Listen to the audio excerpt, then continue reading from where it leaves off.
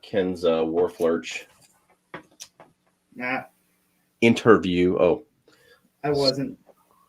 I was watching Roadkill with my dad. is that a Car movie? show. Oh, cool. Basically, the concept is they put way too nice of parts on junkyard cars and then road trip them, No kidding. or they take a '68 Corvette, which nobody likes, and make a go kart out of it. Sounds good. It's fun. Or there's my personal favorite was the 1950 Ford dump truck that they shortened the frame on, and then put a big blown motor on the back of and did wheelies in. Did it get up pretty good? It was vertical. A dump truck. Yeah. That's amazing. All right. What have you been listening to this week? I got some stuff in. Oh, you know what? I did too. So, Jacob mentioned that the Panopticon's Big Cartel store had a few items. So I got Autumn Eternal, which I needed, and I also got this one, the first, the self-titled first one. That's a good one. Yeah, I haven't actually listened to this one, but I think it came from Austin himself. Oh wow. His name and address was on the return, label. So I guess this is from his. You should keep if you ever want to send him something. Oh, I threw it away already. Damn it! I just have to order something else. I keep stuff for people that I owe. So I have a. That's a good idea. I have a drawer full of addresses and shit. Yeah. And as I send people stuff, I throw them away. So I listened to Autumn Eternal yesterday. I got the package yesterday. I also got a great album. Yeah, and that was of the trilogy. That was the last one I needed because I got in on Kentucky, kind of when that first came out or when it first started getting hyped, and then I picked up Roads to the North after that. And Autumn Eternal, I don't know, I kind of slept on, so I finally picked it up. Roads to the North is probably my second favorite of the trilogy. You like Kentucky the best? Autumn Eternal. Oh, really? Yeah, I love Kentucky. That was just amazing. They're all great, but if in order, Autumn Eternal, Roads to the North, Kentucky, but yeah, they're all amazing albums. Yeah, definitely. Speaking of, I assume you saw you heard the advanced track from the new album. I thought it was really good. I think it's really good. I'm excited for the album. Yeah, me too. This year, I think, right? Yeah. I'm going to spend too much money on it as soon as pre-orders go up. Now, do you have to have it do you have to have every color variant? No. And every okay. I'm not nerdy like Alan. One and done. Yeah. Yeah, me too. There's a couple things I'll buy. There's a couple albums that I'd like to have on every format at some point. Yeah. I think for me, like Rain and Blood's one of those albums, just because it's Rain and Blood. Yeah, it's pretty iconic. I don't have many duplicates as far as. Well, now I have multiple formats on CD. Now. Did you have that before? I have vinyl. I have it on vinyl. I didn't have it on. Oh, CD. okay. That's just like that's like a cheap Walmart. Yeah. It's nothing. But I had an extra one, so I was like, I threw it in there. It's fun. Yeah. My grandmother bought me that when I was. I almost bought it with my grandparents at Vintage Vinyl, and they saw the album cover and told me to put it back. Well, that was my grandmother's first instinct was. She said, "Are you sure?" I said, "Yeah, it's totally fine." And I was staying with her for it was in the summertime, so we were there for like a week. She lived in Carlinville, Illinois. I know exactly where it is. So I was at the Carlinville Walmart and conned her into buying that for me. And so for the rest of the week, I listened to that on my Discman. Well, I'd have to check back with her. I need more batteries, Grandma. So I listened to that front and back. I was obsessed. And that was after. I mean, that was after the Black Album was out. So I was working my way backward quite a bit. Yeah, I'm not a big Metallica guy, but I think Ride the Lightning is probably my favorite. If I'm gonna listen to anything, it's probably that album. Yeah. And for whatever reason, I have the latest one, which isn't that great. Death Magnetic. Hardwired. Oh, I haven't heard that one. That's not that great. I haven't, honestly. I think I listened to Death Magnetic, and it was better than the one before that. I can't even remember their names now. I really liked it when it came out, but then I just listened to it again a couple of weeks ago, and I went, "What the fuck was I thinking when I got this?" Yeah. Of course, I bought it right when it came out, so I have the album. I got like 3 promotional posters. Oh wow! I got the flip mat with it. So, nice. Oh, so you bought it on LP then? Yeah. Cool. And of course, I had to buy the fancy colored double LP. Whoa. Yeah. What kind of colors on it? I forget. You know what? I might be thinking of another album. No, they're all the same. Because I got I know I have Wrong One to Fuck With on the Blood Red vinyl. Yeah. Yeah, I know that one came out on white too, maybe. Yeah, I have the red one, and it's super cool. It was fucking trippy though, because I got it, and it's the size of a 33, right? But it's a 45. Really? So I put it on a 33, and it's way too slow. Yeah. What's going on here? They started to slow things down a bit. I really like that album, and I'm not much of a Dying Fetus fan. Yeah. I only bring it up because of your shirt. Oh yeah. This is Destroy the Opposition. Yeah. Adam has the hoodie of that, but with the regular print that says Dying Fetus. Just the fold. Yeah. He has a long sleeve of that. I can't wear this around the house because my wife gets weirded out by it. She said, "We have kids. Put that away." And if they can't read it, no harm, no foul, well, right? The back has the here. Oh yeah, that's great. Yeah. Otherwise, it'd be fine. If it's just this, they can't read that. In fact, I was wearing. That's a good shirt to wear outside.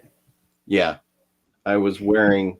We're outside, like doing some yard, picking up sticks from that ice storm, and I was wearing a Blood Incantation sweatshirt, and they're like, "What does that say?" I'm like, "I'll give you $25 if you could figure it out." Mm-hmm. Give them a little incentive. Yeah. But the Blood Incantation logo is pretty. That's a cool logo. That's a pretty tough one. I mean, if you don't know what it is, there's no way you're going to figure it out. And there's plenty of bands that are like that. Yeah. So I went to pick up dinner earlier, and there's a record store that's only open on the weekends, kind of near the place I was going to, and so I pulled in real quick, and I got this.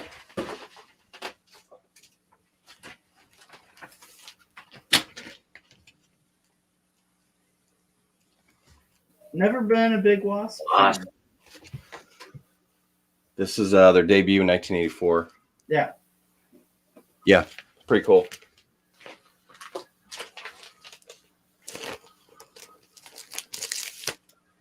I was late. I listened to those 2 Tombs albums you sent. They're pretty good. Yeah, do you like them? Yeah. Okay, good.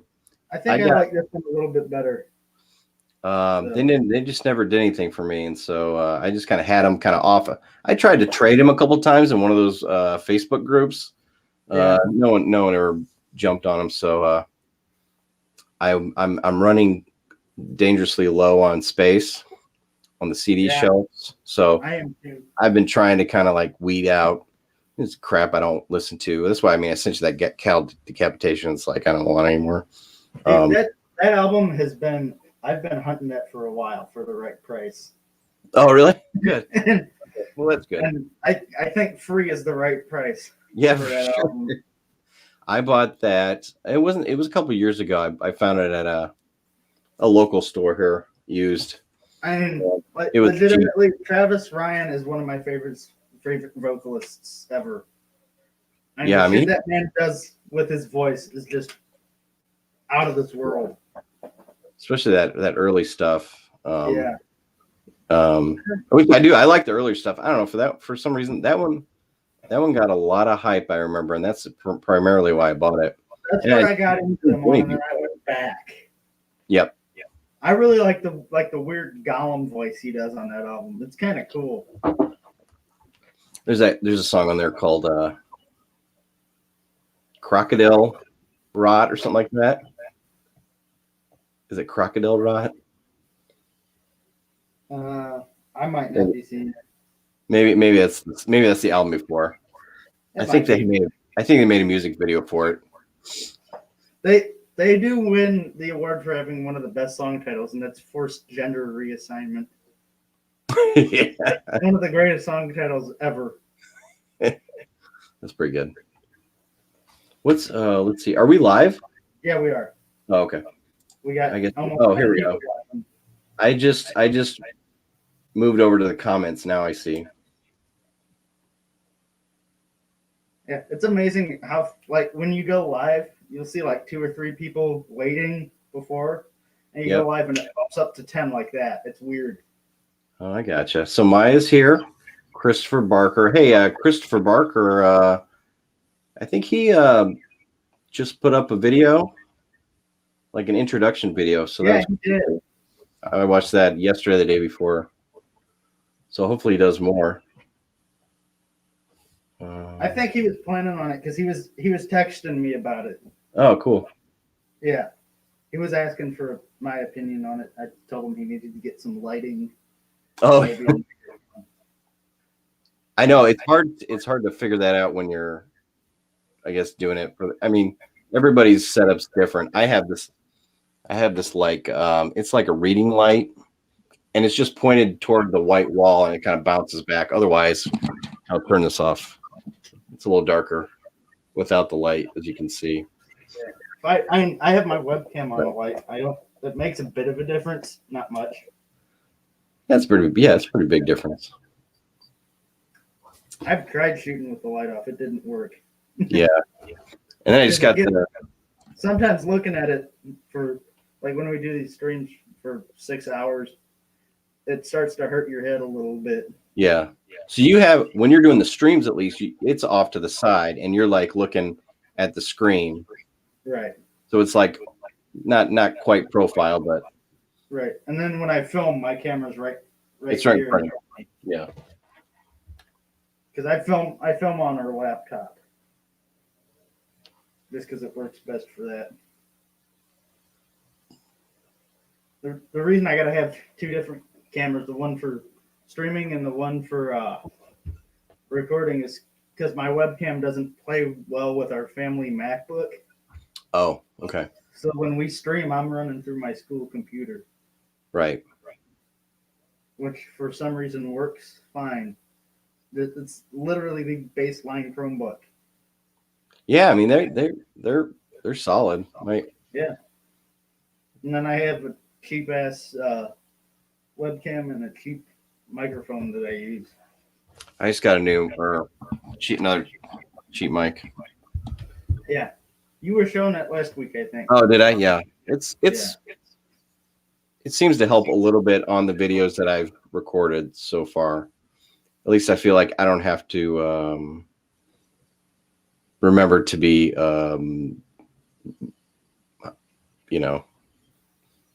remember not to mumble. I don't have to mumble. Or if I mumble, it'll still pick me up. That's what I mean. Which is good. What have you been listening to this week? A lot of Townes Van Zandt, just because it was cold and it seems appropriate. Cold and dreary. Yeah. I like depressing music when it gets cold. Yeah. Me too. I switched to the usually the black metal. We usually the black metal, the folky Yeah. black metal. There's I a listen to that year round, but yeah, especially during this time of year, especially if you are in a state or a country that actually gets cold, you know. man, Missouri has sucked for winter this year. We've had like, I think in total over the past month, maybe a week of really cold, Yep. including today. It was like 35, which still isn't bad. Yeah, it was weird because it's been like that here, except yesterday. Yesterday it was like when we got up in the morning, it was like seven Yeah. degrees. It And then today gets is down back to to night. 30s. I'll wake up. So I wake up at like 6:30 to go to school, and it'll be 25. But then when we go to lunch at noon, it's almost 50. Yeah, that sun gets up there. Yeah. We're supposed to get snow Monday and into Monday night. You probably Yeah, yeah, we're supposed to get a couple inches on Monday during the day, and then a couple more overnight. Like, so it might be a decent snowfall. yeah, Monday it's supposed to be 45 and rainy here. Rainy. Yeah. It's January. Thanks. That's pretty fresh. I gotta see. It's a Usually, great channel name, isn't it? yeah. You know, is that somebody that you know or has? I think he's been on a couple of Marty's streams. I don't know if that was someone who just changed his name to be funny and usually has a non, like a regular name. Not that that's not a regular name. You know what I mean. And we have one new person in here that I've never seen before, and that's this Cassette Mayhem guy. Welcome, Cassette Mayhem. Yeah, thanks for watching. Yeah, greatly appreciated. we got So yeah, that new Vader. You know, Vader is one of those bands. It's another one of those bands I just have never been able to get into, and I think it's basically because of Peter's vocals. I've tried many times. I love. I don't like vocals. What is it? Necropolis. I love that album. Is that the one that came out this year? No, it's from like early 2000s. Okay. It's real. It's almost death and roll. Yep. It's really fucking good. Well, where's my? Here. I'll write that one down. I'll give it another shot. It's Vader, and it's the same vocals, but the writing is really fucking good. I want to say that Necropolis was on one of the was on Nuclear Blast Black Friday sale. I think I remember It seeing. Probably was because they have a buttload of those. All right, I'm not gonna wait any longer. What you drinking? Miller Lite. I talked Mom into getting me a case of these. Oh, nice. I got. This one's grapefruit. I guess I'll join you.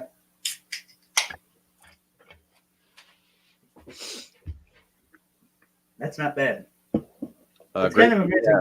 Those they're 5%, but you can't taste anything in them. That's why. Yeah. What? Yeah. White Claw is the same way. Wait, can I? Usually, I can chat. I can maybe because I'm not logging into YouTube. That's why. I can. Only if you're hosting, you can interact with the chat. Oh, okay. So I got to do it this way. Okay, well that works. Yeah, you got to do it the old school way. Because yeah, I remember when I did host, I could get in there and. Cool. I'm gonna move my backpack because that's bothering me. That you can see that. Your backpack? No, it's camouflage. I can't see it. What backpack? It disappeared. I don't see anything.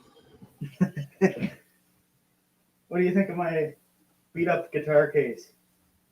Actually, there's two of them. Very nice. Got some. It looks well traveled. Yeah.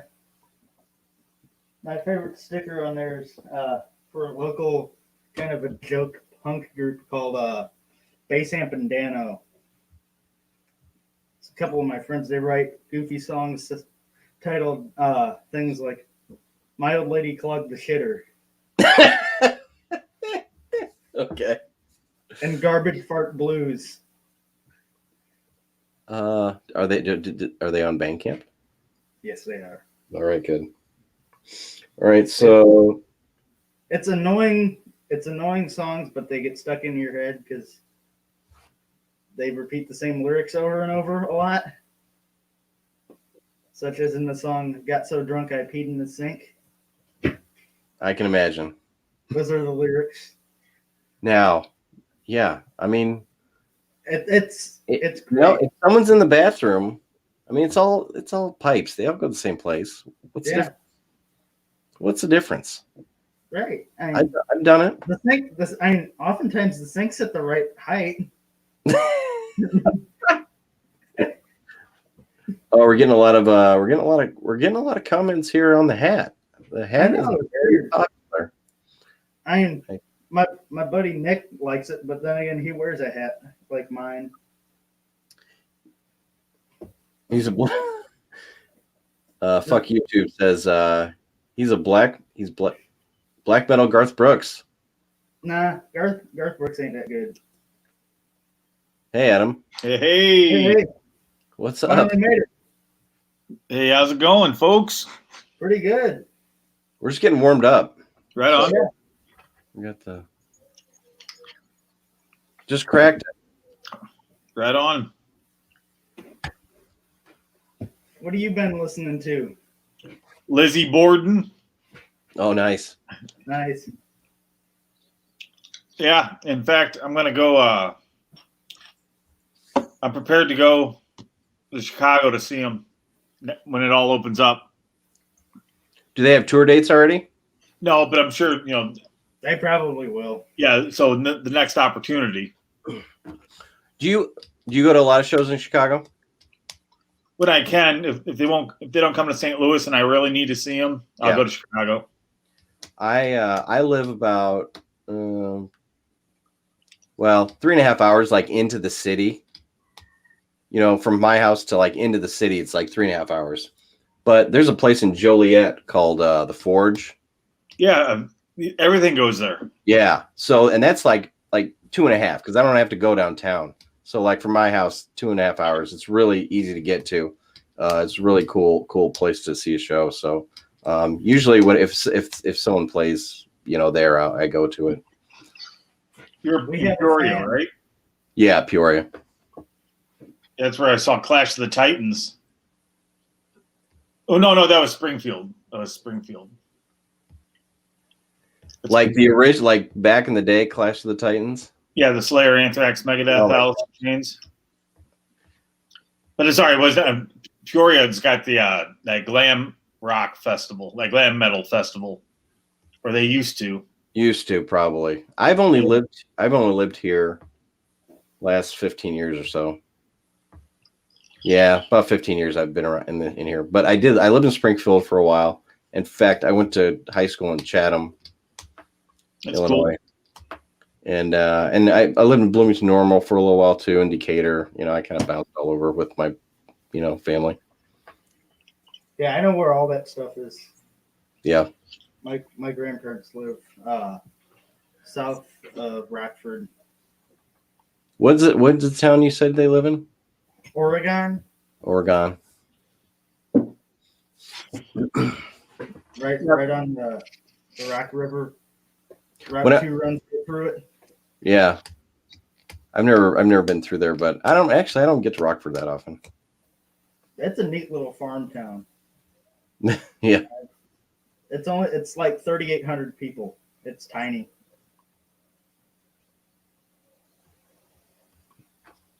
I was going to see Sacred Reich up there in Chicago.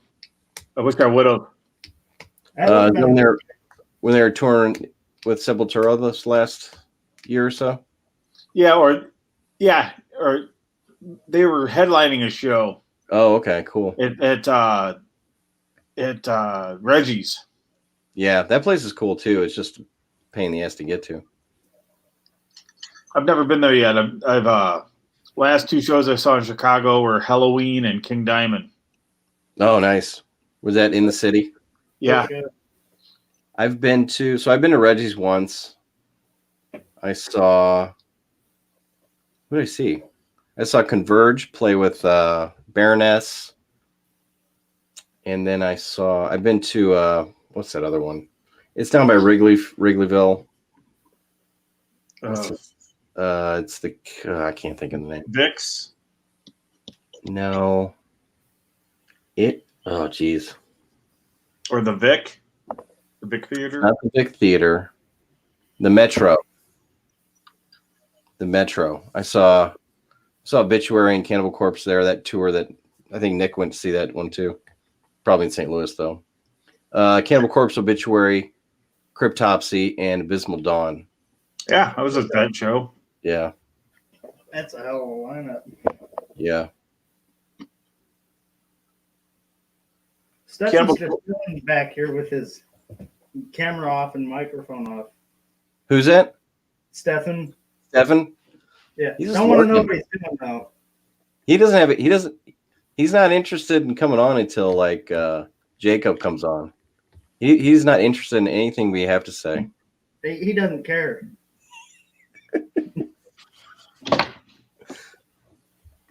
Here, Adam, here's a question for you. Oh, Sure thing. yeah. What's that? What's my channel?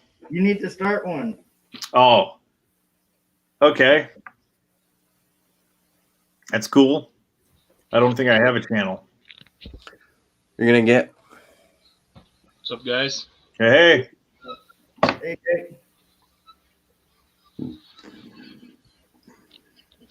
New Tomahawks coming out. yeah, that'll be good. The Tomahawk with Mike Patton and Dave Lombardo. It's Patton's in it, yeah. Yeah. You're thinking Phantomas. Yes, I am.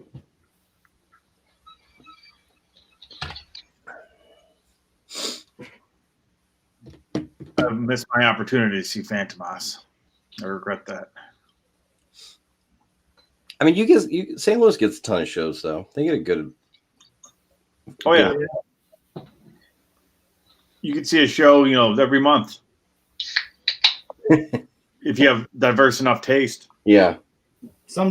If you have like really diverse tastes, you can see several shows a month. Yeah. And that's just the touring bands, because there's a great live music scene here. Yeah. Now, is there a local metal scene there? Like, And it used to be bigger. Not like San Francisco. okay. Not like that.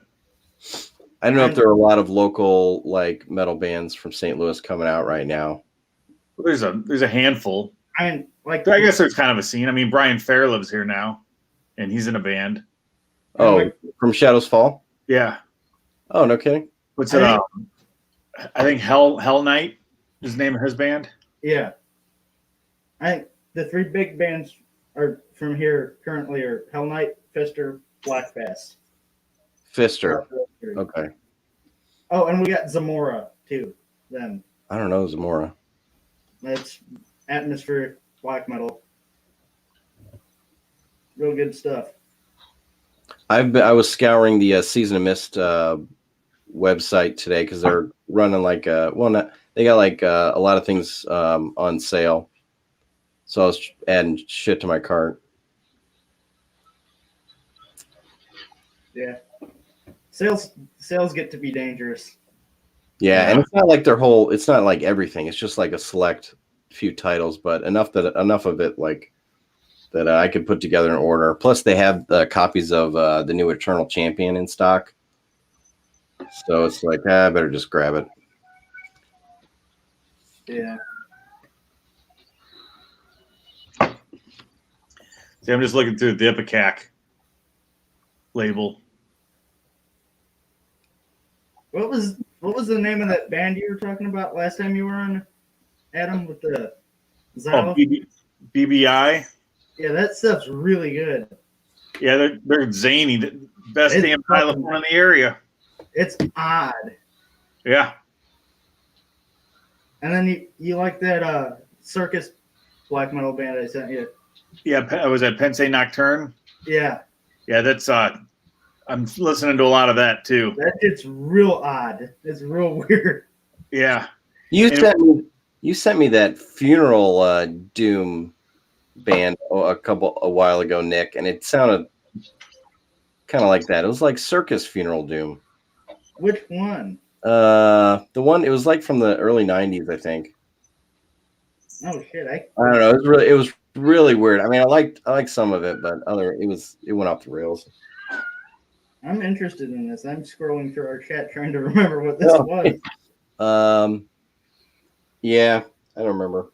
I think you did send me a link though, or give me the name at least. I might have, because I don't remember it. I mean, it wasn't like, I say circus. I don't really. Didn't sound like it was like in a circus, but Right. it was. It was odd. I like weird stuff though. Yeah. Oh, I hear cats. Yeah. My cat's making a ruckus. Our cats do that, but only late at night when we're all in bed. That might They be go nocturnal. back and slide into doors.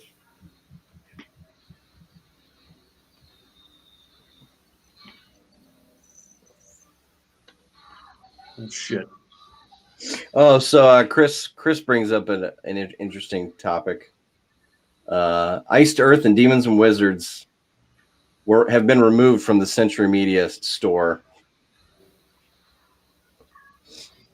I'm all for it.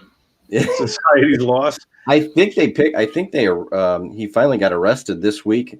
I don't know if he made bail yet. I mean, but yeah, I think they were saying they were thinking about denying him bail. yeah, that's what I was reading too. Apparently that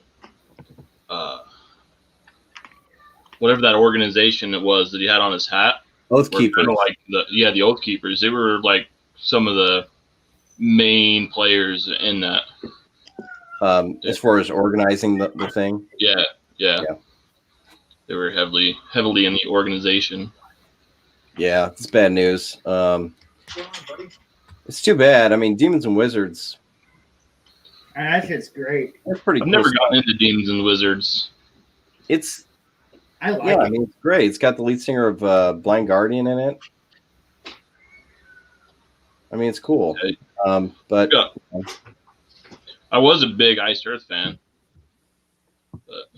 I was a casual. I mean, I have one. I've got. Oh crap! I I forgot got- the name. Is it like Night of the Stormbringer or something, or no? Something Wicked This Way Comes. That's a good one. It's got Matt Burning Barlow Rings. on vocals, who's just amazing. I really like the new vocalist, Stu Block. I thought Stu he was Block? really good. Yeah, I like their two newest albums. I like Of course, the one. that's where I was introduced, or maybe like it was 3 ago. Dystopia. That was the first one I heard. And that was before I was even into like getting into like the extreme metal. Yeah, I really like Incorruptible. That's one I haven't listened to actually. That's the newest one. It's good. But yeah, The only one I really liked apparently came out in '95. Burn Offerings. It's been a while, huh? Time flies. Yeah. yeah. Horror Show was pretty good too. I like that one.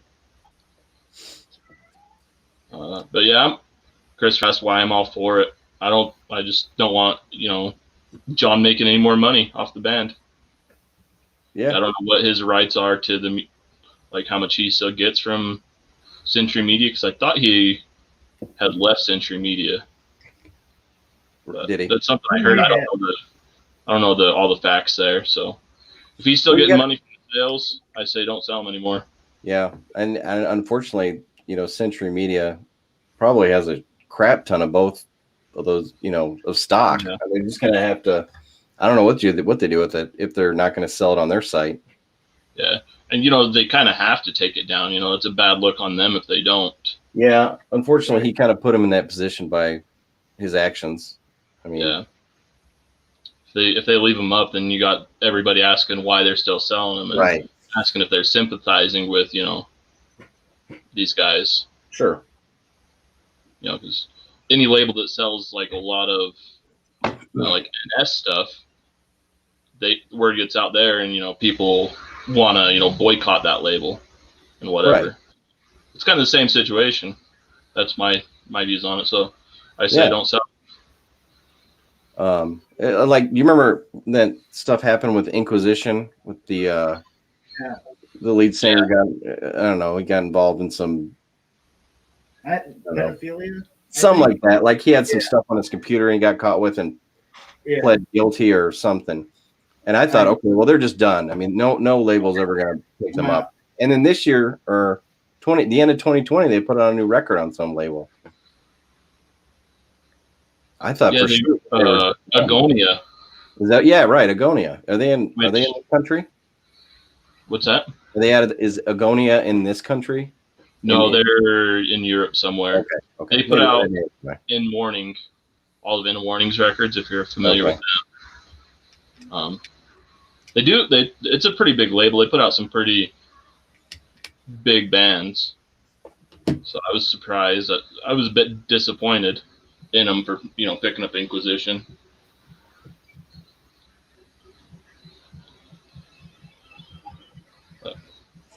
And I don't really care. I don't support anyone that does fucked up shit. Yeah, I do my best not to buy their materials.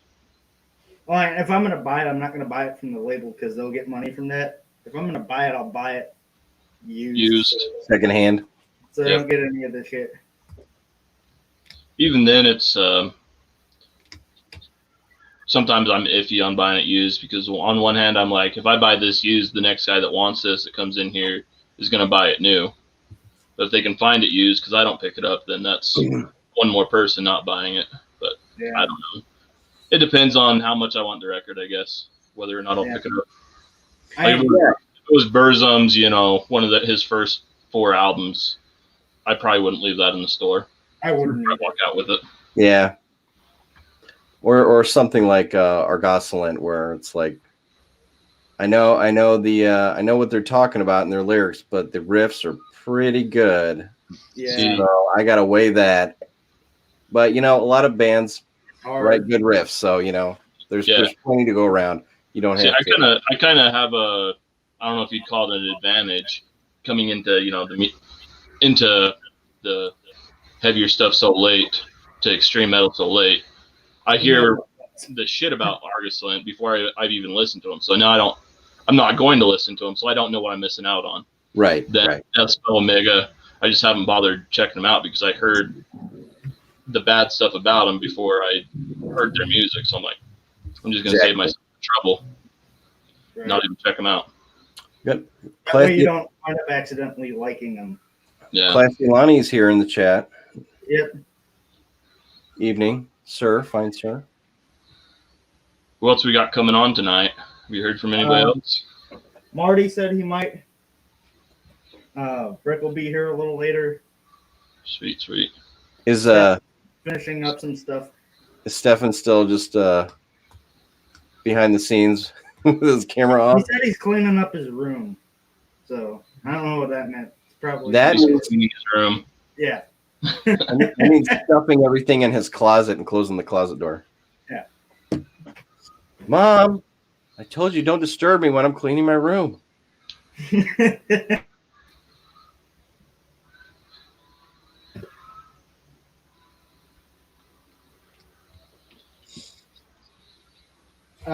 Justin might jump in a bit if he can. Oh, that'd be cool. Yeah. You hear from Jeff? No. We'll see. He has the link though. Cool. My friend Nick was gonna join, but his office is torn apart. He's getting a new floor, so he's not gonna be here. So. Right on. I mean, we'll see.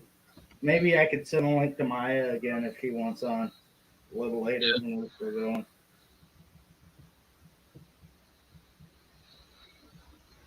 I think she's what, our first female and first international guest on one of these?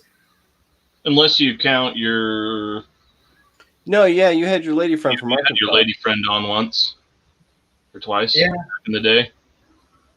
That was a long time ago. I forgot about that. Yeah. But I'd say Maya's the first female guest with the current group, though. So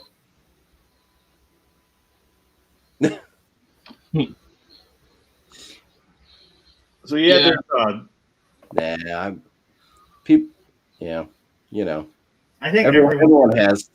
I mean, even stuff you buy and it's like you don't even realize. Like I bought a couple years ago, I bought a Goat Moon album just because I liked it. I really had no idea what they were all about. I think it was called Stella Polaris.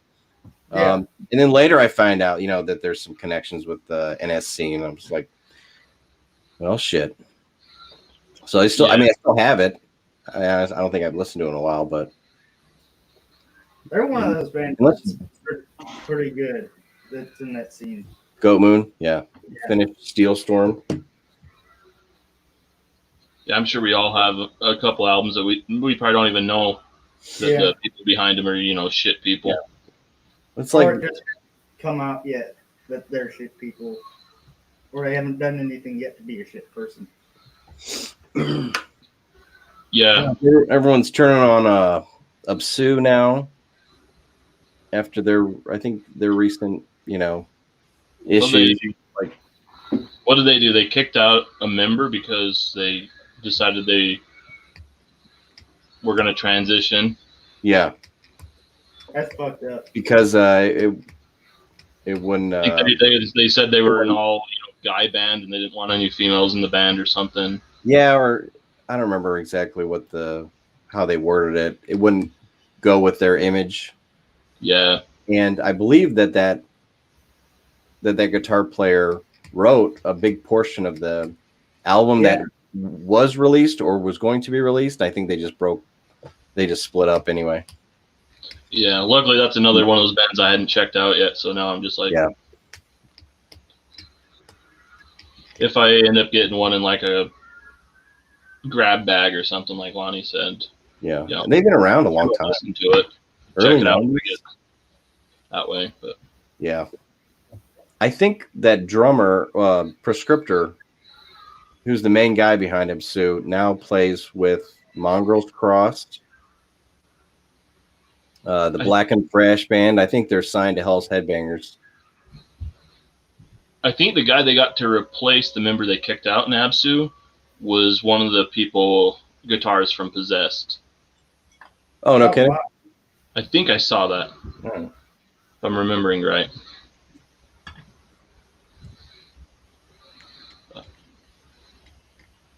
Yeah, there's a lot of sketchy shit out there. It's hard to keep track of it all. Yeah. Yeah. I mean, how you go out in everyday life and, at least 50% of the people out there are assholes.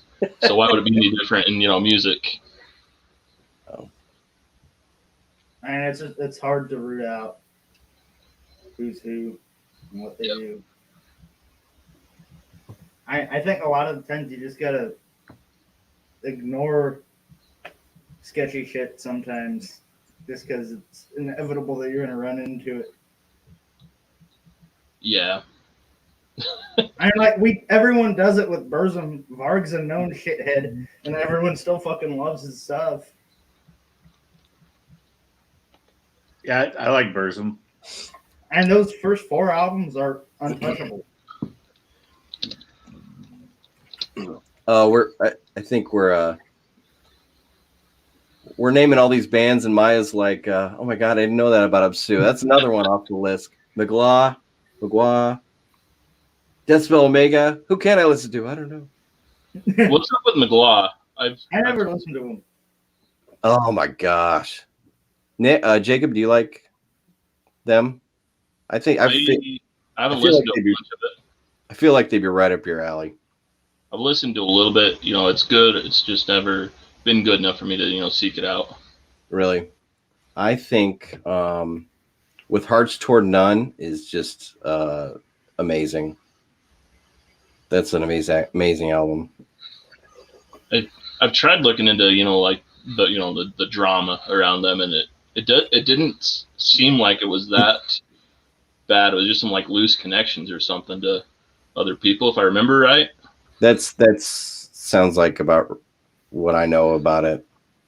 Kind of like Horna was, like being accused of having like a live musician or something that was also at an NS band or something. Yeah. I don't know. Well, I was kind of in my last video I talked about a band called Morbius from Virginia, and kind of when I was chatting with people after in the comments, I went back and I looked at some of the members, and I realized that one of those, I think the drummer in that band has gone on to play with Graham Belialski and Argosalent and all them. So I'm like, well, shit. Loose connection. I don't know, like obviously nothing in Morbius's albums have anything to do with that kind of crap, but at least that one member has since gone on to do other things in that with those type of bands, I think I remember a long time ago, like right when we were starting, Ken was talking about how he knows a couple of the guys in Graham Belialski. Who's that? I'm sorry. Say it again. I remember Ken talking about knowing the guys in Graham Belialski. Oh, Shit, I guess I can't watch the Death Metal Crypt anymore. No, I didn't know that.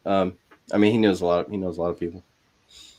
And he said they're good people except for what they stand for. Sure. Well, yeah. I mean, yeah, I believe it. He's got like letters and stuff from all the like the big players back in the early black metal scene. The stuff that man has, everybody back in the day. Yeah. And the stuff Ken has makes everyone else's collection look awful and pitiful. Hey, Nick, are you in his in that Facebook group he started? No. It's called the Sevens of Metal. It's just a place to show 7 inches. No, I'm not, because I don't have any. Oh, I joined and I have about 5, and so I've been putting out. I like I like I just I like to see everybody else's, but I'll put a pickup, once every 3 weeks or something, so I can spread out my collection. I just joined. I forgot to join when Ken invited me. Alan said he might be on a little later. Who's that? Alan. Oh, cool.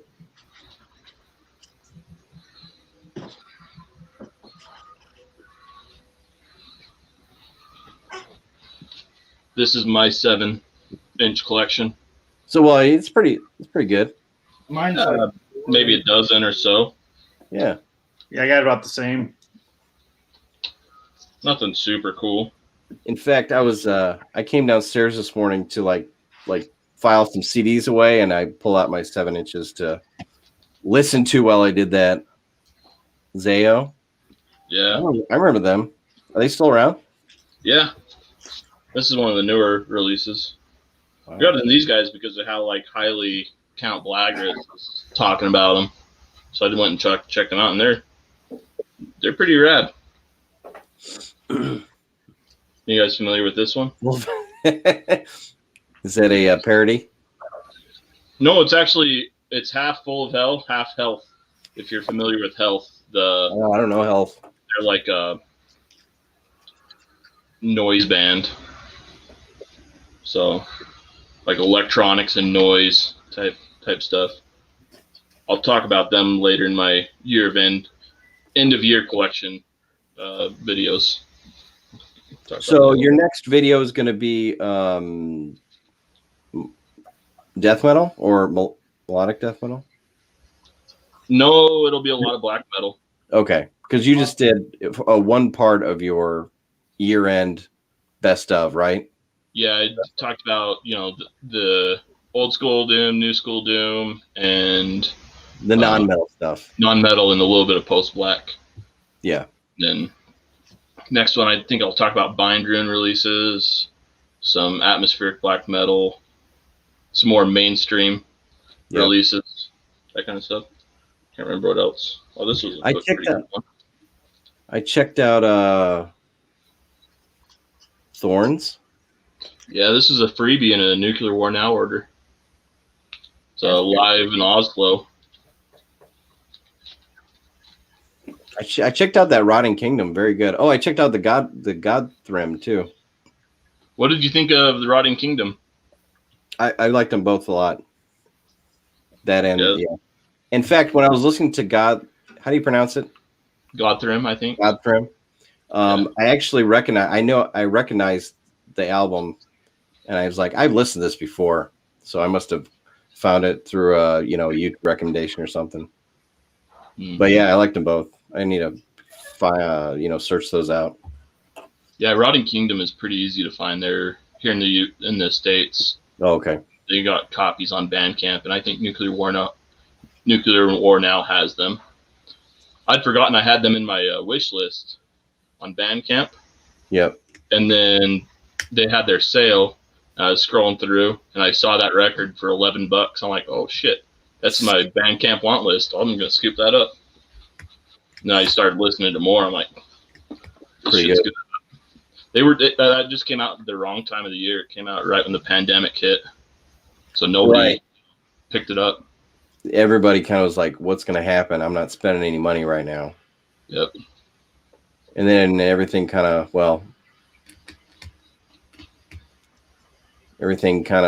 calmed down as far as spending. Not for everybody.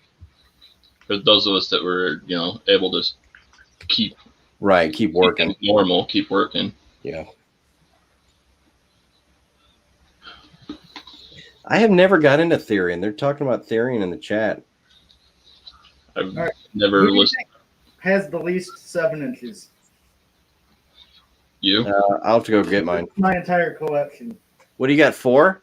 Yeah. Actually, I got a bunch of really old stuff from the 40s and 50s. This whole Lonnie started this whole thing about Count Blagarath. Yeah. Railer Sasquatch. I hope he comes back. I hope so too. He mentioned it when he came on that stream with Marty. Yeah. That he was working on that. I think he said he had to get a new computer or something. All right, Nick, I got 7, so I beat you. I have a bunch of really old stuff from when my grandma was a kid. So it's a bunch of shit that nobody cares about. Well, those are 45s. So do they count as 7s? Yeah. Got the 45. Yeah. There's an argument that they're different. 45s are one song on each. Yeah, like this. Yeah. You have to have the adapter to play them. Yeah. I think 7-inch it's a different category. I'm not sure. Same. I'd say that I'd say it's different terminology. Yeah.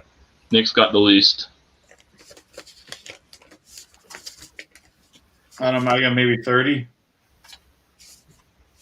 I don't know, 20. You guys know this band? No. I feel like you've shown that before, though. Pat mentioned them on Facebook earlier this week. Oh, okay. I was like, man, that's weird. Somebody else knows this band. They're really good. It's kind of like Ramones style punk. I've got 15. All right, this is. Have you guys heard of this band? What is it? It looks familiar. Yeah, that looks real familiar. Cemeterian, Tomb of Morbid Stench. Nope. Yeah, I don't know that. This is amazing. They're out of Houston, I think. They are going to be. I think Ken's going to have them on in a week or next Saturday. They're Saturday after. No, actually, I think February 8th. They're going to be on Ken's channel for an interview. And you guys got flexi discs? Oh yeah, I got a ton of those. I gotta find mine. Have you ever played them? Yeah. I played some today. I played my. I get them in that Decimal magazine. Yeah. I played the Frozen Soul one that they played a Cirith Ungol Flexi and My Dang Bride. I have a Hendrix one. But no, I don't do it very often. Today would just happen to be a day. I decided How well do they play? Do you have to put like well, anything to adjust your needle? no. Well, I mean, you mean? I know they're thinner. They're like real thin compared to like a record. Yeah. The problem is if it has any, if your magazine's been folded, they get a fold and it kind of messes it up. But it is kind of different because you kind of gotta, especially on like you gotta treat them real good. Yeah, or the white. It's hard to see where the where the grooves start and the flexi part ends. Because it's cut so thin. Yes, and it's hard to see on some of the colored ones. The only one I have is black. So because I mean it's the playable is obviously a circle, but it's a square. The actual thing is a square that you're putting on your turntable. Yeah, well, you know what I mean. Yeah, I've got a bunch of Decibel magazines too that I haven't pulled the flexis out of. Yeah, bought them used at the store. But I mean, they work. They sound okay. Not the greatest. Oh, sorry. Yeah, Christopher was asking about Cemeterian. Here, I'll show it again.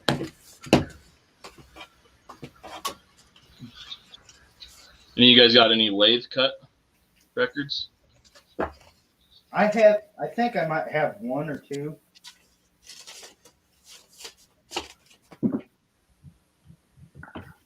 I know my guitar teacher has an old lathe. He has an old record lathe, which is super cool. Yeah.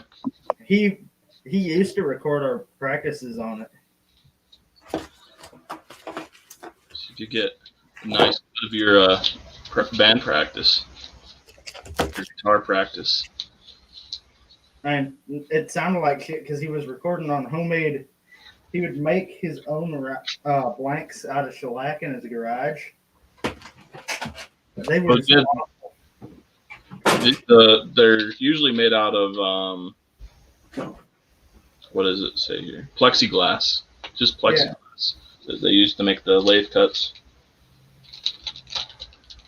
Yeah, he couldn't afford that, so he was just doing it on shellac.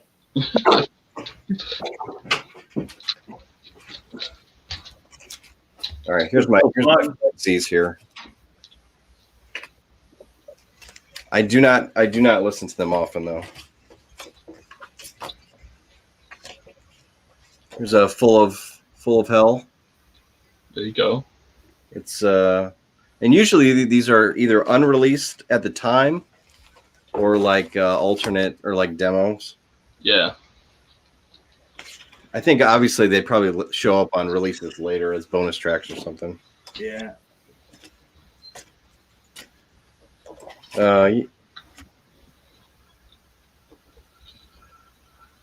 Yeah, so this is the Cirith Ungol. It's Brutish Man-Child, like Alan was talking about. Do you got the Panopticon Flexi? I don't know if I do. Did that come out recently? No, it's an older one. Oh, then I may not, because when the Flexi started, I kind of opted out of that subscription, and then once I got a turntable, I jumped back in. I've been meaning to pick one up off Discogs. I know they go for pretty cheap. I'll see if I have it. Are they expensive? No, they're pretty cheap. They're I think they're under $10. What song is it? That's a good question.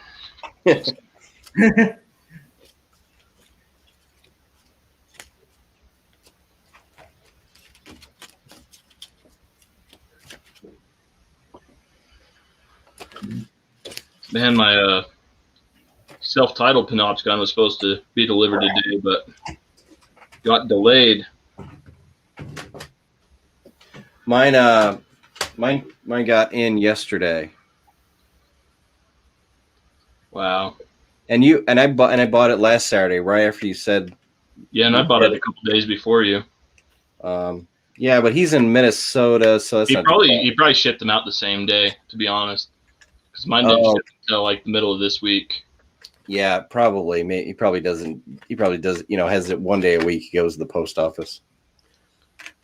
Yeah. So I got this, and I got Autumn Eternal. So I was pretty happy. Anarcho, Pagan, Black Metal. It's Sheep in the Wolf's Clothing is the flexi.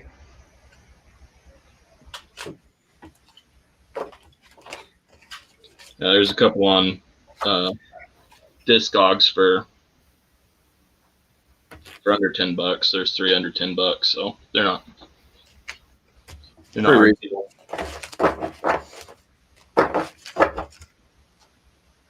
I mean, there's some good stuff in here. It's just kind of a pain to listen to, Yeah, I don't even listen to my 7 inches very often because it's Exactly. such a chore to get back up and flip it every 5 minutes. I think I got 2 copies of this this Carcass Flexi. Under the Scalpel Blade. I think it might have been off on that.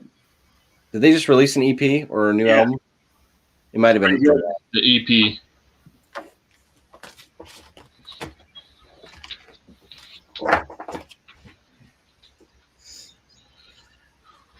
I think Alan's trying to come on. Does anyone have contact? I do not. I don't. Is he on Facebook or Instagram? I think. What'd you say? I think he's on Instagram. Oh, let me see. If... Rick Contreras. Never heard of him. I don't know. Not That guy. either. Look at that. There's that new Carcass, Brian. That's the one that came out. Still an EP that came out last year. I wouldn't say it's a must own. The first song's really good. Then after that, it kind of peters off.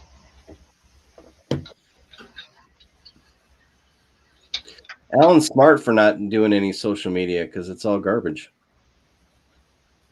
A lot of time wasted. Hey, he's got a Yahoo email address. I have a Yahoo email address. I I have have one. Yahoo too. email address. Instagram. It's funny you tell people that and they're like, "What? You don't have Gmail or something?" I'm like, no, I'm in the Stone Ages. I wouldn't. I'm not changing it. Works fine. Yeah, I've had it for 15 years. Mhm.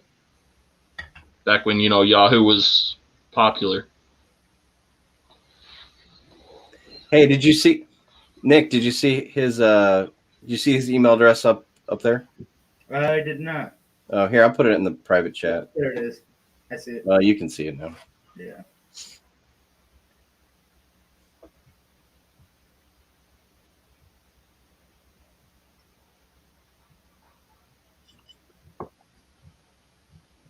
Yeah, Adam, I think I sent you one of Alan's videos. It was, which one was it? He put out a pretty good video It was last week. Oh, so take a look. Running Wild. The Running Wild video. No, Running Wild. Yeah, there it is. Yeah. He knows his shit.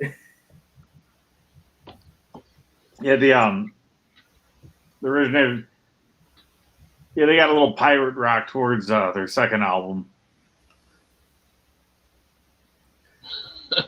A little.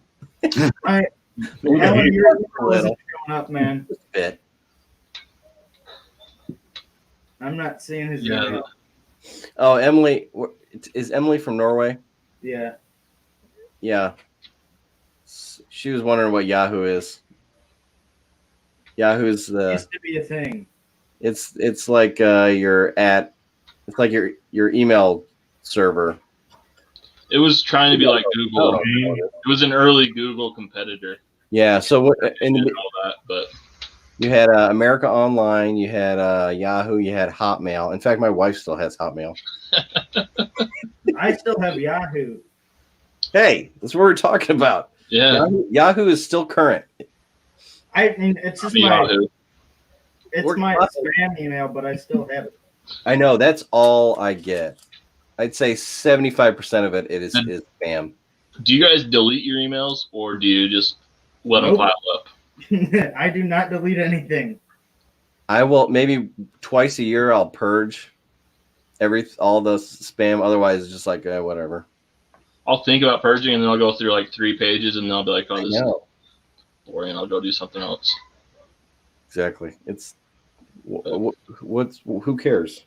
Yeah, man. Those Bernie memes been a bit, took over much this week. I was trying to get Nick to put it in the thumbnail. In the thumbnail. I try to keep politics off of my channel as much as possible. I don't know. I think this is but I can see where I don't want to make anyone mad. But I try to avoid that. I don't think Bernie has made anyone mad ever. Besides, by being people that, hate socialism and think he's, the second coming of Stalin or Karl Marx. Stalin had a lot of things going on. He had a lot of shit to do. He's a good dude, Bernie. I don't know if any of you guys saw that, but he made like a hoodie or a sweatshirt with that meme on it or whatever, that picture. Yeah. And it sold out like that, and he donated all the proceeds to like a Vermont food bank or something, or a charity. Yeah, Meals on Wheels or something like that. Yeah. I think I saw Justin's Facebook post about it, and I clicked, and I was like, I asked my wife if she wanted the sweatshirt. She said, "No, I only like crew neck." I'm like, "Well, it's a crew neck." So she's like, "All right," and it was sold out. I was like, "We're way too late." Yeah. It would have been great. Whatever. And it's only going to be funny the one time, so. I guess so. Mostly. I think technically he's a democratic socialist, and that's different. People throw around the socialist term like they know what they're talking about. Socialism in the States is like a whole different animal than in Europe. People here just don't understand what it is. Yeah. It's the Red Scare, nobody's ever gonna, be open-minded about it because of the Red Scare. They're raised, fearing communism. I mean, and it's not a perfect system. I wouldn't want a pure communistic, society, but there's some good elements. If communism worked, I wouldn't mind it. I think there's a way to blend it. Hey, Alan. Capitalism. Democratic socialism is fine. All right. How are you? Doing okay. How y'all doing tonight? Pretty good. I'm enjoying listening to y'all. Just had to wrap up some work first. School back in session? Oh, yeah. Yep. It's up and running as best as it can for the time being. Is it still distance learning or is it back in class? It's about 50-50. They kind of left it up to the instructors and asked, if you can teach them in person, but we're not going to make you because we know it's probably not the best idea. So I think they ended up with about a 50-50 split. But yeah, with my kid, having to do school online, I'm just like, you got to be here to help with that. Yeah. And my teaching load is real heavy. I mean, I've got over 400 students a semester. I'm just like, I am not going to come in contact with that many kids on a daily basis and not get sick. So I'm good doing it from home. Has your son been, has he been remote learning this whole year? Mm-hmm. Yep. Yeah, they have some in-person learning going on in the county, but it's such a messed up schedule. It's one of these things like every week they will tell you if it's all in person all online, Yep. or like yeah. some like 2 days online and 3 days in person. Some Just like, hybrid. how does anybody build a work schedule with that hanging over them? There's no way. It Yeah, doesn't as- work. Yeah, I don't see how they could do it. So yeah, I mean, obviously we'd love it for them to be in person, but with Right. that kind of crazy schedule on our work schedules, we decided early on, it's just going to have to be everybody stays at home and we do the best we can with it. So Exactly. we school all day and then we go hunt Pokemon all afternoon. Sounds like a decent day. Yeah. 4.5 kilometers later, and 57 Pikachus, you might change your opinion on that. I remember that game came out. I don't remember what year it was, a couple years ago, but we went to Disney World that year. Oh Lord! Opening that app at Disney World, it's like, bam, they're everywhere. Like, what you never see like back home, Yep, It's like a Pokemon buffet. that's crazy. Yeah, it was pretty funny. I- We haven't played that At in a least while. you're getting your exercise though. Oh yeah. My boy's real big into it, so we play it quite a bit. Yep. Yeah, that was the big thing for my kid was he likes to go outside and play, but sometimes we just want to go outside and walk. And Yeah. to him, that was very boring.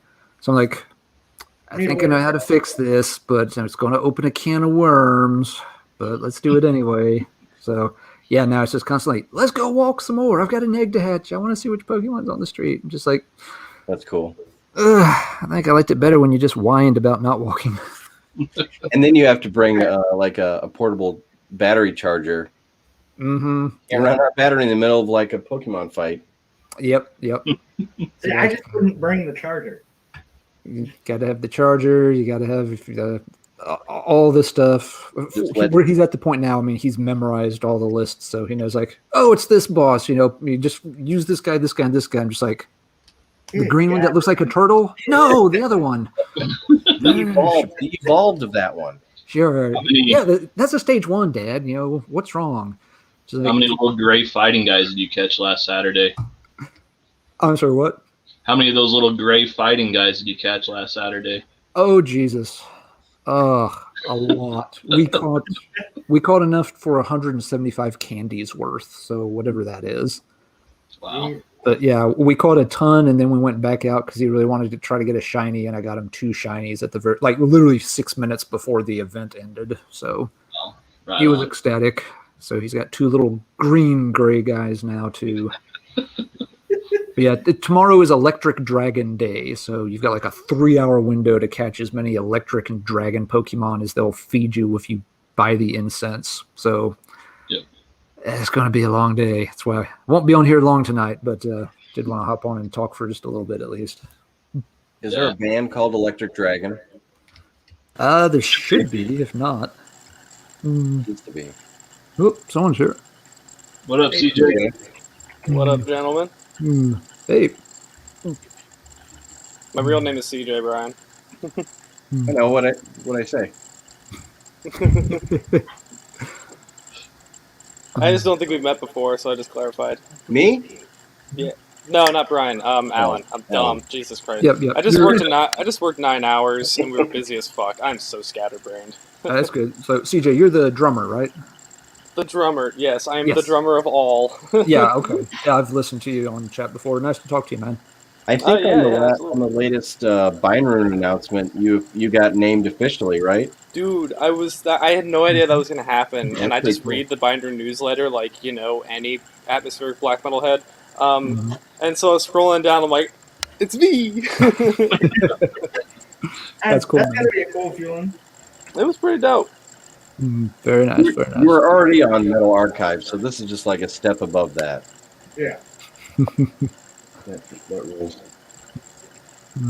Hey, When I discovered I was in Okay, the Unnatural Liner notes.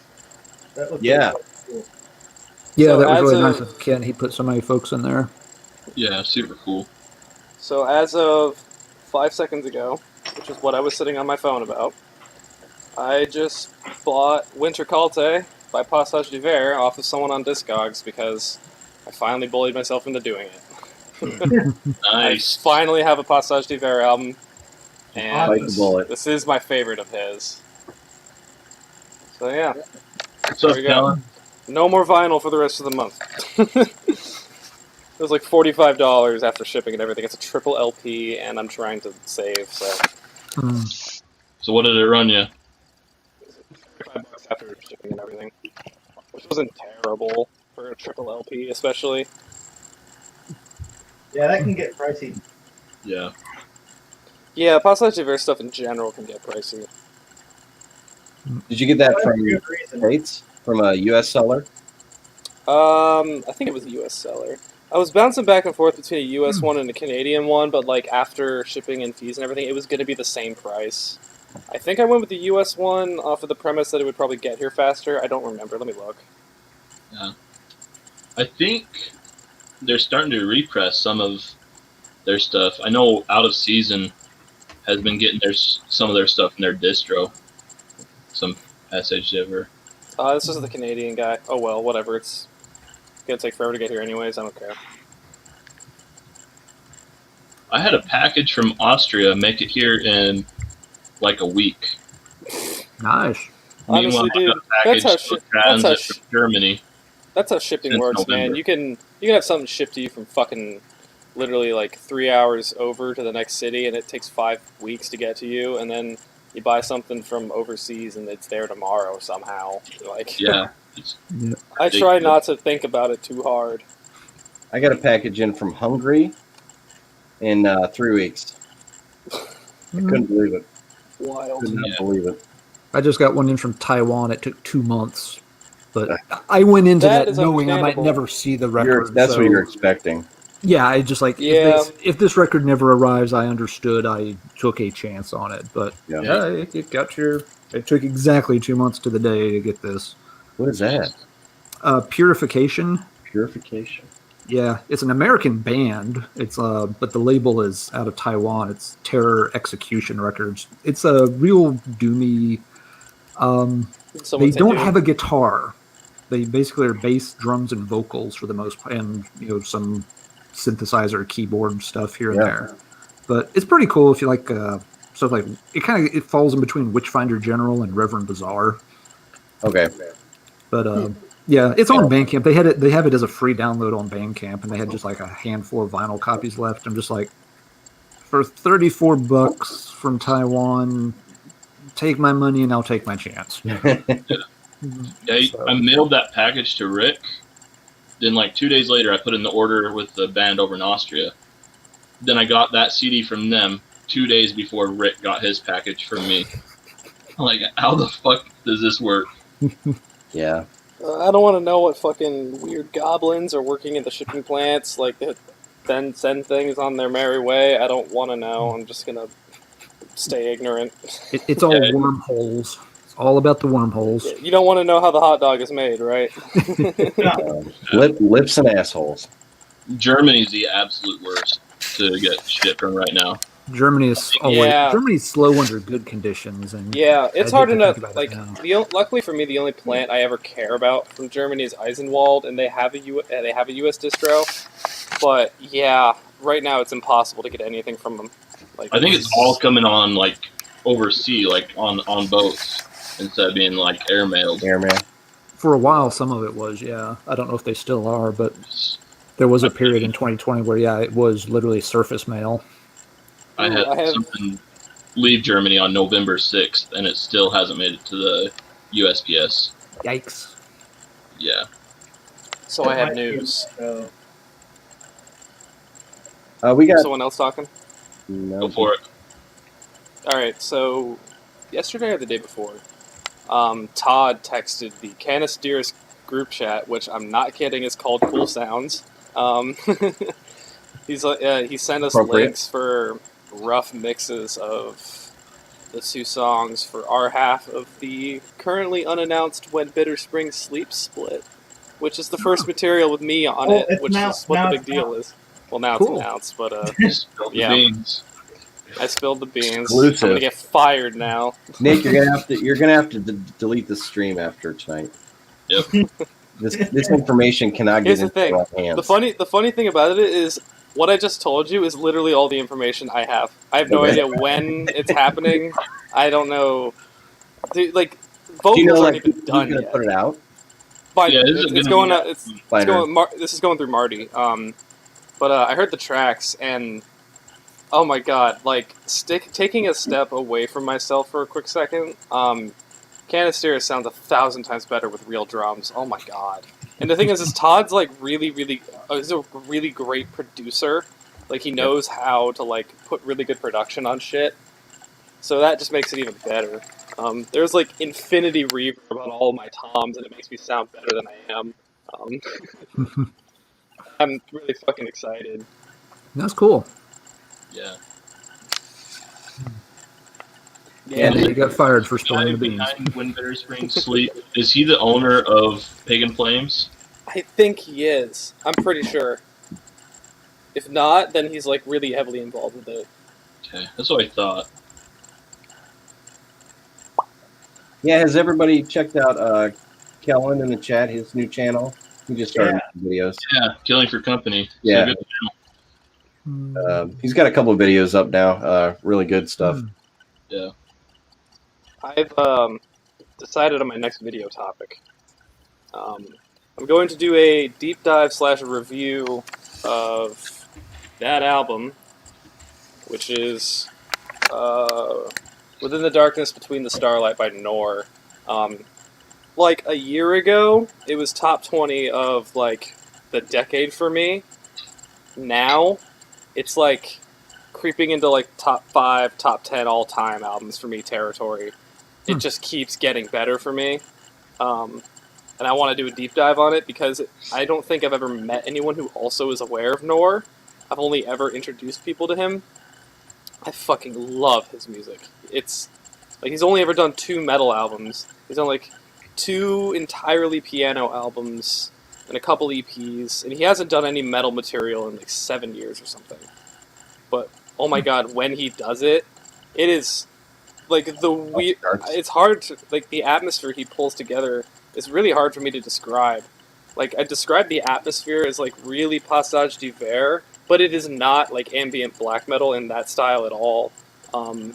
It's almost played in like a Windeer style, but not Panopticon-y, and just this heavy usage of like pianos and that by themselves and just long-winded piano passages, and it's great. It's really hard for me to describe because like I don't know any bands that sound exactly like him.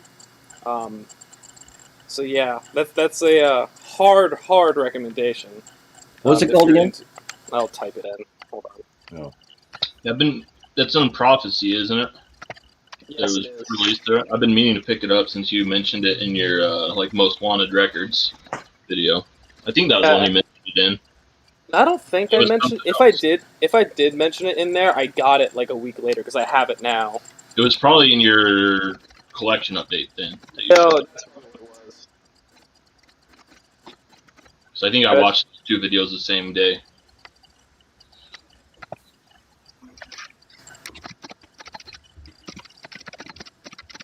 All right, I put it in the chat. It'll come up eventually, or something like that. I'm like swamped with music stuff right now because as of like a week ago, Amoon finished up all recording and editing for our debut full length, and now Simon, which is one of the members of the band, is now doing his crazy mixing, mastering, and production to it and turning it into an Amoon album. He's doing that. Never Dawn has like 5 fucking vocal tracks to finish up for our new album. And then Canisteris is in pretty high gear right now. I imagine once we're done with these split songs, we're gonna start writing for the full length. I went from not very busy with musical life to extremely busy very quickly. Well, that's a good thing, isn't it? Yeah, honestly, dude. Like I'm thinking about it now, and like I might have 2 out. I know I'm gonna have 2 albums and at least a split coming out in 2020. Probably another split with Canisteris, but that's just talk for now. And yeah, we'll fuck. And plus whatever session work I do. I mean, I know Robes of Snow will always have more work for me. He actually paid me the other day for the next album, and it's gonna be like a double album. It's gonna be fucking huge, and I cannot wait for him to finish up writing it because I love drumming over his stuff. Yeah, I'm gonna be busy this year. I can't fucking wait. Very cool. I- Sounds like you got a good lineup. Yeah, I just hope that by the time all of this stuff starts coming to fruition, especially with Amoon and Never Dawn and Canisteris and whatnot, my projects, hopefully by the time all this stuff starts becoming released and whatnot, that some semblance of live music can be a thing again. For the sake of, like, that would be the best time to play this new music, and monetarily it fucking helps. It's really hard to sell shit when you're not playing shows, because, like, online audience only gets you so far. Yeah. Yeah, it'll be interesting to see how fast. I mean, even once you get to the point where a reasonable chunk of the population is vaccinated and such, how fast people will start refilling those events, because there's going to be, obviously everybody would like to go out and do those things, Right. but there's still going to be a big chunk of the population that still will, for a while, still feel like, This is weird. Definitely. a vaccine doesn't, guarantee you're not getting sick. I mean, I imagine the general populace is just more health conscious now than they used to be, Yeah. which is another thing. I'm still of the mind that everyone's gonna have to get it at some point for it to not be a thing. I think 70 to 75, 80% would be a good start.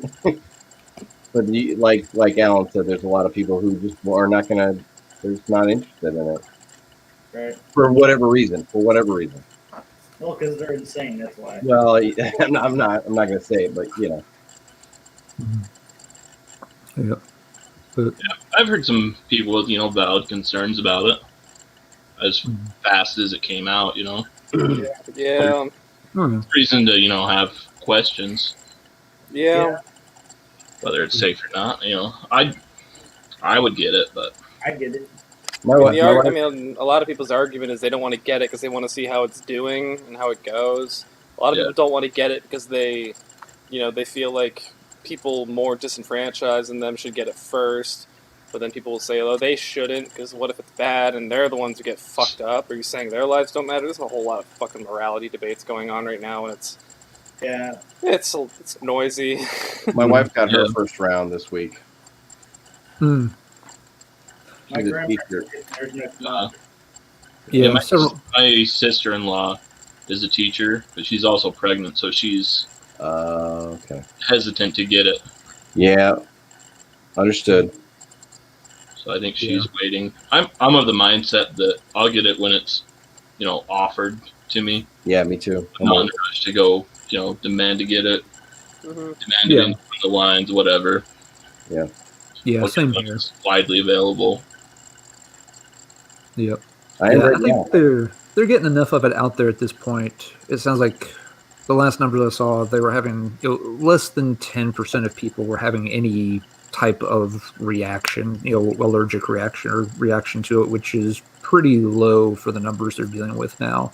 And that's reaction both as allergic or like having some kind of symptoms like you would with like a flu shot, right? Right. Yeah. I mean, that can vary from just my arm is sore for the next day to, my eyeball started bleeding and, I crapped my lungs out or something.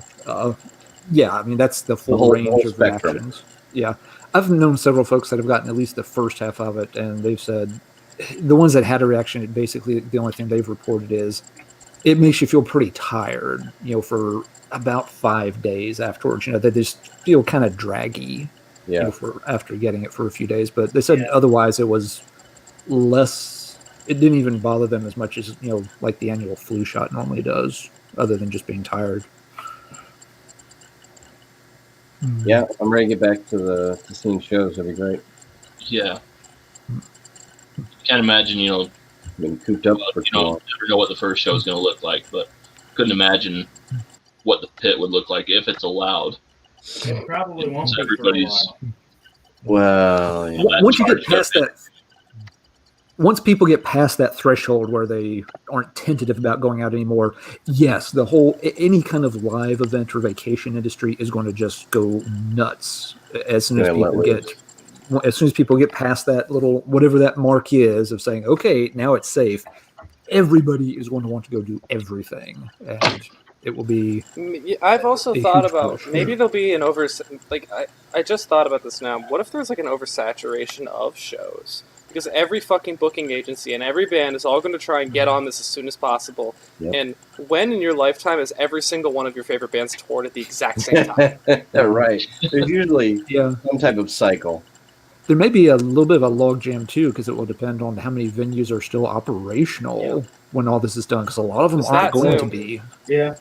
So everybody's going to want to tour, but how many? If you've lost 30% of your venue capacities, then that's going to make Be it a real good time hard to to. start a venue.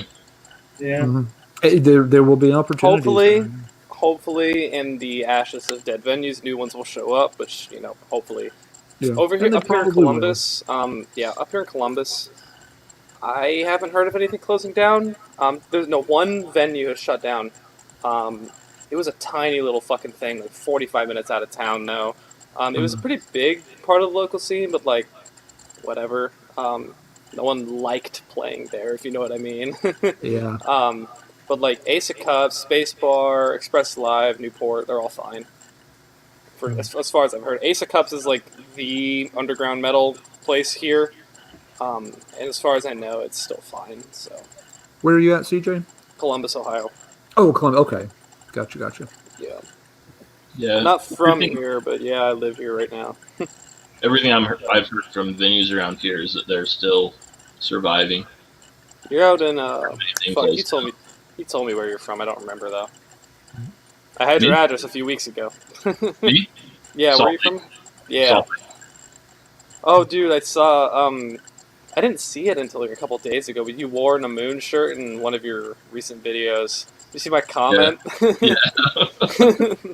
It said "nice shirt, asshole." Yeah, I got that in Yeah. with the demo. I remember a few Demo's weeks pretty ago. impressive, or EP. I mean, that EP is pretty impressive. Oh, you got the CD? Yeah, What'd you think of it? Like, honestly, I haven't had many people like in this realm of music actually listen to it and give like a real thought, like give me like a real feedback. I was like, enjoy it. It's got a nice bit of diversity to it. Yeah, which was kind of the point. I What do have you my think own gripes of, with it. Electronics where it's kind of like glitched out. That's like a new take that I haven't heard. That And, right there is Simon. That's all him. I don't know that it works the best in some of the spots. With other spots, it's pretty cool. For me personally, the crowning jewel of that EP is Vessel. Like, I am way too proud of that song. But yeah, I have my own personal gripes with it, and the new album, The City, doesn't really sound like it. I feel like it is so much more cohesive and less. I did I don't wonder know. why you guys decided to go with call it an EP instead of an album when it was like 40 minutes long. Yeah, because The City the City is like 82 minutes long. Okay. And there was like explanation in the liner notes there, but that EP was never meant to happen. Not last summer, like as in 6 months ago, but the summer before that. The five of us had two very, very close friends of ours commit suicide, which is pretty much what we would. Then we decided to like write about it basically and dedicate the entire EP to mental health and whatnot. Which is why we did it. Like right before that, we made that decision. We were about to get into gear of recording The City, which had been done. We had an album on our hands, and we were going to get to it, but we all kind of collectively decided that we needed to do this for ourselves, if no one else. Right. Which is kind of why the songs don't sound consistent within like each song kind of sounds its own.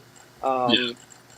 I think in the liner notes you mentioned that like they're all written by different people, They are. not like cohesively The written. first track was almost entirely written by our lead singer Joe and bassist.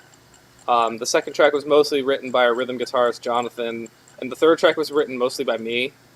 Most of the ambient and electronic bullshit, that's all Simon, but like the metal chunk in the middle of the song, that was mostly me. and that was my first time ever writing a metal song.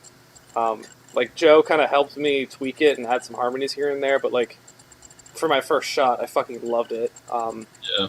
But yeah, it was very much an exception, not the rule, and we hope to impress when the city comes out. As I've heard some of the mixes that Simon's been putting together over the past couple days, and like, dude, you know your own music's good when you want to listen to it. Yeah. I'm so fucking tired of these songs for 2 years almost now, but with just the new light that Simon's been putting into it, man, it sounds fucking incredible, and I'm so beyond excited. Yeah. Like our biggest influence though would probably be like Liturgy when it comes to black metal, which is in and of itself a pretty fucking unknown project, and a lot of people hate Liturgy. So I can totally understand why most people are like, "What the fuck is going on here?" Yeah, I remember Liturgy got a lot of backlash when they sort of started to make a name for themselves. It's just like, it seemed just for weird reasons. It wasn't really music. It's just like, hell, like a little under a year ago, their lead singer Hunter Hunt Hendricks came out as trans. Got even more hate for that because like you get all these gatekeeping, like cis white black metal Nazis who are like you can't have trans people in black metal, like it's a problem. Like that was the problem the whole time with Liturgy. Like what? really? Yeah. Like that fucking matters. Those guys out yet? Actually, I've been meaning to because I know they're pretty, controversial and big name as far as the. Yeah, I'll tell you right now, you'll either love them or you'll hate them. It's one or the other. Like it works or it doesn't. And for me, I fucking love Liturgy. They're like, to me, I feel like they're one of the few bands that are actually trying something new with black metal, in a genre that has so much room for experimentation. They're one of the few bands that are actually branching out and just trying something, like just throwing spaghetti at the wall. Nice. Throwing spaghetti at the wall and seeing what sticks, right? Not many people do that in black metal because, like, there's just such a massive culture of just being Trev and sticking to the traditions and whatnot. Hell, dude, even, like, the third wave, like, atmospheric / American black metal scene was getting shat on in the early 2000s. And look how beloved it is now, you know? Yep. I don't know, man. How dare you include bluegrass into American black metal? Like, how dare you? How dare you? In the late 90s, it was how dare you even try to play black metal if you're not from Norway or Sweden. American bands were not looked upon, like early Judas Iscariot. Here I am wearing a Falls of Raro shirt. yeah. There was I can't remember the name. There was a Leviathan, early black metal band from Tennessee, and they were very good, but they took a lot of crap just because you Americans have no business playing this. Yeah. Honestly, with the Moon, like, we've all decided that we're just going to do whatever the fuck we want. And we just don't care anymore. Most of the members of the band don't really listen to black metal. Like, I'm the biggest extreme metal fan in the band. Like, most of, like, the collective conscience of the rest of the bands is, like, heavy bluegrass, Swans, Death Grips, and, like, assorted metal. It's just a lot. Oh, good album. It's just... Oh, I'm wearing it. Yeah, like we have, like, the craziest influences, and we all listen to, like, the weirdest shit.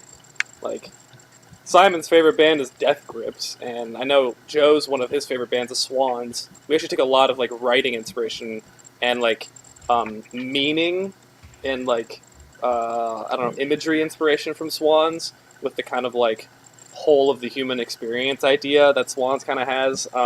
Even though I'm not the biggest fan of their music, only, like, 1 or 2 of their albums have really stuck for me. Just their image, their presence, like, I've never seen Swans live, but I've seen the live footage and I've seen documentaries and shit. The way that they're described as a live band is how I want to be described as a live band, which is just, like, this unstoppable, omniscient presence that, like, becomes you and you become it and everything in the room is one. I don't know, man. I just love the idea of that. It's not like you're going to see a show. You're having an experience. Yeah, and the one time I had an experience was when I saw Amun-Ra live. That was an experience. But I, of course, still understand the joy of going to a show for the sake of fucking around in the pit and listening to catchy riffs. Like, we take a lot of inspiration from Modern Enslaved as well in A Moon. We have some... That album goes hard in some moments. There's a couple breakdowns, I'm not kidding. But, I don't know. We're just... Again, we're a bunch of 19, 20-year-olds trying to figure out what the fuck we want to do when it comes to music. And we'll see what happens. I say just, explore it. Have Do whatever fun. you want to do. That's what music's about. It's not about, doing whatever's popular. Yeah. No. It's about doing it exactly the same way everybody else does it, so that you're still on the team. Yeah, dummy. There's a mold for a reason. That death metal isn't cavernous, and you're doing it wrong. Logan's going got on, the Logan? Hey, Logan. Hey, Logan. I like your shirt. Excellent choice. Thank you. I'm not an Origin fan. I'm a John Longstreth fan. As a drummer, I'm obligated. Yeah. Yeah. Like, I listen to Origin and I'm just sitting here like, why do I even play? Exactly. That was the last show I saw before lockdown. Oh. Who are they playing with? 6 other bands that I didn't care for. I think did he play with the Red Chord at one point? Longstreth? Yeah. Well, he was with. Okay.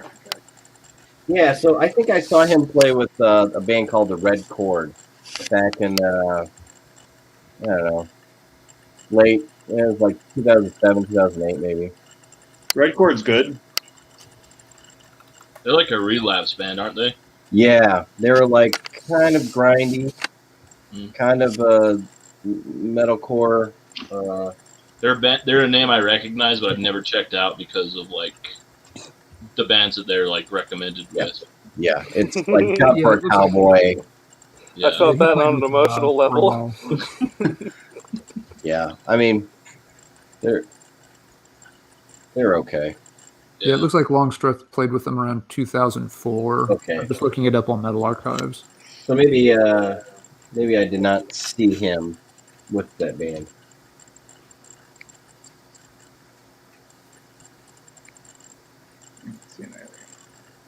So it says he plays. He's in Hate Eternal right now. Is he in Hate Eternal right now? No. It No, says- somebody else It is. says live. I don't know what that means. Never mind. I don't think that's right. Well, I mean, live means he probably plays for them live. Yeah. Wait, does that mean I've seen him live? Because I caught Hate Eternal in like 2018 when they opened up for Cannibal Corpse. I might have seen Longstreth live. Holy shit, didn't even know it. God damn. I just bought I know this might go over a lot of you guys' heads. I just bought some new pedals for I finally upgraded to Axis longboards, which is translation, the pedals that all of the cool extreme metal kids use. I've been holding off on it for so long because new ones go from like $650 to $950 depending on what model you get. And I had the money for them and around March of last year, and then guess what happened? No work for 2 months. Work stopped. Nope. No. So I finally found a pair for a decent price off of eBay, and we'll see if they're worth the hype.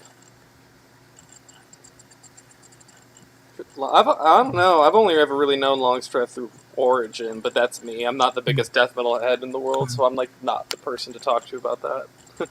I'm just a fan of death metal drummers. You were saying, Adam? I'm talking to myself here. I'm trying to remember that he was in shit. You guys carry on along here. Skinless, that was it. He was in Skinless. Yeah. He probably got underutilized in Skinless. Yeah. But I mean, I heard one Skinless song once, and I was like, "Yep, this sounds like what I thought it would." It's New York death metal. Yeah. Kind of slamming at times.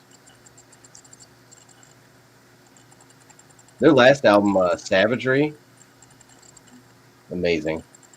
Mm-hmm. If you like that style, like Yeah. Something I've discovered about music is I don't think bands have to do something to make themselves sound super unique all the time. I've listened to so many fucking atmospheric black metal bands that sound exactly the same, and I love every single fucking one of them. And then I'll try to get into death metal and be like, oh, this all sounds like the same. I think it's just, if you don't like it, you hate on it. Right. Yeah. If you don't like it, it's You're hard gonna- to sit down and pay enough attention to it where you do start to notice the differences. It does just muddle Mhm. together because you don't Yeah. like it enough to let it sink in. All those nuances go right over your head. Yeah, you're just like, you focus on the parts you don't like, and that's really all you're hearing. Yeah. I mean, I'll admit Honestly, I'm I bad to do don't- that with yeah. some genres. Any kind of like modern country music, I just hear it and it's just like, achy, breaky, hardy, warty, drinky, whiskey. My truck. But I know My there's more truck. to it if I were to sit Yeah. and really pick it apart. I don't like actively hating music. It does no one any good, and like, so I definitely won't sit there and be like, I hate death metal, and no, The only I kind of have. music I'll actively hate on is hip hop That makes because sense. it deserves Oh my every God. ounce of hate it gets. That makes Yeah, sense. I'll Yeah, admit that. it's well deserved. I feel like there's some music out there that like breaks the ruins the integrity of music itself. Like mass-produced music with no meaning or soul that is not good for anyone. Isn't yeah, that called Taylor Swift? I could see that being understandably hated forever. I had a running joke with my classes last year when I was teaching Earth history, and just anytime we talked about some weird ass fossil organism, I'd always put a picture of Taylor Swift and be like, and whatever this thing looked like, it wasn't as hideous as Taylor Swift. And it just became the meme for like every other lecture for months, and the students thought it was hilarious. Uh-oh. You added an extra word in there, Nick. It's Luke Combs is shit. So there ain't no modern that. country I have found that I'm into yet. I haven't dug very hard. The only kind of country that I've really found myself being into is really old school, like 60s, 70s, 80s, like rebel country and bluegrass, like Towns Van Zandt, Blaze Foley, John Prine, old school shit like that. As Jason far as Molina. modern stuff goes, you have to go into like the alternative country. Yeah, I Stuff bet. like, Jason Isbell, the more Yep. Americana. I mean, I can make the same argument. I don't think it has. I used to think that just the reason that is because country sucks. No, the reason is because if you turn on your local metal radio station, you're gonna get shit. It's like 90% terrible. Just like if you turn on your country station, it's 99% terrible. Like you just don't really notice it if you like coming from the genre that you hang around in, really. So, like, if I turned on, like, here, our radio station is called The Blitz, and it's, like, the most butt rock, loud wire ass metal on the fucking planet, man. Yeah. And I'm like, yeah, this is terrible. And the thing is I used to love that shit when I was, like, 14, 15, and had never, like, heard of anything heavier than Slipknot. And then one day, Gojira was like, hey, and it was all downhill from there. Gojira was your entry point? Yeah, they were probably my entry point to extreme metal, even though they're not very extreme metal. Because after them, it was Opeth, and then right after Opeth, it was Emperor. And at that point, I was in deep. It was like those three bands, and there was nothing in between them either. It was those three bands. Those three bands got me into extreme metal, and then very quickly after I got into Agalloch, Agalloch kind of got me into all sorts of folk and post-rock and long-winded, massive songs. I did grow up a Dream Theater fan, though, so the long songs is that's been in me for a long time. But yeah, Agalloch kind of changed what music could be to me, which is why The Mantle is tied for my favorite album of all time. And then 6 months after I ran into The Mantle, I found the album it's tied with, which is Roads to the North, because Roads to the North is everything that I love in music, period. Like, I feel like, I don't know, for me, I've tried very hard to put one album above the other. I can't. Like, I You don't have personally, to. yeah. Equal footing. Honestly, I'd make the argument that they're like two sides of the same coin. Both of them are extremely story-oriented. One of them is just way more mellow of an approach than the other one. Yeah. And to me personally, both have almost equal emotional meaning. So like, tie it is. It works. I was always impressed by The Mantle. If for nothing else, it was one of the few times you had an album that got really big and hyped, and it actually deserved it and really lived up to it when you heard it. That it wasn't just, oh yeah, well, Like, this is okay. I was told. But it's just this I was. other thing. I wasn't told. I was like recommended The Mantle, Mhm. and I kept hearing it. And I like kept hearing it, the name and Agalok. I'm like, what the fuck is this all about, right? Same here. Yep. And up until that point, again, like, the most meaningful music I had ever heard of was like Metropolis 2 from Dream Theater. You know, other than, or maybe like some like, I don't know, Morning Rise from Opeth, like to Bid You Farewell, like still makes me cry like a bitch. Like, I hadn't really got into super emotional, meaningful, like minimalistic music. Like, I had kind of gotten into extreme metal by that point, thanks to Opeth and whatnot, and Emperor. But when I heard The Mantle, it like redefined what music could be to me. And I remember after like that last Deer Crack Skull hit and it fades away, I was sitting there on my couch, fucking dead silent for 5 fucking minutes. My younger brother comes downstairs. He's like, "Hey, are you okay?" And I'm like, "No." It's like, yeah, that shit just fucking changed me, man. And I can imagine to a lot of people, like, who maybe The Mantle is not, like, a really landmark album for them, it being not as impressive. But, like, I've still never met anybody who has heard The Mantle and disliked it in any fashion. I've heard some people just say that Agalok's not their cup of tea, but they'll usually follow it up with, like, but it's incredible. Yes, it is. I got a Snapchat from a friend of mine. Rick wants in. I can tap out if Rick wants in. Does Rick want in? The boy? I don't think he's ready just yet. It's cool. Okay. Well, I think soon. I'm gonna hit the sack. Fair enough. Cool. Okay, gentlemen. Night, Adam. Yeah. Good talking with you, Adam. Good chatting with you, man. See you, Adam. See you, Adam. See ya. See you next time. But I just want to say this real quick. I got a Snapchat from a friend of mine, a very close friend of mine, but isn't really into this kind of music at all. Like 2 days after the EP, the Amun EP released, and it was like she was in tears after she'd finished it, and I couldn't believe that my music had moved somebody to the point where, like, I couldn't believe that my music had moved somebody in the same way that so many albums and bands that I love moved me. It was in that moment, the first time in my life, I fulfilled my life goal, which a while ago I decided was to make people feel the way that albums make me feel. Like, give back, right? That's what I feel like my job is in music, is to give back. Like, that amazing feeling that you get when you listen to something that you love so much, or, you know, something that moves you. It's like, I want to be able to do that for somebody else, you know? And because everybody likes different things, of course, you know, no 2 albums will ever hit someone the same way, or hit the same person the same way, right? So I've always known that chances are, you know, somebody out there would find meaning in my music. It just blew my mind that it happened, that it even happened.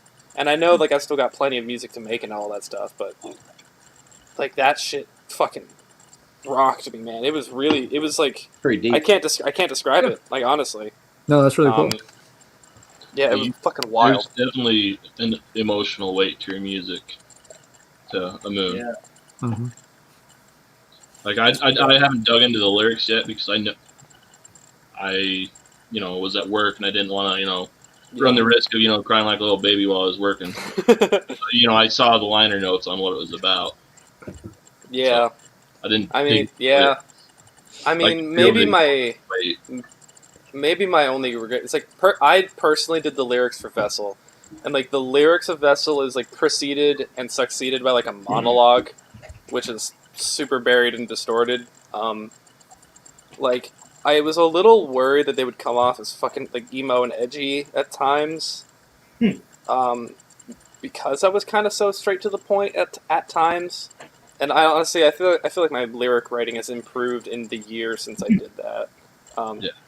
Which is to be expected, I guess, hopefully. But I don't know. I guess let me know how it bounces off your yeah, if you ever get around to it. Oh, Brain Smasher just posted a video, meaning that we should all stop what we're doing and go watch Brain Smasher. Oh yeah, yeah. Got it in the stream now. Yeah, priorities. Done for the night. Oh hey, something very very exciting happened to me today. I got a notification that Chromium Dioxide subscribed to my channel. Oh shit! Like the element? Like the legend. So he probably watched 30 seconds of my first video and then unsubscribed. So I had that. We had that much time together. So very, very, very fortunate. Good. Logan, you're quiet over there. Logan, what you been doing lately, man? Shit, I just started back to school Wednesday, and yeah, just getting, reacquainted with the semester and getting back into a rhythm. Yeah, takes a little while to settle into it. Yeah.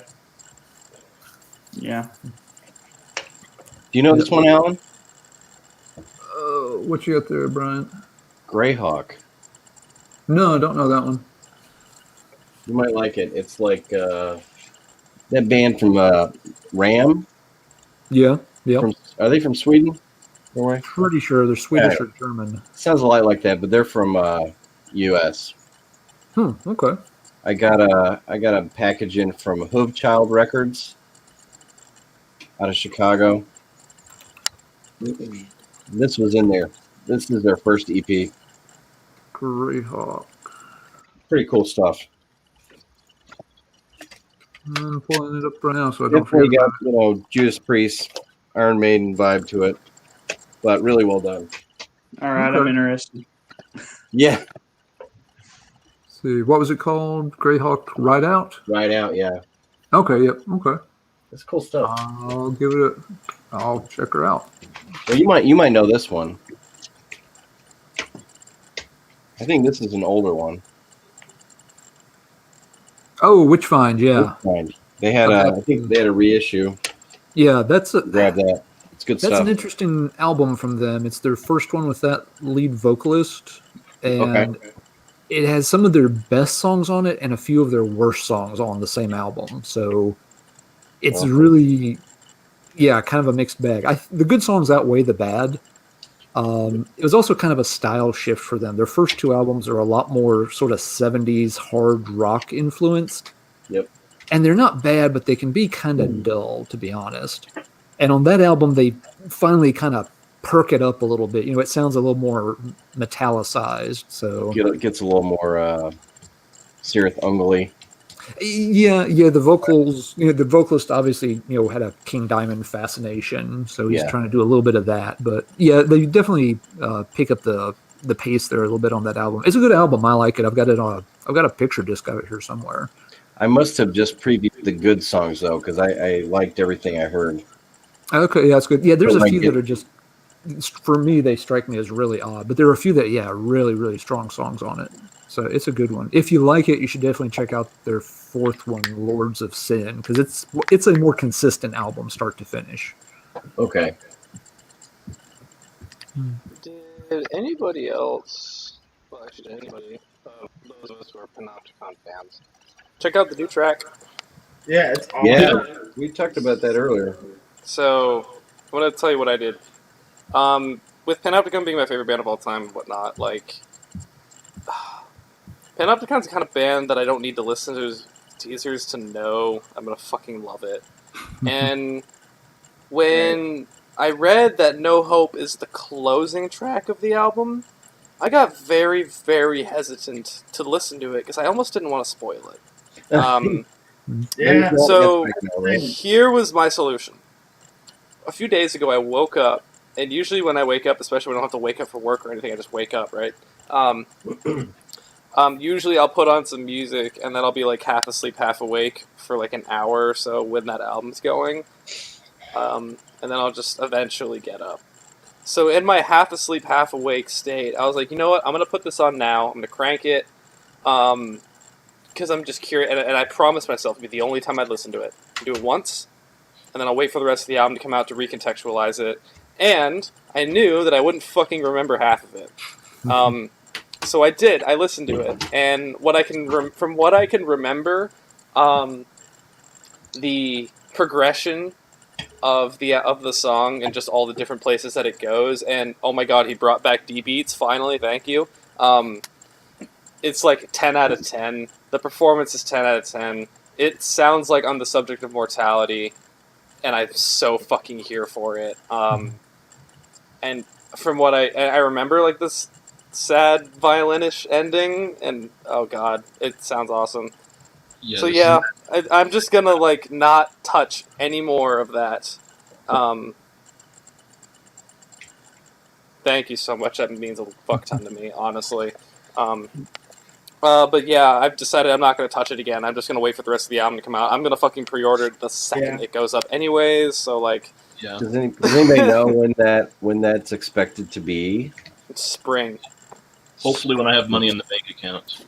Yeah. Dude, I might just put aside $30, you know, like, or maybe $50. This is probably going to be a merch run with it too. I'll put aside $50 and not touch it. It'll be the when Marty drops this money. Like the second I get that email, I'm gonna be like, Aren't they looking at reissuing the second album, Collapse? yeah, this year too? it's totally remixed and remastered, and I'm so fucking excited because oh my god, it needed to be remixed and remastered. Do you have the self-titled, Alan? I have all of his do albums. not. I've heard it. I've heard parts of it. If you're looking for it, I think he might still have copies on his Big Cartel. Big Cartel. $5. Oh, okay. So, I'll double check. Collapse is my most wanted record I got for it a for long time. That was like actually accessible to me. Because for $5. that's dope. Because like up until this announced reissue, there'd only been one pressing of it on vinyl, so it was going for like $100+ on Discogs. I found someone who was selling it for like $70 US, and I was like, fuck it. So now I have an original of it. That's cool.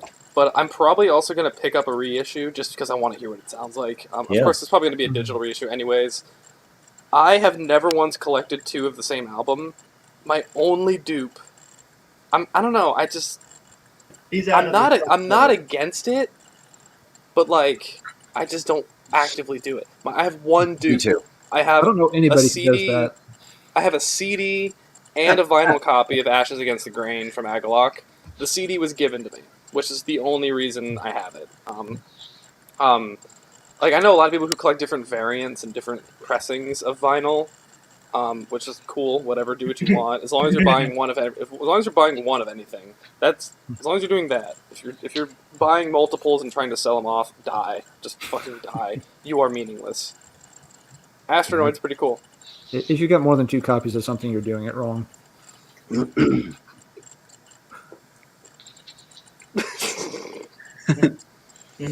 you have more than 2 copies of something, you're doing it wrong. Jake over here, like, hold my beer.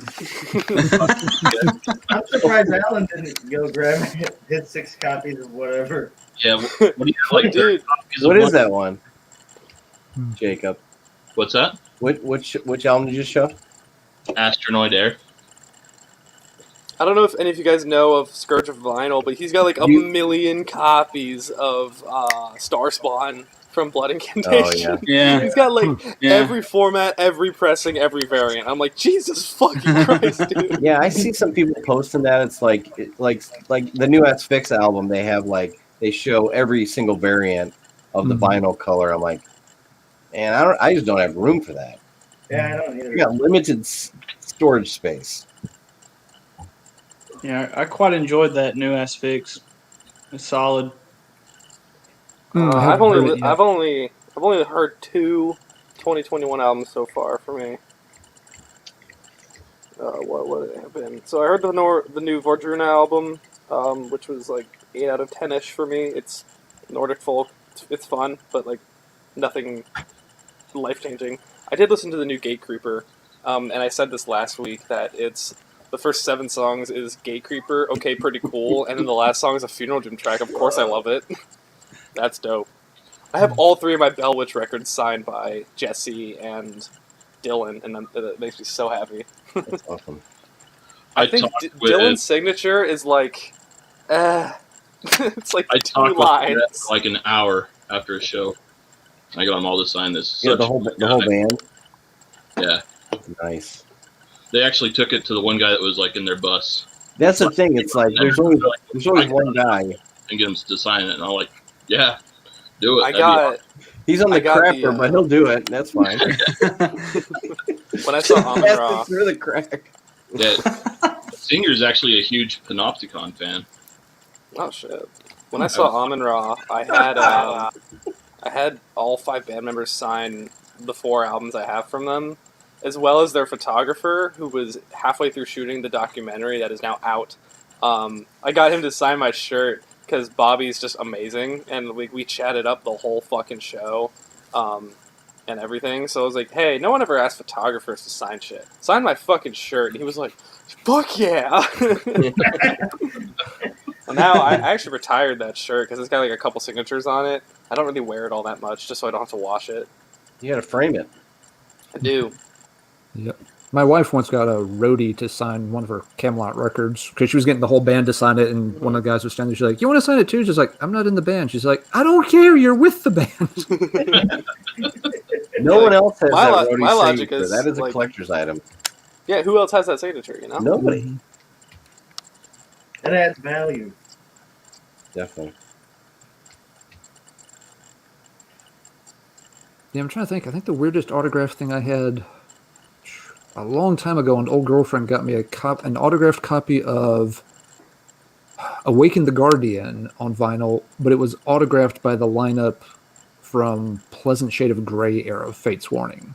So So it's like only 2 of the guys that actually had played on the album. It's like, 25 years before their time. So it's just like, that's cool. That's kind of weird. Doesn't make sense, but sure. She was she not aware of that nuance? She should have been. Like obviously, my wife would not, but I don't know if you have educated your wife to Yeah. the ins and outs. This was an old Fine girlfriend. garden. This isn't. This was an old girlfriend in college. Oh, okay. Never So I mind. mean, it was cool of her to get it, but Yeah. it was just an odd mix match kind of thing. It's just like, I think at least one of these people is still in the band.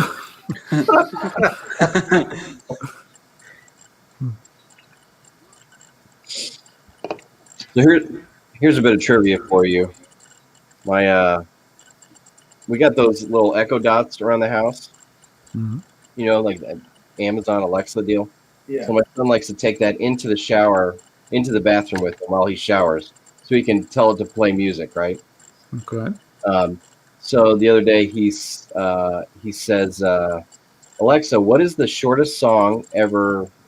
Any of you guys know what it is? The shortest song ever? It's not You Suffer, is it? That's it, yeah. Oh, Napalm Death, You Suffer. Nice. So he says that. So Alexa says, I will Napalm say Death, You Suffer, and then she Plays play it. and then plays it. He's like, oh my god, play it again. So for the next 5 minutes, he's in there playing You Suffer again and again while he's giving himself a shower. so like I would say that You Suffer is probably the most well-known extremely short song, but like Yeah.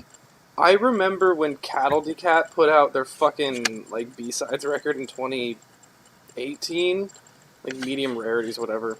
They made a joke song on there called "The Recapitation of Cattle." It was literally 1 second long. Like Oh, on You Suffer, Okay. it has like 3 second recording time. yeah, There's like there's like just a little break right before and after. yeah. But it's just called The Recapitation of Cattle, and I swear it is one note. It's just Bert.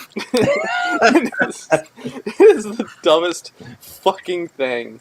According to Ever. Amazon, it does not have the record yet. Yeah. I mean, it's a fucking B-sides record. They probably didn't even get it. That's funny. So that's. I love cattle. Like, I actually really do like new age cattle decapitation for some reason. It's I dig it. But I love how they don't take themselves fucking seriously at all.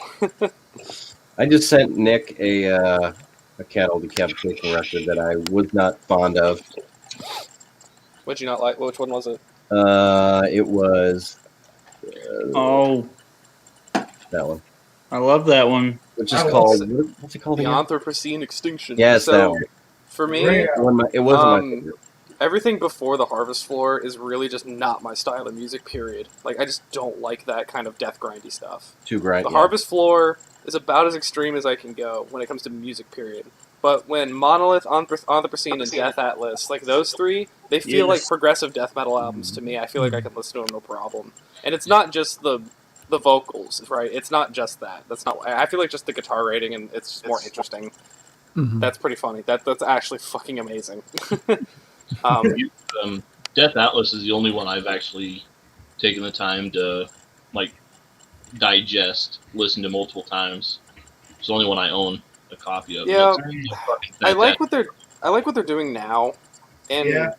with Hmm. here's what I'll say: when they did Monolith and Anthropocene, what Travis was doing with the vocals and what David Engelman was doing with the new style of guitar writing, which got really black metal-y and emotional at times, was really really unique, especially in the world of death metal. No one was really doing what they did the way they did it. But Death Atlas really just does sound like a progressive death metal album, which is there's nothing wrong with that. I feel like they did a good job. But I don't feel like they're this super unique, amazing, one of a kind project anymore. Because now they've just kind of fallen into that new sound, and I feel like people way overhype them, like way overhype them. But I don't know. I mean, hell, just the other day actually, I listened to them for like while I was driving, which was like the first time I'd actually listened to them in like a year or two or some change. But like I don't know, they hit the spot when they do, I guess. Yeah. Yeah. I gotta get up at like 8 tomorrow. I do. Logan, what have you been listening to this week? Well, I've been working on my Alice Cooper list for the stream I'm doing in Oh. a couple weeks. So I've been listening to a lot of Alice Cooper. Doing your homework. Yeah. That's gonna be fucking tough. I think we have to narrow it down to 20 songs. Oh, So wow. yeah, and he's got 27 albums, and he's got a 28th coming out next month. So Good God. That's Tall quite order. taken. It's a lot of fucking Yeah. music. yeah, I'm just waiting. but I'm other waiting than on- that, I've been listening to that new Gutted a lot, or not the new Gutted, but the Gutted I just got in. Oh, the reissue. The new Yeah. old gutted. Yeah, I've Yep. been I've been listening to a lot of Funeral Doom this week, and I've actually started to go to all the Funeral Doom bands that I either hadn't checked out yet or just didn't really like in the past, and giving them another shot. I'm discovering like the rest of Skepticism's discography, a lot getting there. into Pantheist, I don't know. Um, and just checking it out. Got into starting to give Evoken another shot. Oh, hey, what's up, Stefan? Hey, how's it going, guys? Hey, Stefan. So yeah, I don't know. Just been doing a lot of sad boy organy music this week. What's your Evoken's favorite pretty good Evoken? in that style. Evoken's always been one of my favorites for that They're style great. of music. I've always preferred the more like mournful congregation-y sad boy Funeral Doom over I the love mix Evoken just because of it's so abrasive. yeah, like Evoken can get really really dissonant and aggressive at times. True. Like And it feels like it's up down until on you. yeah, up until recently, I haven't really been able to tolerate it, but it's starting to grow on me. It's starting to like click, you know. hmm Atra Morse has been the album that's been able to like speak to me the most. Hypnagogia I've always really really liked, but I've also understood that it's like the least Evoken sounding Evoken album. My favorite is Yeah. Antithesis of Light. Antithesis is pretty Classic. good. That's one that does get pretty heavy, a little more aggressive than some of the others. But yeah, Ultra Moors is a really solid one. Yes, I'm gonna let in here real quick.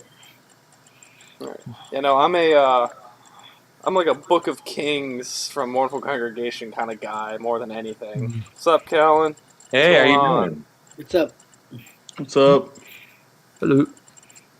Yep. I've been I don't listening to a lot believe, of this stuff this week. Brown Acid.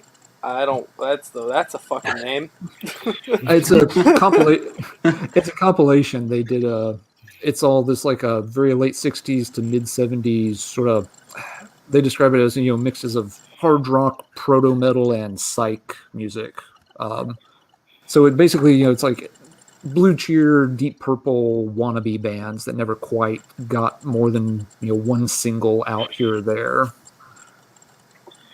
But there's a lot of like some of the tracks are very Hendrix influenced, some of them are very Deep Purple influenced. It's kind of interesting stuff. But yeah, it's all these little one-off bands who made 100 copies of a single in some town in western Iowa, and then they all knocked up their girlfriends and started working at the local car wash, and that was kind of the end of their music career. Yeah, no one knows who they are anymore. Yeah, they just all got forgotten. But yes, this record labels put out 10 volumes of this. And Jesus Christ! I just bought all 10 volumes because they had the whole thing on sale. Like buy all 10 and get them for like $6 a piece. So it's like I can dig it.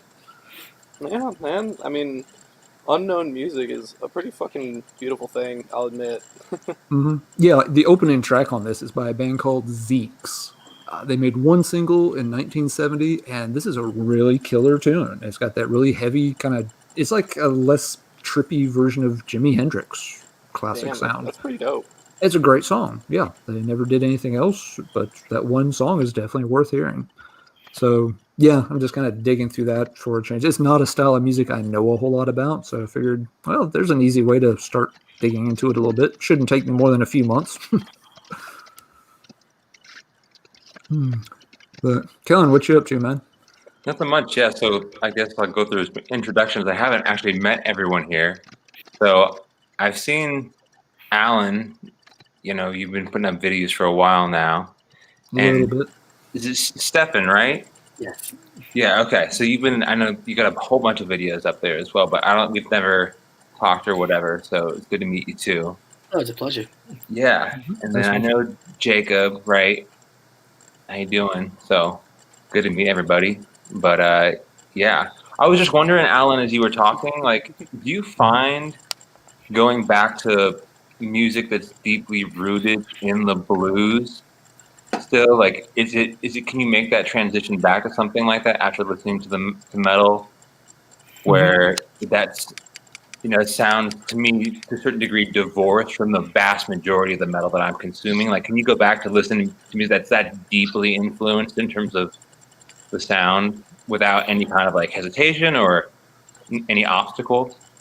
Usually I'll go through cycles where I will like that more or less than other things, but yeah, I can make that transition. I grew up listening to a lot of that kind of like especially 50s era blues and rhythm and blues stuff. My dad collected a lot of that stuff when I was a kid, so those transitions seem pretty natural to me. I can listen to Deep Purple and I can hear where it was coming from, even in terms of late 50s rockabilly and stuff. I can listen to punk music. It's like, oh yeah, these guys listen to a lot of Johnny Burnett Trio growing up. They would have been the perfect age to hear that stuff, all that kind of crazy hillbilly rockabilly stuff. So it works for me. But yeah, there are times I don't want to hear that in metal, but then there's times like, yeah, it's okay working backwards. One thing I like about it is, and why I kind of was a little interested in picking up this stuff, was it's always interesting to me to look for those transitional phases. Like a lot of the tracks on this are right there at 1969, 1970, where you're just starting to cross that boundary out of garage music into something heavier, and kind of seeing like what else was floating around at that time besides Black Sabbath and Blue Cheer. So I just like kind of, you're never going to put your finger on like, oh, here, this was the very first heavy metal song or whatever. But it's interesting to me to hear those bands that were sort of making that transition whenever a new sound was coming along. Hope that makes sense. Yeah, for sure. I mean, I like, for example, you did a pretty deep dive on Pagan Altar, which is an interesting band in terms of like when they come along in sort of the trad doom sort of presentation. Much later than their sound was like pulling from a very different generation. So Yeah. it was the introduction for a lot of younger metal fans to that sound. And I thought that was really cool because it's not one of those bands that kind of gets, right now there's a lot of bands that are pulling from traditional heavy metal, and there's that next. There is. Yep. There's this massive wave of new bands that are kind of doing the old traditional heavy metal, and stonery doom, traditional doom thingy, Paul Bearer, Chemist, Crypt Sermon. You got a lot of these new bands that are young guys who are coming along and doing this, and Paul Bearer is one of my fucking favorite bands at this point. They do it very well. Yep. I absolutely love what Chemist puts out. So yeah, it's weird to see this new trend of it, and I'm all fucking here for it. I grew up on Iron Maiden, so that old school traditional heavy metal sound is that's right up my alley. I've never been too terribly attracted to traditional doom and stonery doom stuff and blues. Actually, I don't know about blues though, because I play a lot. I used to play a lot of blues, and that was always fun. And usually, if I'm listening to old school folk like Jason Molina is straight up fucking blues, all the time, all the damn time. And I don't know though. I don't put it in my metal very much. I don't see myself liking Pagan Altar all that much. I don't know why. It's just never struck me that way, I guess. For me personally, if I'm gonna go low and slow, you caught me finishing up my Funeral Doom spiel. I'm more in the Funeral Doom realm than anything, and even there, I like huge, vast, massive production Funeral Doom, like Mournful Congregation, Void of Silence, Bell Witch. These guys who just fucking take you somewhere. So I don't know. It's weird. But actually, on that note, I need to get the fuck to bed. I've been up way too long. I got to be up early. So same. Yeah, I'm not, just stopping by real quick for this. Yeah, I just drove about 2 hours right before I got on from my girlfriend's house, so I'm dead. I'm tired. Where'd you drive from? Harlan, Kentucky. Oh shit, yeah, that's far for you. Yeah, about 2 hours. Yeah. Yeah. All right. Well, I guess All right. I'll leave first because I announced We'll it see you first. guys next time. Yeah. We'll definitely see you around. Are we taking a week off next week, by the way? I'm not sure. Probably. I guess that's probably a Rick question. Yeah. Whatever we'll do, I'll be on the next one. So whenever we do it. Yeah. All right. Cool. All right, Awesome. We'll see you around. It was really cool to meet you guys, Alan and Callan. It was really cool to meet you guys. Get to talk to you guys again, Stefan, Jacob, Nick. Yeah. See ya. See you. TK. Nice talking to you. Congrats on the releases coming up. Thank you. Yep. I'm gonna hop off too, guys. So just want to pop my head in. Nice talking to you guys. Yeah, Glad you did, Logan. Yeah. Yep. See y'all on the next one. Get you some rest, man. See ya. Yep. So, Kellen, what you working on for the channel next? So there's a project I have that I wanted to highlight some of the bands. So I'm here. It's crazy. I just missed Logan, but I just moved out to here to Lexington. So I'm over here in Kentucky. But there's on the subject, I don't know if you're familiar with, where we go. Get the glare here. Britton Wright. Sunset. Let me make I know the name. I've only heard one or two songs. Here, I'll by pull it it. out here so I don't catch the glare for you. It'll work better. There we go. Yeah. Yeah, I've heard one or two songs by him, but not much. There's a story from a band that actually I don't want to kind of go too deep into it, but it's like an old school U.S. power metal story from a band that was very short lived that started in Atlanta, but then moved to Pikeville, and Pikeville is like Eastern Kentucky. Like there's not a lot out there. No. And so I kind of wanted to do a little bit special about, regional music and its contribution to the metal scene. Because no one thinks about, a lot of music coming out of Kentucky. No. And I was briefly before this, I was living in Kansas, and, Manila Road was like another focus for me because right over there in Wichita. Yep. So Yep. But Apocryphal Revelations is a black metal band here in Lexington. Just came out with a release on Nuclear War Now. So I think a project would try and be like highlighting bands from the region. Yeah, that'd that's be a good idea. Cool. Give me a But second. I'll find a Kentucky record to show you. oh, okay. I've been saving up a bunch of Salt Lake stuff for the same sort of video. Well, you have a hell of a scene out there, Jake. Yeah, we've got a few pretty big name bands. I mean, Isn't Visigoth out there? yeah, I was just gonna say, you know, 3 of the biggest names out here is the same guy. Right. Visigoth, Caladan Brood, and Galabrade. Caladan Brood is kind of like a defunct project, though, right? Like they're not putting out any new material or anything like that, right? Yeah, I It's got the hard sense to- they're it's kind hard of to get any inactive. information on that from because I don't know, he likes to keep it like secret, right. aliases and everything for the band. So, like, he's never even confirmed that he's in it, I think, Okay. even though everybody knows it's him. So, According to Metal Archives, Caladan Brood's still active. Okay. I know he did a live stream, and people were trying to ask him if there was going to be a follow-up release, and he Hopefully, because it's avoided the question. He did mention that he has Galabrade material that he's considering releasing. That's right. Yep. Yeah, I remember that. Kellen, you ever heard of this one from Kentucky? It's a band called Crowhaven. No. Yep. This came out in '86. It's funny, the band didn't last very long, and they actually ended up morphing into a bluegrass band. But they made this one album, and it's I love it.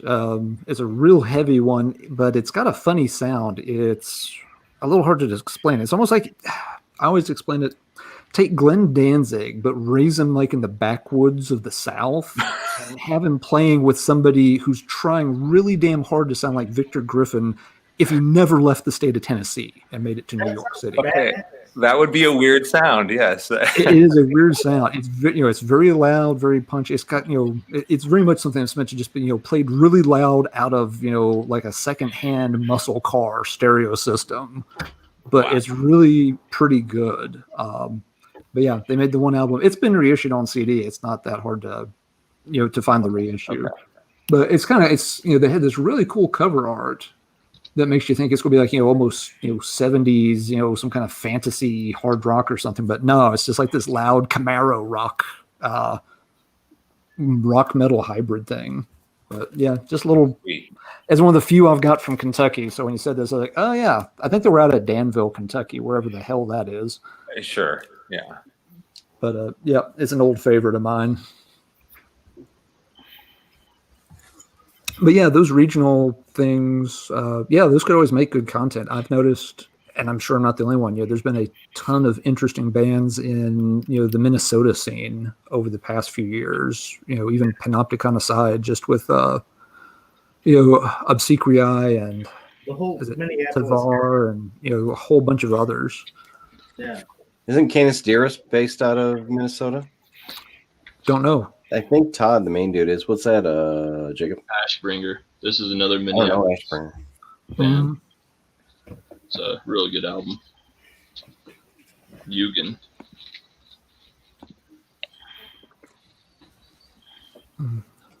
But yeah, there's a pretty good history of like early 80s American hardcore, broken down by those scenes where, you would have, the Carolina scene and the Washington DC scene and such, but you don't hear about it as much with heavy metal, but it's definitely a thing through time. I mean, you had a Cleveland scene, you had a big Texas scene.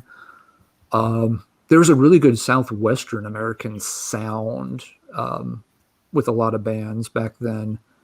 They were so spaced out, they couldn't have been influenced each other that much. Because, I mean, you get into that part of the country and Christ, everything is, 500 miles apart. Right.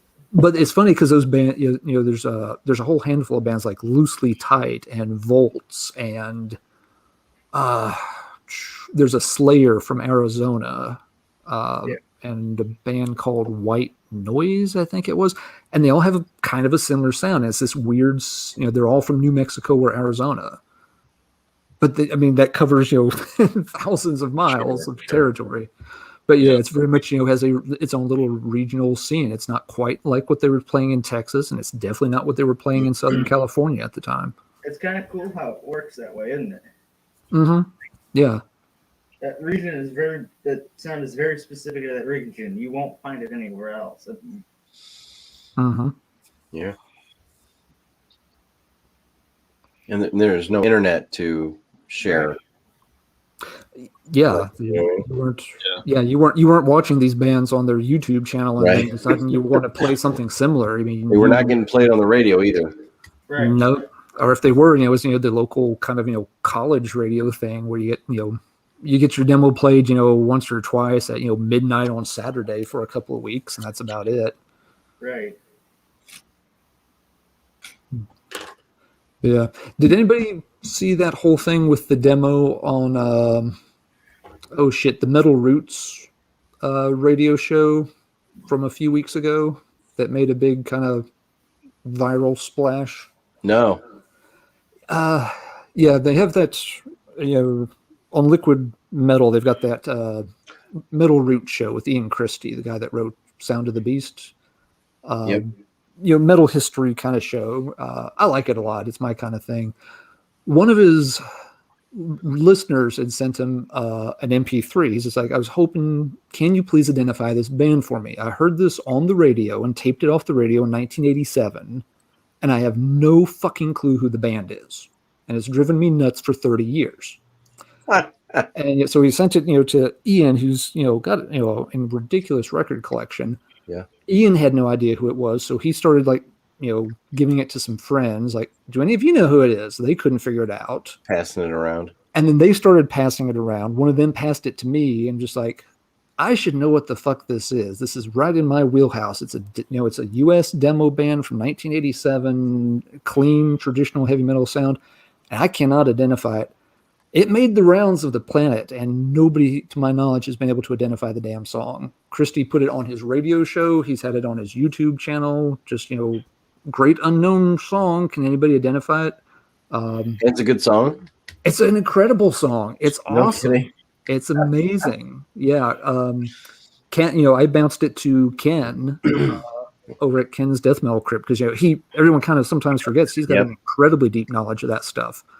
I'm just like, Ken, I'm guessing you're going to answer this question. He's just like, damn, Alan, I don't know. It's a great song, but I cannot place it. I sent it some, demo collectors on the West Coast, and they're just like, who is this song? There's a couple of Greek labels that are just like, if somebody can find this band, we'll reissue their shit if they have any tapes left. And nobody can put a name to it. It must be super obscure then. It's like it very much sounds like sort of a demo level recording. It's the band probably never got past that stage and just quickly disappeared. Like we were talking earlier, you made 100 copies of your demo tape, sent them to some magazines and some labels, and nobody contacted you, and you went back to work at the local factory, and that was it. The guy heard it on his local radio station back in the. That was the thing. He was in the Chicago area, and he heard it on a syndicated record show. So it could have been a band from anywhere. Yeah, at first, folks were really zeroed in on Chicago, which is another reason I had contacted Ken about it right away. But then he clarified. He's like, well, it was on K-Rock, I think, which was syndicated nationwide. So yeah, it could have been from anywhere. But yeah, it's just was a good example of how much unknown stuff there is out there and how deep. I mean, this is this wasn't just put on. It's not like me sending it out. To 50 people watching a video. This is circulated on Sirius Radio, and this guy is world renowned and everything, and not a damn person can put a name on it. That just shows you how vast everything is. It's kind of amazing. They should do an Unsolved Mysteries episode on this. It's the Unsolved Metal Mysteries. There you go. Maybe get some clues that way.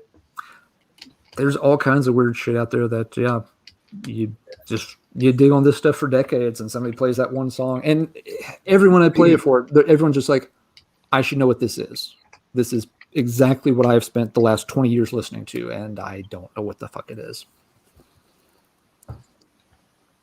It's bound to turn up. That's crazy.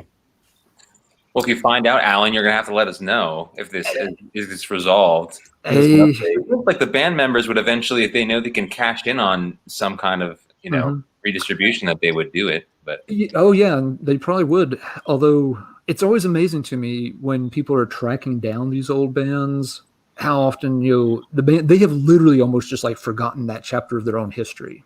They moved on. Yeah, they really did. Like the guys that did this, some of their little interview clips are this is all legit. They track down every single band on here and they pay them money before they will put one of their songs on one of these compilations for their series.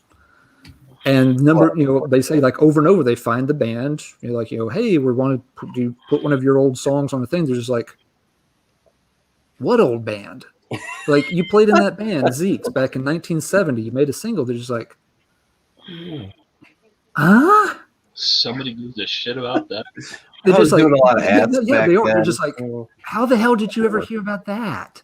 They're like, we found the song and we love it and we'd like to play it for other people. And it's just like, they're like, the band member looks at us like, we've got lobsters crawling out of our ears or some shit. It's just like, they really can't comprehend that anybody's ever heard of their band, much less wants to, have anything to do with it now. So, yeah, it's like you hear these crazy things every now and then where somebody sells, the Spider-Man #1 at a yard sale for, $1. It's just like, how did you not know that was worth something? But to a lot of people, it's just an old pile of comic books. Nobody wants that shit, do they? I mean, that's how a copy of Weakling, Dead as Dreams, ends up in the freaking Goodwill. Mm-hmm. Yep. I may have mentioned it a few weeks ago, but the former drummer for Nuclear Assault lives down in this neck of the woods. And sometime in the past few months, the guy that owns one of the local record stores had gone to Goodwill and found this old pile of like brand new Nuclear Assault t-shirts. And just like, where the hell did this stuff come from? He obviously bought the whole pile and quickly sold them online for, shit tons of money. And eventually the guy showed up at the record store, and they were talking. He kind of put two and two together. And it never occurred to the guy that those shirts were worth a damn thing other than just drop them off at Goodwill. Right. That nobody would want to pay money for those things. Nobody would even want those things, much less want to pay money for those things. Right. And you think like, geez, I mean, this was a guy who was in a pretty big name band and made several albums. You'd think he'd, have, some idea that, that might be something to check on before you drop it off at Goodwill. And nope, not at all. They don't know that there's weirdos like us out there. I mean, to them, it's, it's 30 years ago, and when they got out of it, they got out of it hard, and they never looked back at it again. Never paid it any more thought. Crazy stuff. Yeah, to the general public, streaming is the only way of consumption of music anymore. Right. Like, Yes. Like People nobody thinks people collect this stuff. Oh yeah. Well, and even for people within, I mean, it's hard to believe, but let's see, this is 15 years ago, you couldn't give vinyl records away most of the time. And that I know because I tried. I thinned out my vinyl collection about 15 years ago, and I had Iron Maiden and Judas Priest Motorhead records priced at $5 a piece, and nobody wanted them. They're just like, I don't want that fucking thing. I'm just like, yeah, no, nobody does. Some of them I eventually sold, some I eventually didn't. But yeah, 15 years later, everybody's climbing over one another trying to get that stuff and paying crazy prices for it. It was less than 20 years ago. It was literally like, $3 for a Motorhead record. There's like, ew, no. Okay. Because everybody was just like, streaming is replacing CDs and CDs already replaced vinyl. Why the fuck would we go back and listen to vinyl? Yeah. I just went to the record store today, actually. Got this one. See the sticker on there? Oh, wow. Wow. I paid more than that, if you're wondering. figured as much. Yeah. Yep. But no, all the stuff gets lost and forgotten faster than you'd think, and then somebody goes and digs it all back up, and everyone goes nuts over it again.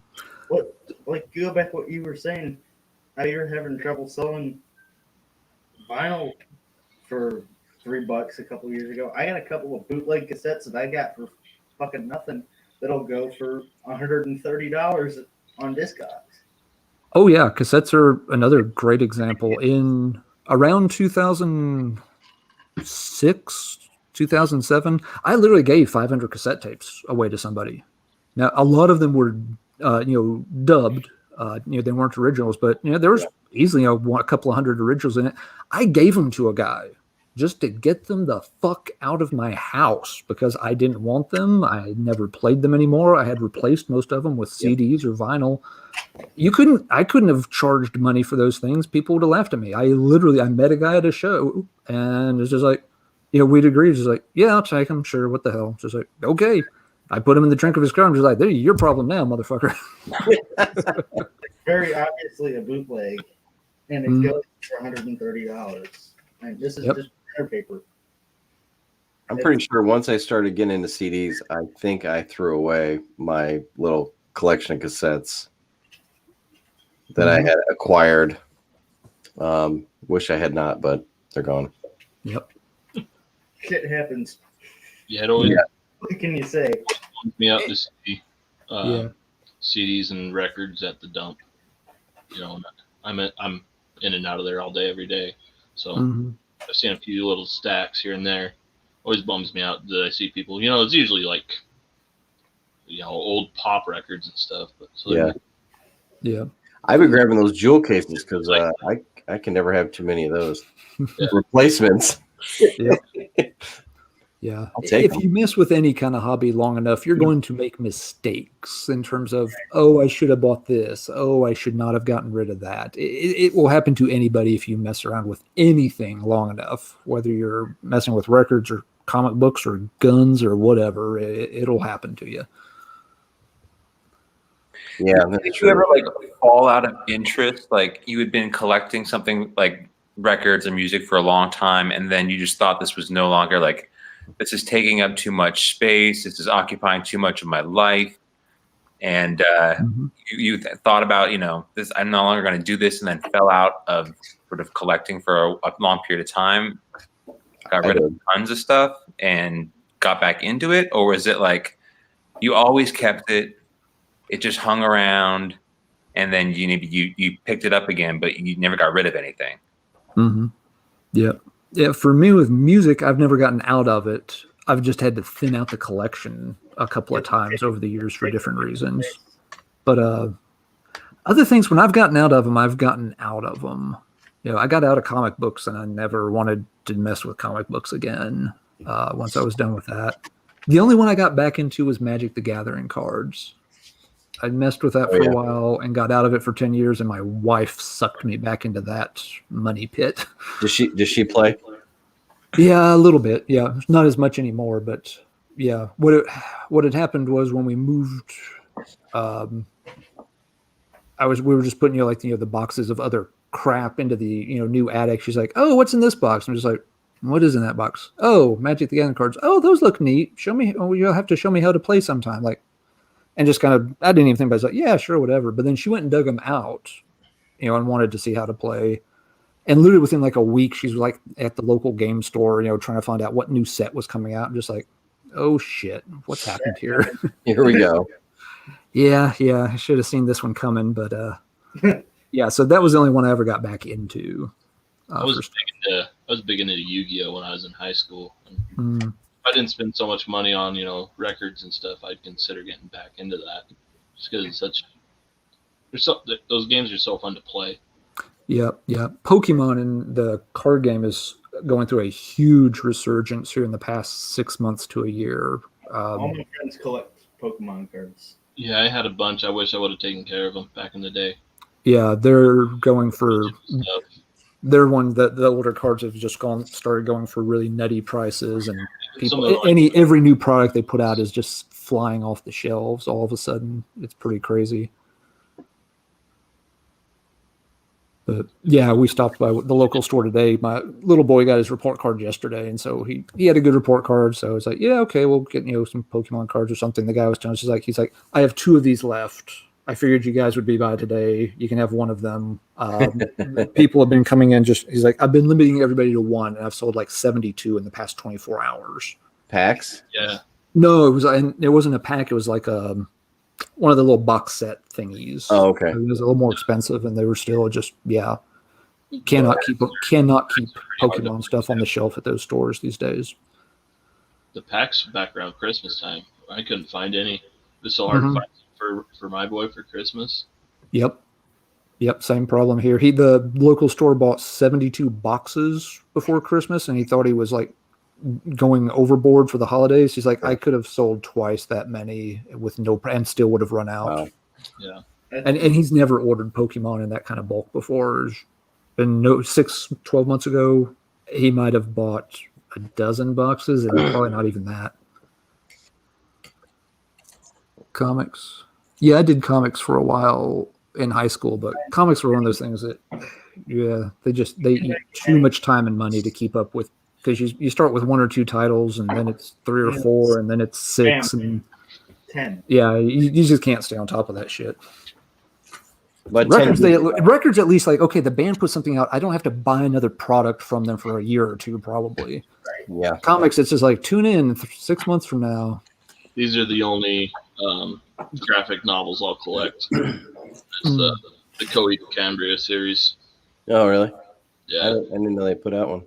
That's Yeah, cool. they've got a whole line of comic books. I've got a whole stack of them on the shelf too. But this is just like the compilation of one of the albums. Yeah, I've got a small stack of things I kept, but most of them went out a long time ago. Yeah. Some of that actually paid for my wife's engagement ring. Well, put it towards something useful. Yep. It's like I didn't want to have to be, making payments on it. So it's like, okay, Spider-Man comics go that way. I saw a few heavy metal things went that way. Part of the diamond on her finger is King Diamond. I had some old King Diamond picture discs I sold to help pay for that. Star Wars action figures. I cleaned out the attic pretty good. Brian, I lied. There is another comic I do collect. Alan, Oh, have you ever seen this before? Or know anything about it?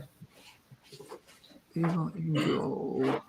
Because this is like $2 at our local record store. Old Man Logan.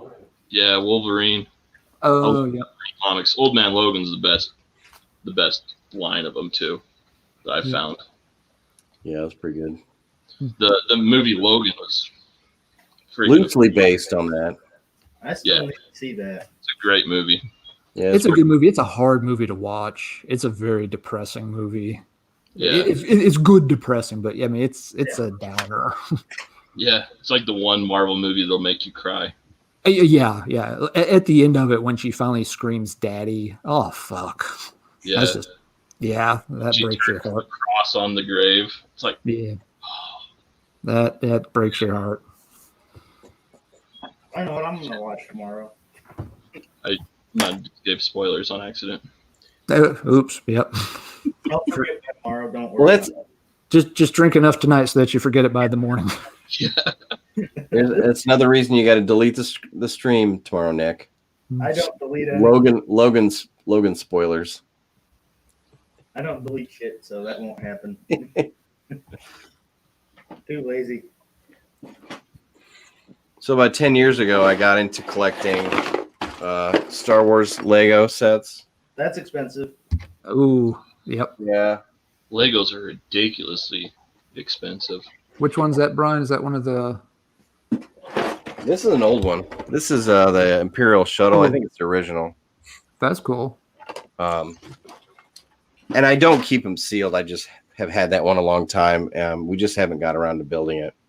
Mhm. But Yeah, I don't keep any of them sealed. I started hoarding them. Like, I'd see them at Target on clearance, and I'd buy a bunch, and then I would sell the little minifigures if I had extras, like on Amazon, and they'd sell pretty quick. Yep. To kind of help pay for the obsession. And now the kids have a Lego city in the next room, so it's all working out. But we just have a whole lot of them. I think I bought too many is the thing. I think my wife was right. She said, I don't think you need to buy that many. You kept doing it though. It'll be fine. What could possibly go wrong? I mean, that's probably the greatest kids toy ever made, the Lego. Yeah. Like, they're down here, like they've created this whole like school, and they make their own little figures, they mix and match, and everyone has a name and a background, and they know if the hair is wrong on one character, they know, and they'll be like, where's Nate's mohawk or whatever. Oh my god. And they're down here for hours together. Pretty amazing. Yeah. I spent hours with him with my brother growing up. Yeah. But there's always those pieces you'd fight over, the unique pieces. You'd want to build your creation, and he'd already have it, and you're like, fuck. That one special hinge or slope or. Yeah, you're like, I was going to build something. My whole thing I was going to build was based around that. You've already got it in your pile that you've pulled out. Like, fuck. Yeah, I stopped paying attention for 2 or 3 days to the Legos, and turned around my kid had taken apart all the Star Wars ones and used all the pieces to build Pokemon characters, and they were very good. He did a nice job on them, but just where did you get these pieces from? It's like, spaceship. Which spaceship? I don't know. Oh hell. It's okay. We know Dad kept the instructions. We did keep the instructions, and 2 days later, we got some of them put back together. I think I've built and rebuilt the Millennium Falcon about 7 times already. Yeah. We got the big box of extra parts now. So it's here, you build whatever you want out of these, but let's not take all 15 spaceships apart at the same time again. I remember. I'm not getting those 2 days of my life back. I remember in 6th grade, my friend Seth had 2 bedrooms. One was specifically for Legos, and the other was his bedroom. It was ridiculous. Hey, look who it is. What's up, guys? Hey, What's up, Rick? Hey, Rick. Is this a different setup? Yeah, where you at? This is my what you call work setup. My dreadful shed's on the other side of the room, and I'm peripherally here because work does not like for me to be showing the Grim Reaper all the time. Oh, I understand. Mm-hmm. That's understandable. How you guys doing? Pretty good. So I knew you were talking what's it, Pokemon cards and all kinds of things earlier. Yeah. So the topic came up. I ran into the room and I go, wait a minute. So because I just stumbled on this thing. Pokemon Metal? Is there a thing? Yeah, I got a binder. Oh, shit. She had her Pokemon phase. Yep. A little while there, and it's just hold on. Yeah. So. Oh yeah, there you go. All that good stuff. Is there anything of value in there, Rick? That Charmander right there. I don't know. That's Charmander rookie card right That's there. not a Charmander. I guess she would know. Are you? I don't. I have comic book cards in here too, like all the old Wizard stuff and. Oh yeah, I remember Wizard. Yeah. Oh yeah. Stuff from the 90s. I think I got here's a pretty cool Moon Knight. I think there's a Moon Knight show or something in the works. Yeah, I believe you're right. They always keep trying to bring Moon Knight back, but yeah. Yeah, my kid cracked this out of a pack a few weeks ago.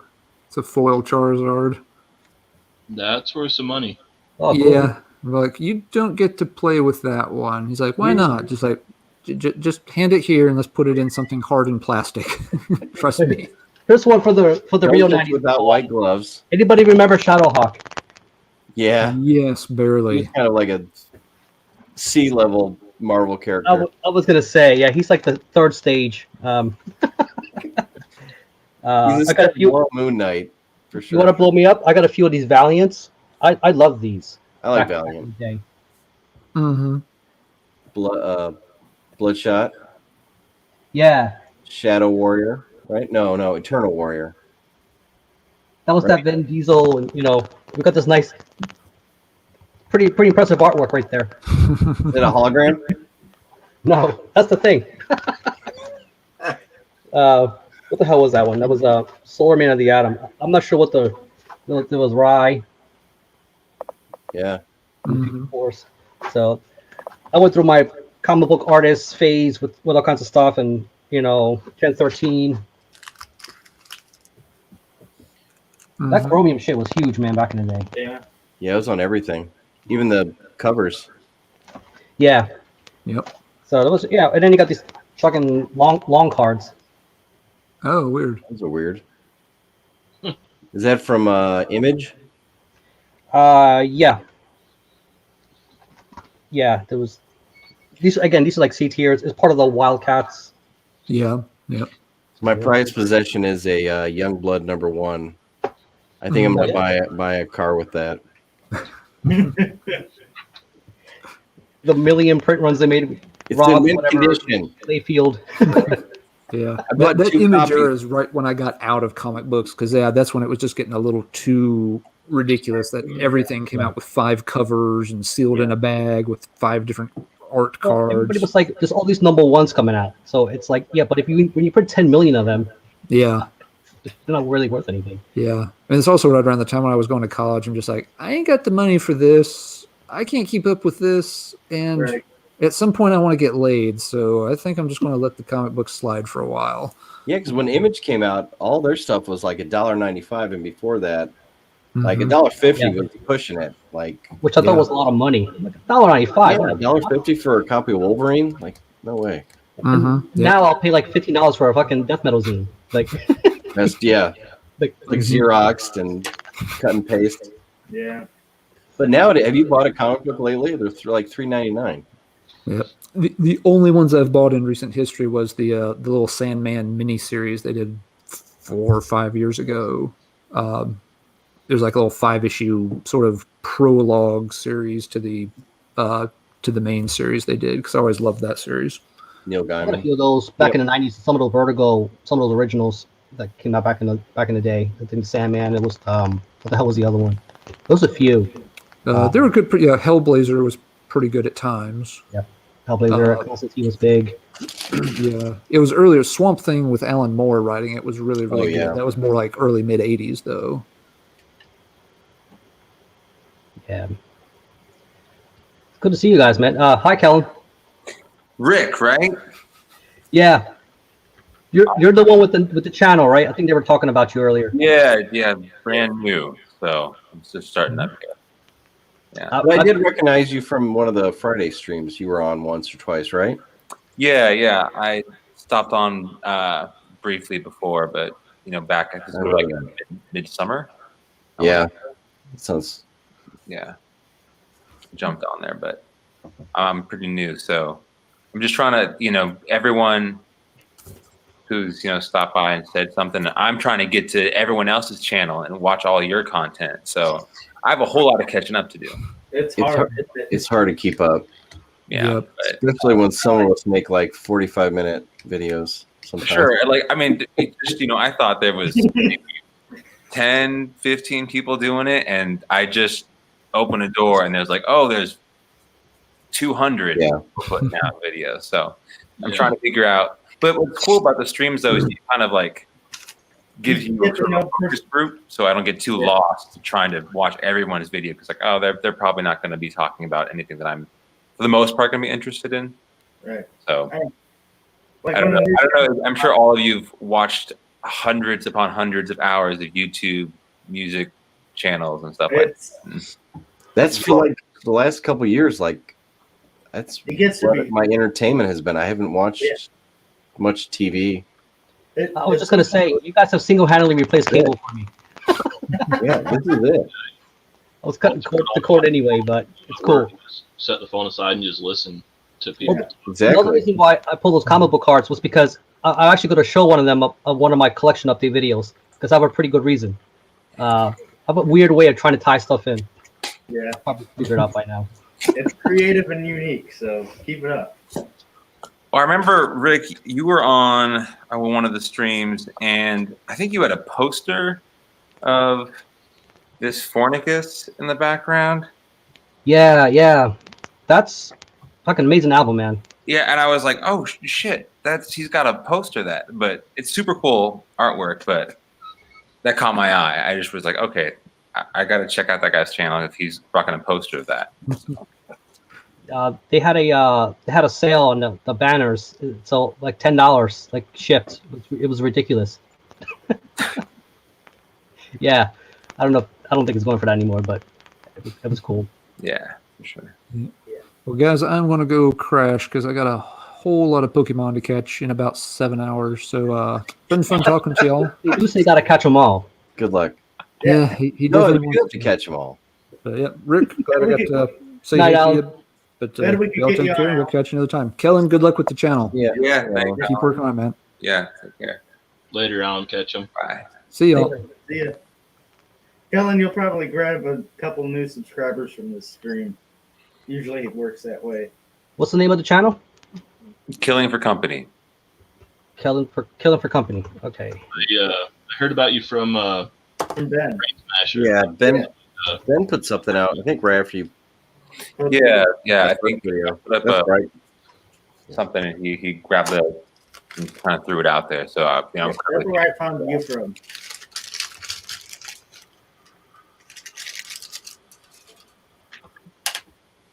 Oh, and did you in one of your videos, maybe it was the second one, you talked about a band called Khazad-dûm? Yeah, Khazad-dûm. Yeah. Khazad-dûm? Okay. Yeah. I checked that out. Yeah. Very good. Right up my alley. So I went and checked out Feminazgul. Yeah. That was super good too. I mean, I'm kind of, I don't know, I'm totally cool with like getting everyone's experience here. You know, did you feel when you first started your channel, you kind of had to just establish like a baseline as what people should expect? Or were you kind of had more adventurous projects set up from the get-go? Let's see, of the rest of us, I'm probably the newest. I've probably got, I don't know, 10 videos up. I've only been doing it like 6 or 7 weeks. And my focus has just been like collection updates. Like, this is what I've gotten in. This is what I've been listening to. I don't have any grand aspirations personally yet. That's probably the easiest. If you are actively buying stuff, it's probably the easiest route to go. And you probably, unless you're talking blind buys and can't really talk about it much, like some people, well, I just picked this up, I haven't listened to it yet. But some people, obviously, you're buying it because you know it, you love it, and all this stuff. And then there's people like me. Like I had a forethought to not just only do collection updates, so I'll do these like concepts. And you'll see it in my early videos where I just try to figure it out, but try to get something a little more different, just so that it's not like kind of repeating. Because I noticed that everybody was showing the same stuff. Right. Being cookie cutter doesn't really help. Well, I mean, everybody has their own terrible interpretation of what their album is like and their own kind of personality to go with it. So that's why I'm still interested to see what someone might interpret an album versus how somebody else might say it. But some people may say the same kind of things. So there's a bit of a universal agreement for certain kind of albums, but some other albums are way out there that it's really interesting to see what people would say about it.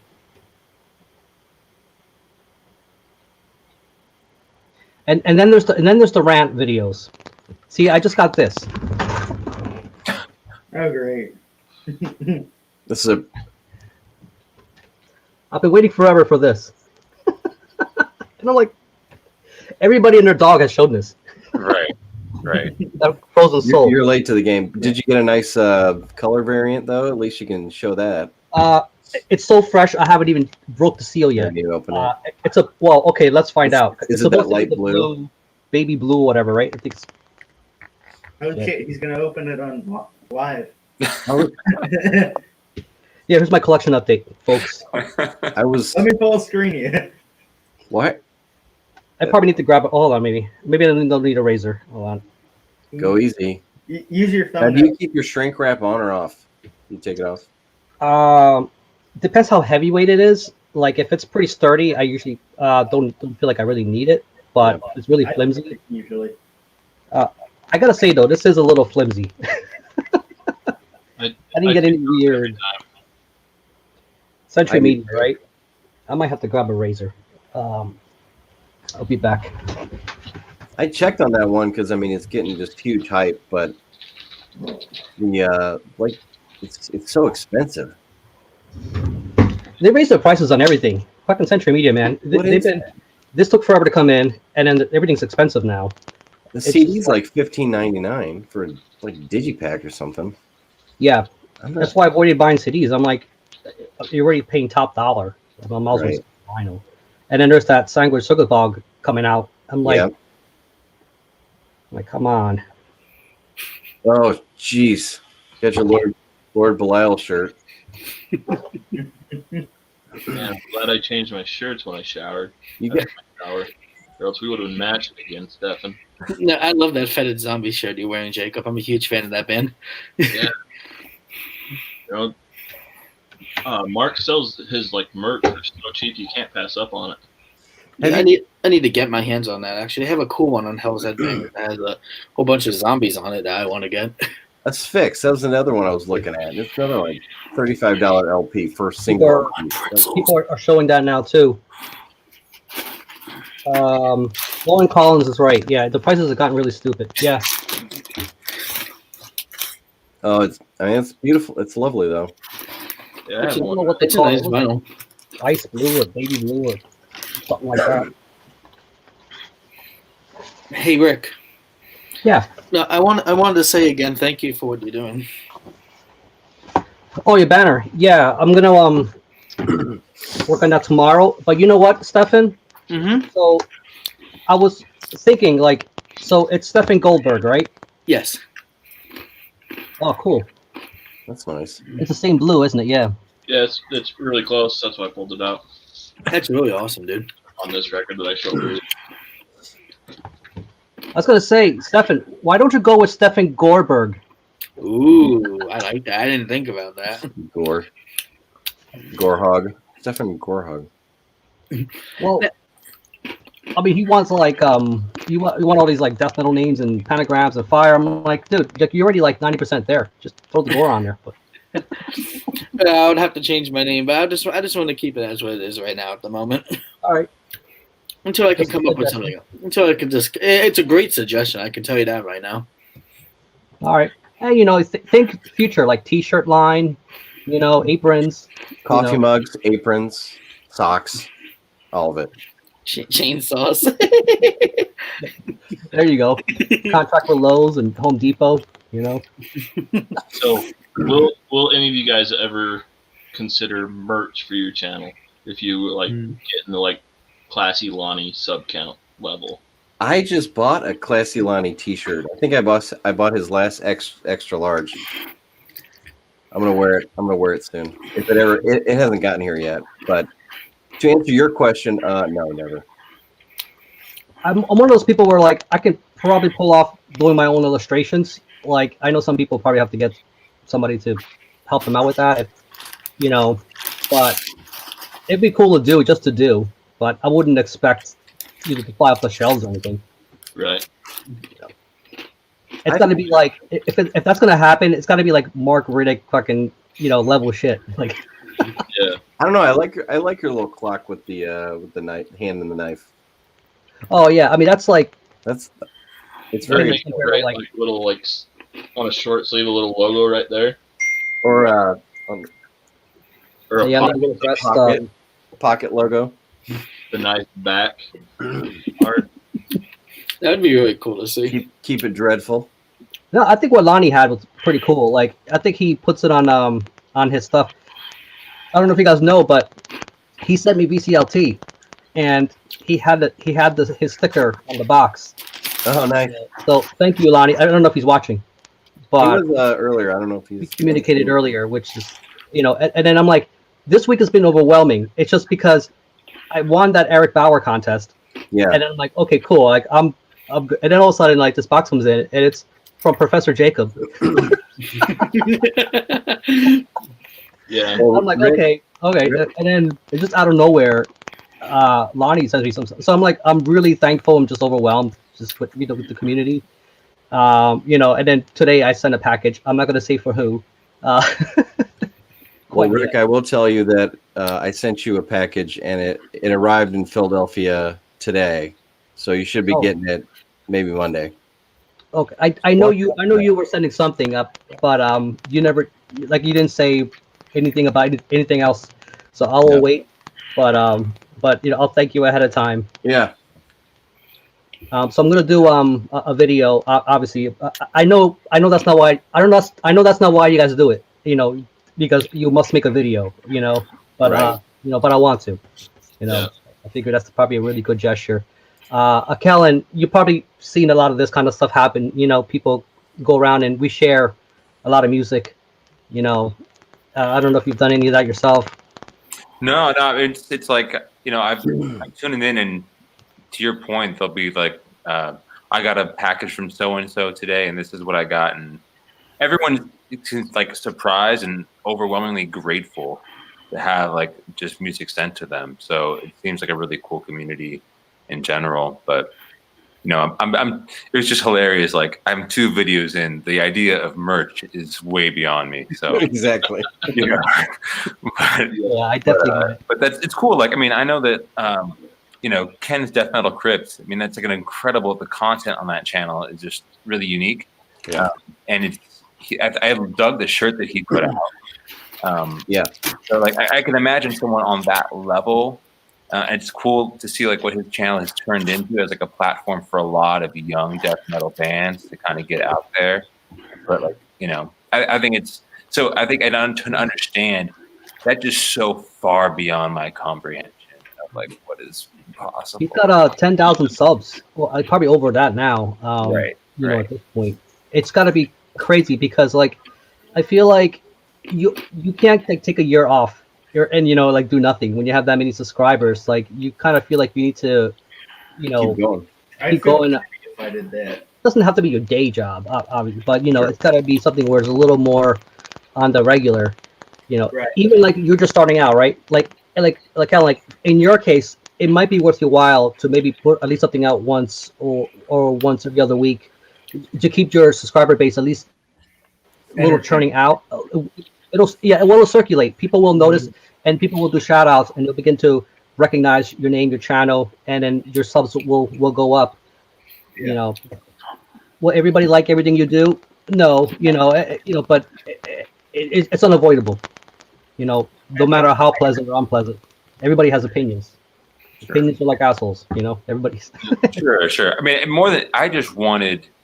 I'd come from having a radio show, and there you go. I did not have a conversation. It was completely one-sided. Yep. And so when I lost that, I felt like this absolute lack of sense of community. Like, COVID definitely emphasized that, right? Like, that kicked us to a whole new gear. But the online community here was like, okay, I can sit down for a little bit and people will talk about the records, and then I will listen to my own time and stuff. But it was super cool to realize this would be an opportunity to try to jump in and put myself out there. And having a little bit of a year of radio under my belt, like, I felt more comfortable putting myself out there. But everyone here was like putting out. You were all test subjects, right? Like, I could all study your work and be like, okay, this is how I do it.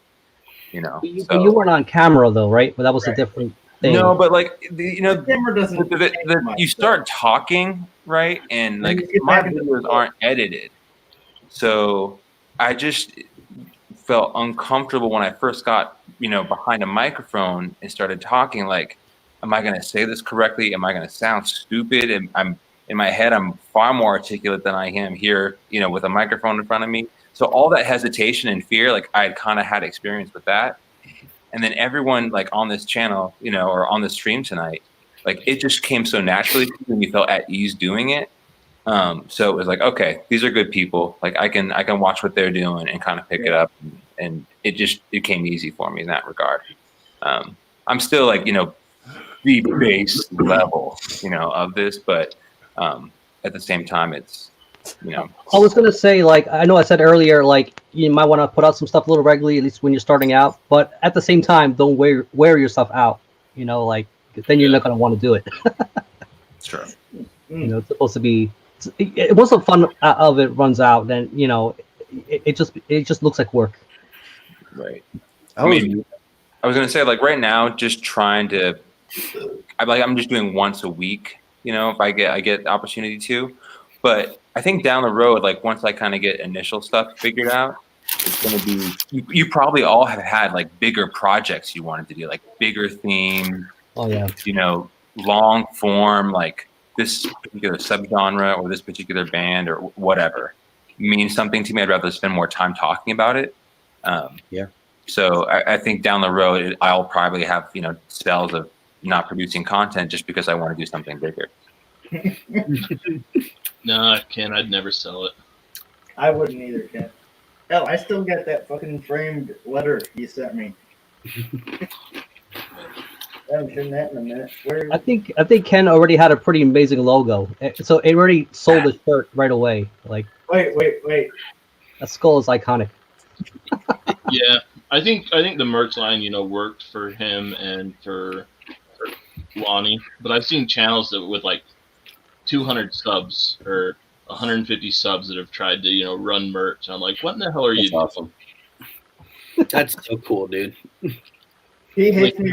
One shirt out of the 50 that you ordered. I already have mine on my wall already. Both of them, Ken. I have both of them on my wall already. I think I would. You want to show it even more, Ken? That's good fire starter. Listening to you.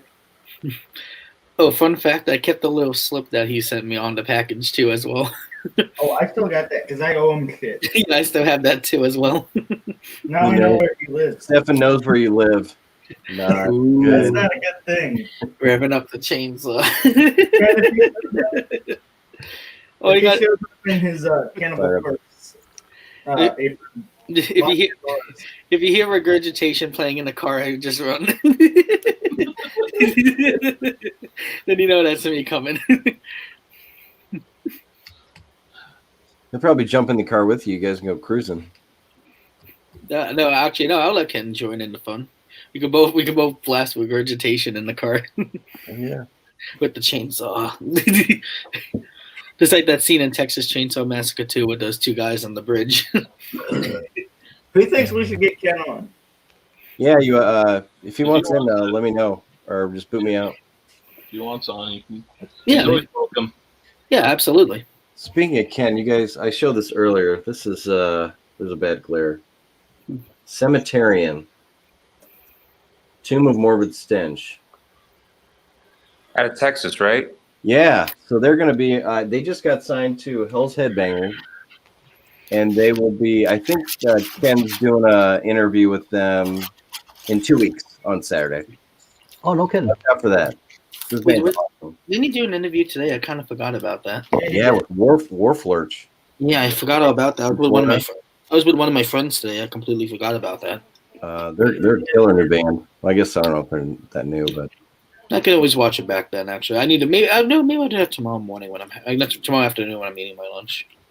Yeah, but definitely check right. Cemeterian. I think they're right up your alley. Oh, by the way, guys. Yep. By the way, guys, I just edited some new videos for myself. Ooh, hell yeah! When are they going up? As soon as possible as I can. I have another idea of what I'm gonna do, so expect that. Because I'm just waiting for one thing to come in the mail pretty soon, and I'm gonna do like a whole video about it. It's on a certain band I was listening to just this week. Is it Cannibal Corpse? No, it's not Cannibal Corpse. I wish it was, but no, it's not. It's not Cannibal. No, not Cannibal Corpse. It's one of those. I'm just gonna say it's a Buffalo death metal band from back in then. Okay, that narrows things down a whole lot. Baphomet. Oh, you just ruined it, man. Yes, you could have said no. I was going to say Baphomet, and if I know the band, then it's obvious. It's a death metal band that I know. Yeah, I'll tell you guys. Like I'll just tell you guys anyway, because I on Severed Records they're selling their I think like 2 demo vinyl. So since I just ordered that, I want to talk about that. Then the other one, Death in the Beginning, and then Dead Shall Inherit. So I want to get that all together into one video and just talk about it. We need to change Ken's mind like really fucking fast.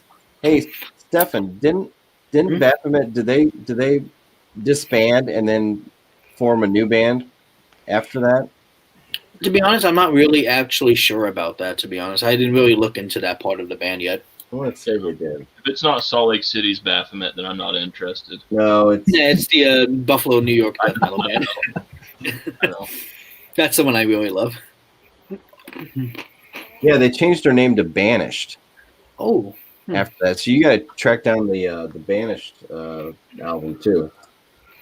They sound just like the Baphomet band. I might want to check it out. Yeah, they changed their name. So I think it's all the same members, and they put out an album called "Deliver Me Unto Pain" in 1993. Yep. Oh, yeah, I think I'll check that out. Actually, I haven't had a chance to see what that sounds like. I haven't either. I haven't checked it out, but I was just listening to "Death Is the Beginning," and it's a yay. Nice. Like I was listening to Death in the Beginning, and let's just say I find that way better than the Dead Shall Inherit. And it just had faster blast beats and way better vocal patterns. That's all I'm gonna say. It's just more up my alley for this one. I think the last time we had Ken on was that real that stream that got real weird. Yeah, that one. Mm-hmm. I gotta take this. Yeah, that was like one of the first ones I was on. When he got scared away. Yeah, that won't happen this time, probably. I didn't think anything scared Ken. If you scare Ken, you're fucking creepy. Yeah. That's true. Hey, Kellen. Just one thing. In my next video, I'm going to give you a shout out. I promise you. Because you need subscribers. All right. Well, thank you. Yeah, no problem. Yeah, I can do that. And you're always welcome on our streams. Hey, thank you. Yeah, anytime you want to be on our streams, just ask us and we'll let you on, man. Okay, sweet. Yeah. That's very kind of you. No, absolutely. These are always, it's a good way to spend a fucking Saturday evening when you got nothing else going on. And you can't go anywhere. Oh, yeah. It really is a community. You know, You've been going for 3 hours, and it doesn't feel like it. It's not like it's community. It's not really a clique. You know what I mean? Like everybody's welcome, and we can all expand on that and see what other people's interests are. Oh, okay. Yeah. With an asterisk. If you're that one dude and you know who we're talking about, then you're not welcome. Yeah, I don't know if you ever saw that stream come, but we had a guy come on and he was fucking weird as hell. Yeah. It's racist comments and stuff. He was a disgusting person. Nick thought it was a great idea to invite him on. To be fair, I was a bit drunk. When someone has the name of like Raper of a Thousand Souls, it's like, yeah, let's invite him on. He's got okay. I can understand why that would be bad. Bringer of apocalyptic nightmares. Well, I wasn't going to use it. Edgy. I'll use it. Ooh, real edgy. Nick's got him blocked. I don't mind the name. I mean, somebody wants to get all bestial or whatever, but I mean, until you meet the person, that's a whole different thing. Right. Here's the question, though: is it bestial or is it bestial? I heard it said both ways. Me too, and I don't know which one's right.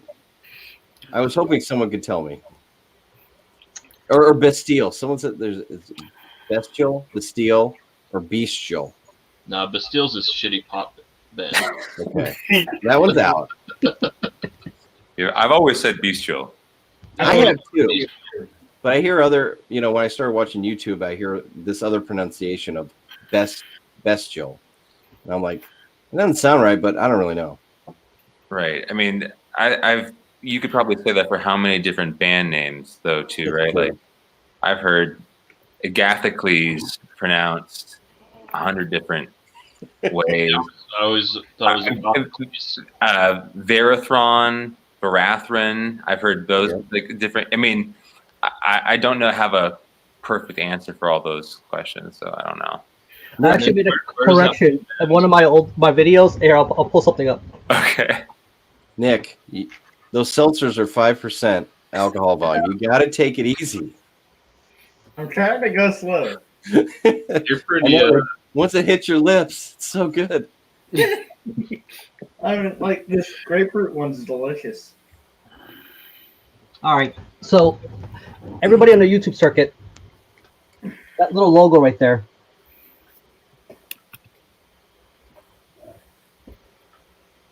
Hey, that's Decomposed, the funeral obsession. Yeah. Ooh, I like the cover. Killer EP. Oh shit. So, So people say MSUO, whatever. That's MSUO, fine. right. People say Misako Ojo. Ojo. And being Hispanic, it always like it's like nails on a chalkboard to me. I'm like Misako un ojo. Gringos. No, I couldn't help it. But I'm gonna make like a little tiny dent on this whole, what do you call it, this ocean of metal YouTubers. So take it as you will. Yeah. Marty says destruction pronounced it bestial. Okay. Yep. Steel. Best Steel sounds like it could be like a power metal band, or like Best Steel. Best Steel. But let's not go there. Did you say porno, Nick? I said we're a gay porno. Let's not go there. I missed it. Boy ain't right. Oh boy, ain't right.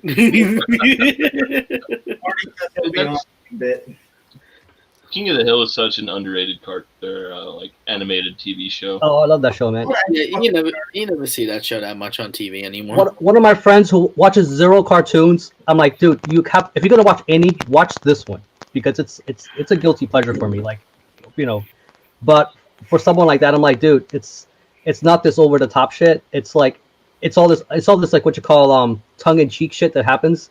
You gotta look out for it. Some of it's pretty blatant, but yeah. That's what I keep recommending. Hey, Dad. Bubba, you go back into your room and you think about what you done. But, Dad, things go now, Bubba.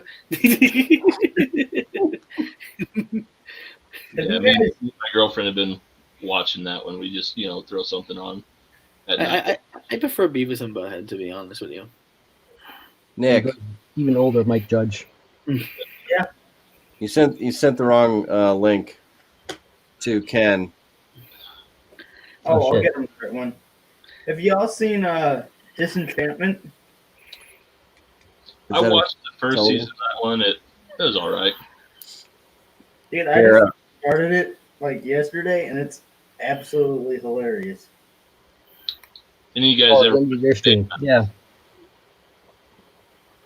Yeah, that's because I think I hosted that one, and there was like a million of us. That was a lot of people. Are you keeping your subscription, Rick? Yeah, I think I have it active for like a year. I have it locked in for like that $10 a month or whatever. So I'm like, all right. I mean, yeah, I thought you'd mentioned $10, so I went and I was gonna, It was a Black Friday. It was like you only had like that weekend. 20. I'm like, I don't think I could justify 20 on it. The only other reason I decided to go with this because I could probably do like a collaboration videos, so that'd be a cool thing to try. So hopefully soon enough.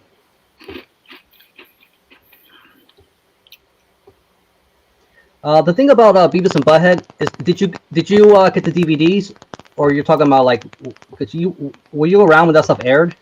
Like, No, well, the thing is, like, I actually own like all the DVDs. I have like the 3 Mike Judge collections, is a big box set of Beavis and Butthead, the movie, and some other mini episodes, and the season that came out in 2011, actually. Beavis, you butt munch. They took out the music video segments though, right?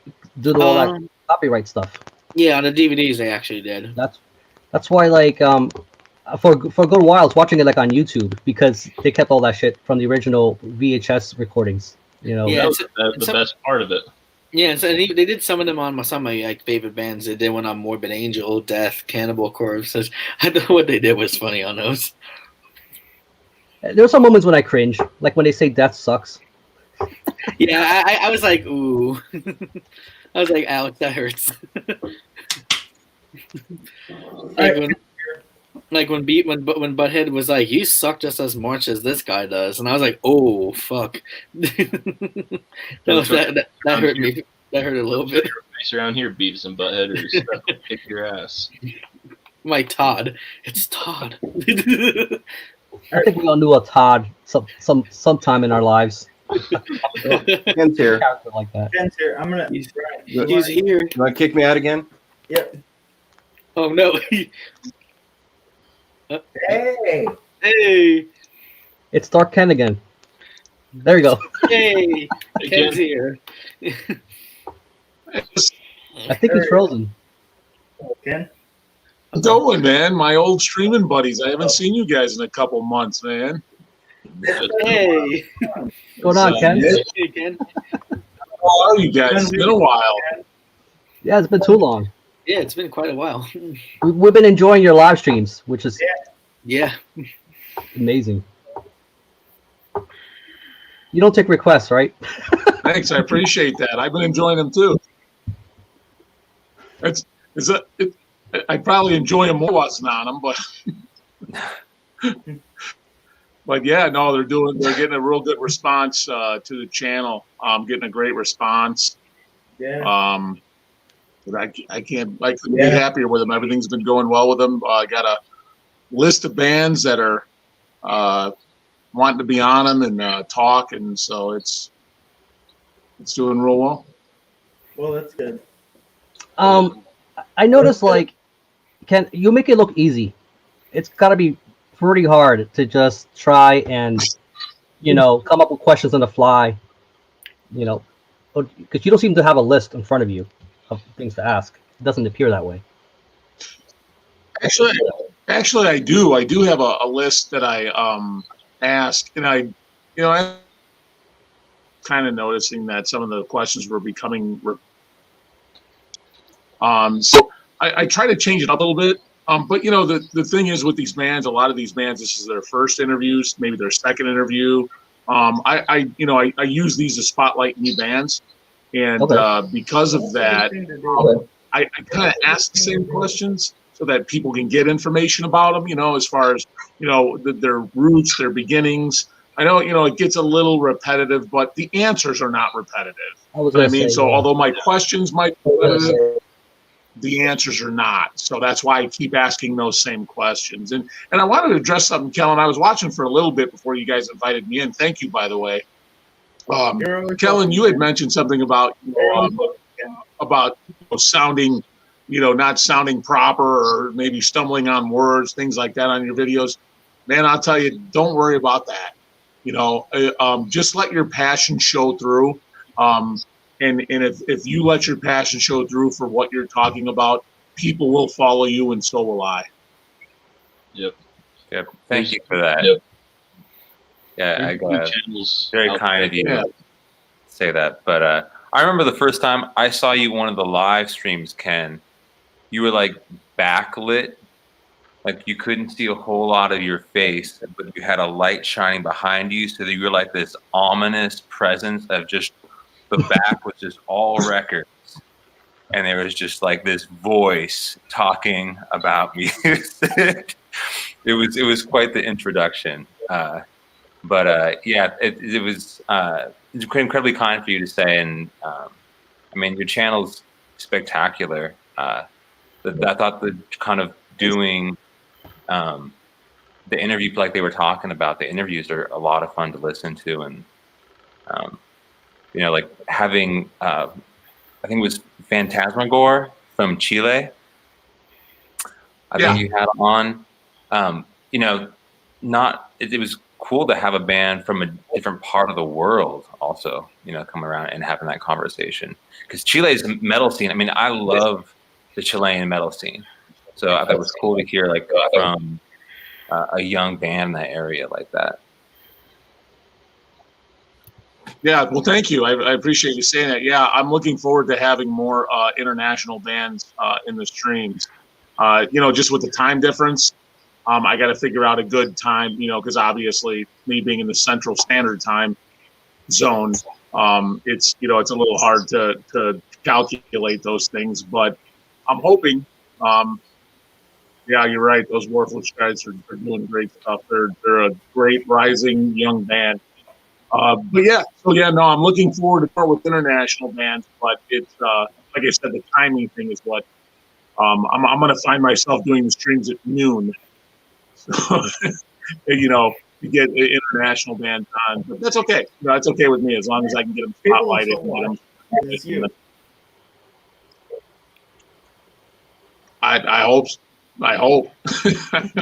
The response to the channel is it's been phenomenal. It's been I'll be honest with you, it's been a lot more work. And I do this as for passion. So it does take up time. I have been getting in a lot of packages from bands and labels. The things I talk about on the channel, all the way from the very first one till now, everything I've talked about has been things that I've gotten in free from labels and bands that wanted spotlighted on the channel. Nick, I did not anticipate that happening.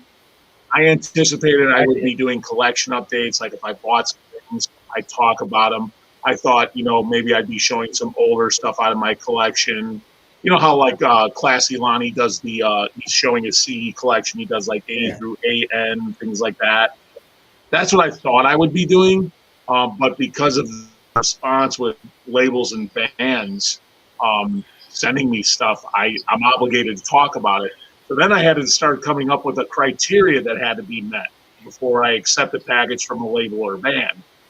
So I actually had to come up with a criteria. And that criteria has to be met before I can speak on any contents that is sent to me. So I almost get into a legal binding. So you guys can imagine things get, when you, it does. You wouldn't think about it, but it starts to get a little technical when you start accepting things from people and they want you to expose it to the viewership. So be prepared, because all of you guys' channels, I'm sure, is going to get there, and be prepared for that. You guys have to have a safety net to protect yourselves, and then you want to protect the bands as well and the labels that are sending you stuff. So it's a fun journey. Yeah. Uh-oh. Not sure I want that to happen quite yet. Did you ever like? You guys, I want to talk to you guys. Oh, I'm sorry. Someone want to go? Okay, I was going to say. You guys, you know what? I'm gonna grab my laptop. You're having some audio. I'm gonna grab my. Hold that question, Alex. I want to hear your question. Let me. I'm gonna log, because I'm getting a lot of lag. And I think it's because of this stupid new camera I got. Are you guys getting lag too? Yeah. Yeah, we're getting some audio issues. Yeah, you're breaking up. And some lag. From me? You're frozen right now. Yeah. All right. Yeah. You know what? Let me go. I'm gonna grab my laptop. I'll be back in a minute. Okay. Sure. Damn it! It's good having him back. Oh yeah. Been too long since we got Dr. Ken. I remember thinking back, like in the summer, like he made it pretty fun. He was on our streams almost weekly over the summer. But but like he said, yeah, I think growing your channel introduces some other layer of elements that it's really hard to foresee. But that thing with bands and getting involved with any kind of legality stuff, that's something you think of when you dive into this. I'll be right back, guys. I'm gonna go grab myself a drink. Sweet. All right. What you drinking, Stefan? Right now I have nothing. Actually, I'm not drinking anything right now at the moment, but I have no idea what I want. Something with twisted, something with tea. Yeah, twisted tea. And knockout juice. Oh, Bud Light. I never had those before, to be honest with you. They're all right. I want to try them, actually. My local Stop and Shop here actually has them. Have you had anything sent to you, Rick, that like a label or band has requested you to review? And I'll be right back. No, I'm not anywhere near that caliber yet. So it's just amongst friends. What happened to Ken? Right. He's grabbing his laptop. I mean, I've had like conversations with bands, especially smaller bands that like I know, because part of when I was doing the radio show was highlighting unsigned local talent, right? So that have like, hey, I know your album's coming out. I'm going to talk about it. I have a new platform, but there's been no sort of like obviously any legal conversation there. It's not like a label sending it. There's no contract or because if you've been in through journalism, and trying to have some sort of objectivity surrounding whatever you're talking about, like I don't know if anyone on the channel here the stream here has had that conversation at all with labels or artists, or I think the line's kind of blurred too, because like what kind of label is it? Like a little small shop? If it's something with the size of Century Media, like that's like a huge factor. And then like if you're like a small band just starting out, I mean, you want people to talk about your stuff. I mean, obviously they're not caring too much about how you say it, but as you start to build tours and all kinds of expenses around you and things like that, and promotions, like you're probably gonna be a little more wary about that. But with us, like we're just 2-bit YouTube channels in comparison to like these giant channels, like or channels that are like Banger TV. They're probably in the thousands, right. Which probably a little more careful about that kind of stuff. But I think because of that, they're a little more vanilla. Right. Whereas we can kind of speak our minds a little more. I enjoy that freedom. Right. Yeah. How's that? Is that better? Yeah. Yeah. I think man, I spent all kinds of money on a new freaking camera and everything. I think what it is, it's too good for my machine. It's like too good, and my machine can't keep up, and it's lagging the F. And now I think I just figured out why I was getting lag in the last couple of streams. God damn it. Well, I mean, the camera you're using now looks great. Yeah, this is my laptop, and this thing's a piece of crap laptop. But it's because I think it's this new video camera I got. It's too good. It's too fast for my PC and because I got an older PC. You know what? I need to upgrade some technology around here. But anyways, how the hell are you guys? You probably have that frame rate set to like 1,000, and it's like Sonic the Hedgehog, can't keep up. I think that's what it is. I think it's too fast for the machine. Maybe that's what I should do. That's a good point. Maybe I should try and anyways.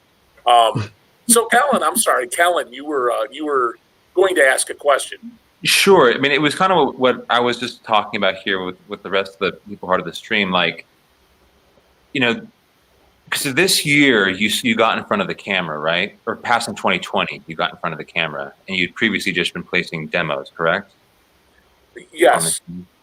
So, that transition, like it was a passion project from the get-go, right? And now you've had an opportunity to sort of branch out, which has been like really good for the content on the channel. It's brought new bands to the forefront. Have you ever had a moment where now legal sort of responsibility comes in? You have tons of material. Some of it maybe you had no idea was out there. It's coming in. Like you mentioned, I know a couple of videos, how you're going to scale back how many you're putting out to kind of give yourself a break. Like, I mean, is it got to the point where you kind of have to make a decision like, okay, I only want to go so far with this before, it becomes too much of an emotional challenge for me to do something that started off posting demos for bands that I loved, that no one heard of. Like, I mean, no, that's a good question. It's a fair question. Yeah, yes. It's yeah. There came a certain point where, like I was saying before about when I started getting things in from labels and bands,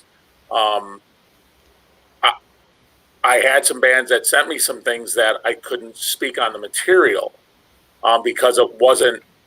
I didn't feel that it was proper content for the channel.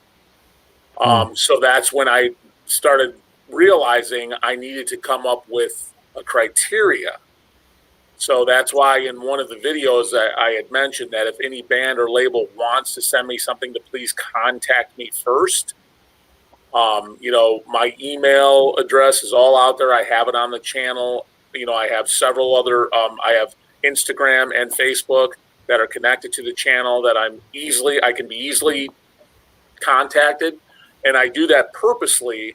And I know some people think that's a bad thing. No, it's actually, for me, it's a good thing, so that people can contact me easily so that I can give them that criteria. And if the criteria is not met, then obviously I don't accept the package. And I tell them, you sending me a package is like, it's not going to get on the channel at that point. So if the criteria is met, I then accept the package. I will send them my address where they can send the package to. And once I receive the package, I am then obligated to speak on it in an upcoming video, so it's exposed to the viewership of the channel. So it kind of does touch in the realms of legality. I'll be honest with you, because you have an obligation at that point. And in some states, a handshake and a yes is the same as a signature on a contract. So it does become a bit binding. So you gotta tread waters real carefully, guys. I'm learning so much about things with YouTube, with having this channel. And you guys, I'm telling you, I never thought in a million years when I started this channel, I thought I was I was going to be uploading demos and EPs, and I thought I'd have a few people maybe get on and talk about them or a couple buddies or something. Then I delete the channel after about a year of nobody caring. And I had no idea it was going to bring me to this point with this channel. So it's it does. So Kellen, to answer your question, there are some avenues you have to take, and there are some avenues, there are some roadblocks that must be met. And it can get into the realm of legalities for sure. I think the climate has changed too. Like the audience has grown, so there's people are just hungry for that content. I don't know if it's a good thing or a bad thing. So, I don't know if people foresaw that coming. So kind of in the same like realm, Ken. I know you give your honest opinions on the stuff that people send you. Has anybody ever gotten upset about your honest opinion? Have you had that happen yet? Oh boy, have I. Yes, Jake. Like that you didn't jerk them off when you're giving the review. Did they get upset about that? Exactly. That's well said. Yes, I have. It has come up that I didn't. Why didn't I push it like I pushed some other things? And I just explained to them that I give an honest opinion. I listen to it. And I don't know if you guys do watch the videos, you may have heard me say that I listen to anything I get in. I listen to a minimum of 3 times, sometimes 4 and 5 and 6 times. I get very immersed in the music that I get sent. I have to, so that I can give that honest opinion. That's another thing, Kellen, is that you have to put in a lot of time. This takes up a lot of time, and I have to, because I don't want to miss something, and I want to give it now again, my ears are, it's like a fingerprint, right? Our ears are like fingerprints. Jake's going to hear something different than I hear it. Stefan, Callan, you guys are all going to hear things we're all going to hear the same thing differently. Absolutely. You may hear a different influence in a band than I hear. You may hear a different ambience than I hear. You may hear a different atmosphere than I hear, you know. So with that said, I have to listen to it more than once, at least 3, 4, 5, 6 times. And then I give my honest opinion. And again, what I try to explain to people, these are opinions. We are all entitled to an opinion. Everyone is entitled to an opinion. And, you know, it doesn't, we don't, and you know, this country is so great. We don't have to agree with one another's opinions. That's okay. It's okay that we don't like the same things. It's okay that we don't agree with things. We can still be friends, and that's okay. And but yes, Jake, I have gotten to a point with some bands where I give my honest opinion, what my ears hear, and they weren't happy with what I heard, and I'm not going to apologize for that. And that's how I explain it. So I'm not going to tell you I'm sorry. That's what I heard, and if you don't like it, then don't send me anything again, and you know, don't support this channel. And that's where I leave it. Because I'll be honest with you guys. You know, as you guys' channels grow, you are going to get people that don't like it. There are going to be people that don't like it, and there are going to be people that try to feed you negativity. And all I can tell you is block it. Just block it out. Tell them to go piss up a rope and block it out, man. And just, again, show your passion. Show your passion, and people will follow you, and so will I. Well said. Absolutely. And you guys, I'm not a YouTuber expert here. You know, these are, again, my opinions. I'm not an expert on YouTube. I have no idea what I'm doing. So it's, you know, these are just, again, my opinions. I don't know. You're pretty good uploading those demos. That's easy. That's all I had to do anymore. Well, I mean, you still have to do the work of, you know, digitizing it and all this stuff, you know, like, I guess, you know, but that's fun, you know, especially if you have the stuff available and, you know, it's going to be an audience, it's going to be kind of archived and people, you know, can discover it. You know, that's probably why you started doing this, you know, to kind of expose the stuff that people have been missing out on. It is so great getting the attention of the young, especially the younger generation. The weird thing is, I'll be honest with you, you know, like Kellen pointed out, I started the channel with old school death metal. I thought my audience would be people my age. You know, I honestly thought that the audience would be people my age gravitating towards the older stuff. But lo and behold, it is. That's a good. That was a good demo. I'm finding that it's the younger generation, the people that are half my age, you know, like Stefan's age, that are the ones that are I'm seeing, you know, cultivating and gathering to the channel, into what, you know, those old school demos I'm posting, and that amazed me. That threw me for a loop, because I didn't think that's what would happen. But it's the younger generation that has embraced the channel probably more than my generation. I'm not saying people my age haven't, but I think that the biggest chunk of my audience, I shouldn't say of the channel audience, because they're not there to see me, they're there to see the content. But the biggest audience, the biggest chunk of the audience are people between the ages of 25 and 30. Mm-hmm. Is that, Stefan, I'm guessing you're in your 20s, right? Yes, I'm 26. Okay. Yeah. So I'm just like, so between the two, I mean, Ken, here's a question, I guess, to everyone. I don't know when, like, how old everyone is, but like, looking at the history of death metal, I guess if you had put out your demos, like in the early years of YouTube, like 2004 or 5, when like the death metal scene was very different, like, do you think you would have had the response that you have now? You know what I mean? Like, I think, you know, like the death metal scene is totally different, you know, from when I first started listening to it, was around that time period. Like, I think the sound was, you know, a kind of a different world. So do you think that is just like a perfect sort of collision of, Stefan's generation? I mean, I don't know what you first started listening to, Stefan, when it came to death metal. Like, what was your I entrance? think you went right to death metal. You know what I mean? Like, I think it's a crazy time for it. Cannibal and Corpse. Actually, yes, that was actually Nick. That was. He had no stepping stone, like and Corpse. Yeah, there was no like Different bands. Let me start with Britney Spears, and they kind of worked my way. Okay.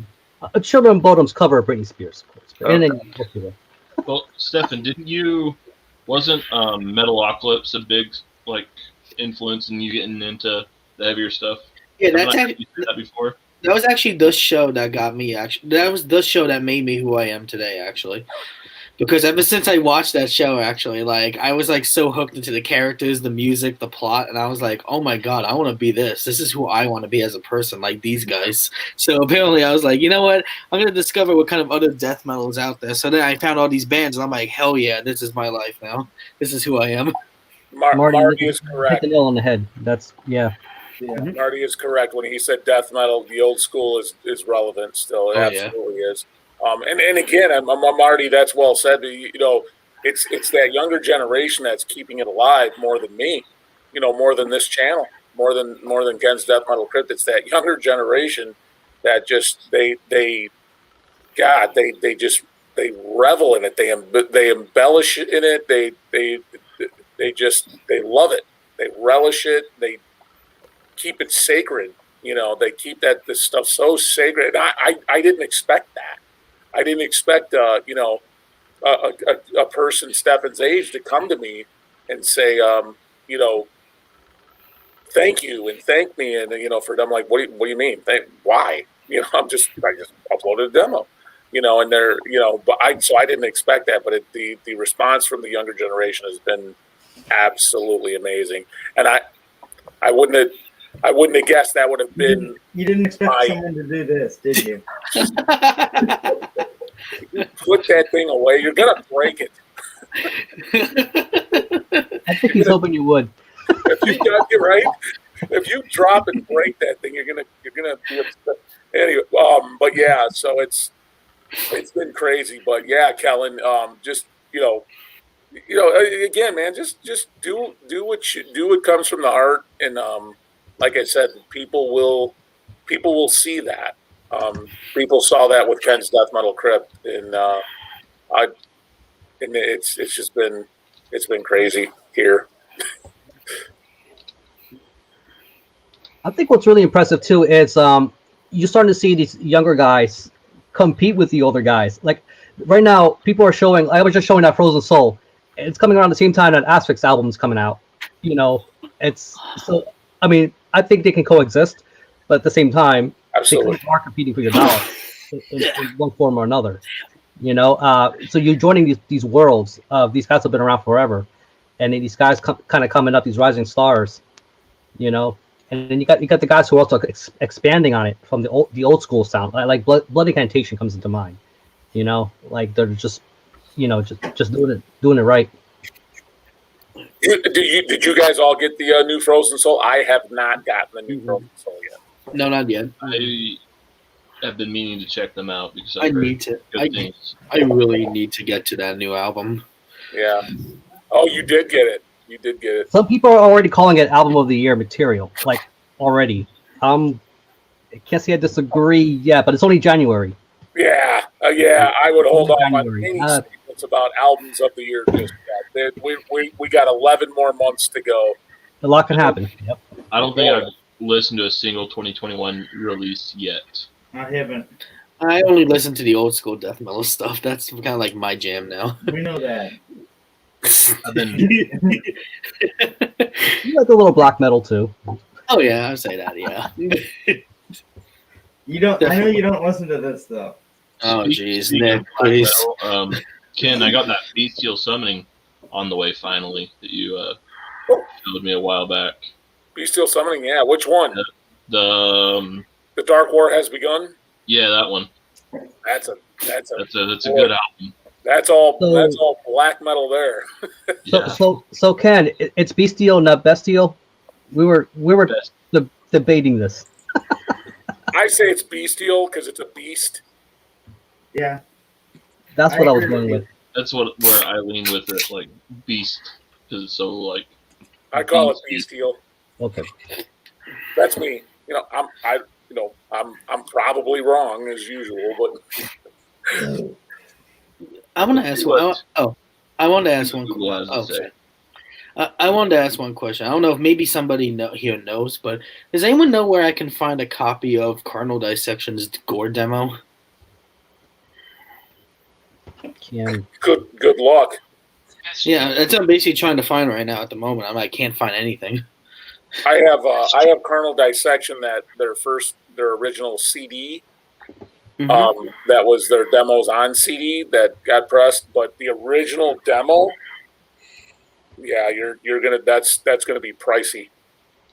Like, because I remember CDN Records just republished it and then they sold out of it, and I was just thinking if there was like. Oh, you mean the repress? Oh, the repress. Yeah, I'm not sure, but I thought you meant the original copy. Oh, no. That's going to cost you. No, I was just looking for like a repress of it. 'Cause I know CDN Records had it once and they sold out, so I'm looking if anyone has like it anywhere being sold or anything. Because I'm like really looking for it. You know where I go, Stefan? I go to Discogs. Oh, okay. Because like I also checked Discogs as well, but I don't know if anyone was selling I'm it. looking for something. I typically go to Discogs, and if I can, because Discogs you can haggle with people. You don't have to pay the price they're asking. You can what I do is I ask them to send pictures, and any imperfection I point out, and then I lower the price. Oh, nice. Because I'm gonna think. That's how you do it. I did see they had it on eBay, like the CD with all the demos, but it was like almost close to $200, and I don't know if I want to pay $200 for like a CD. That's what I have. That's the CD I'm talking about. That's $200. Yeah, I saw someone selling it on eBay for close to $190. Good Lord! I was like, geez, I'm not paying like $200 just for a CD that looked like it was like repressed and everything. Brian says check Transcending Records. It looks like they have a CD reissue. Oh, okay. If they do, I'll check that out because I already have like a card I can use to buy that. So I'm looking for that so badly. I'm like, that's a lot of cake for a CD, man. Which CD is it? It's like a compilation of like all their demos. Yeah, and it's Carnal Dissection. I have it. It's Carnal Dissections. Look a year's worth of ramen noodles right there. That's true. Down here. So Google says it's bestial. Bestial. Bestial. What does Webster say? Google. See, it'll even pronounce it for you. Bestial. That's because whoever's pronouncing that's wrong. You're wrong. It's from some other part of the world. I agree. It should be bestial. Bestial. Yep. Yeah, that's the CD. That's the one I saw that was on eBay. Yeah, and this is $200 now. Yeah, it was being sold on for like $190. I mean, Christmas? Are you kidding me? It doesn't even have a foldout. It's one card. Oh, really? Oh, I don't have like a booklet, like flyers and stuff about the band. Zero. Wow, what a way to sell a CD. It's on Severed Records. Oh yeah, actually, no, that's what I saw it. I thought maybe Severed Records would have a copy of that, but no. Wow, that's worth $200. Mm-hmm. Wow, I was surprised myself. Crazy. Somebody should rob this place. Don't say that. Stefan might do it. If you hear regurgitation from a car, you know I'm on my way.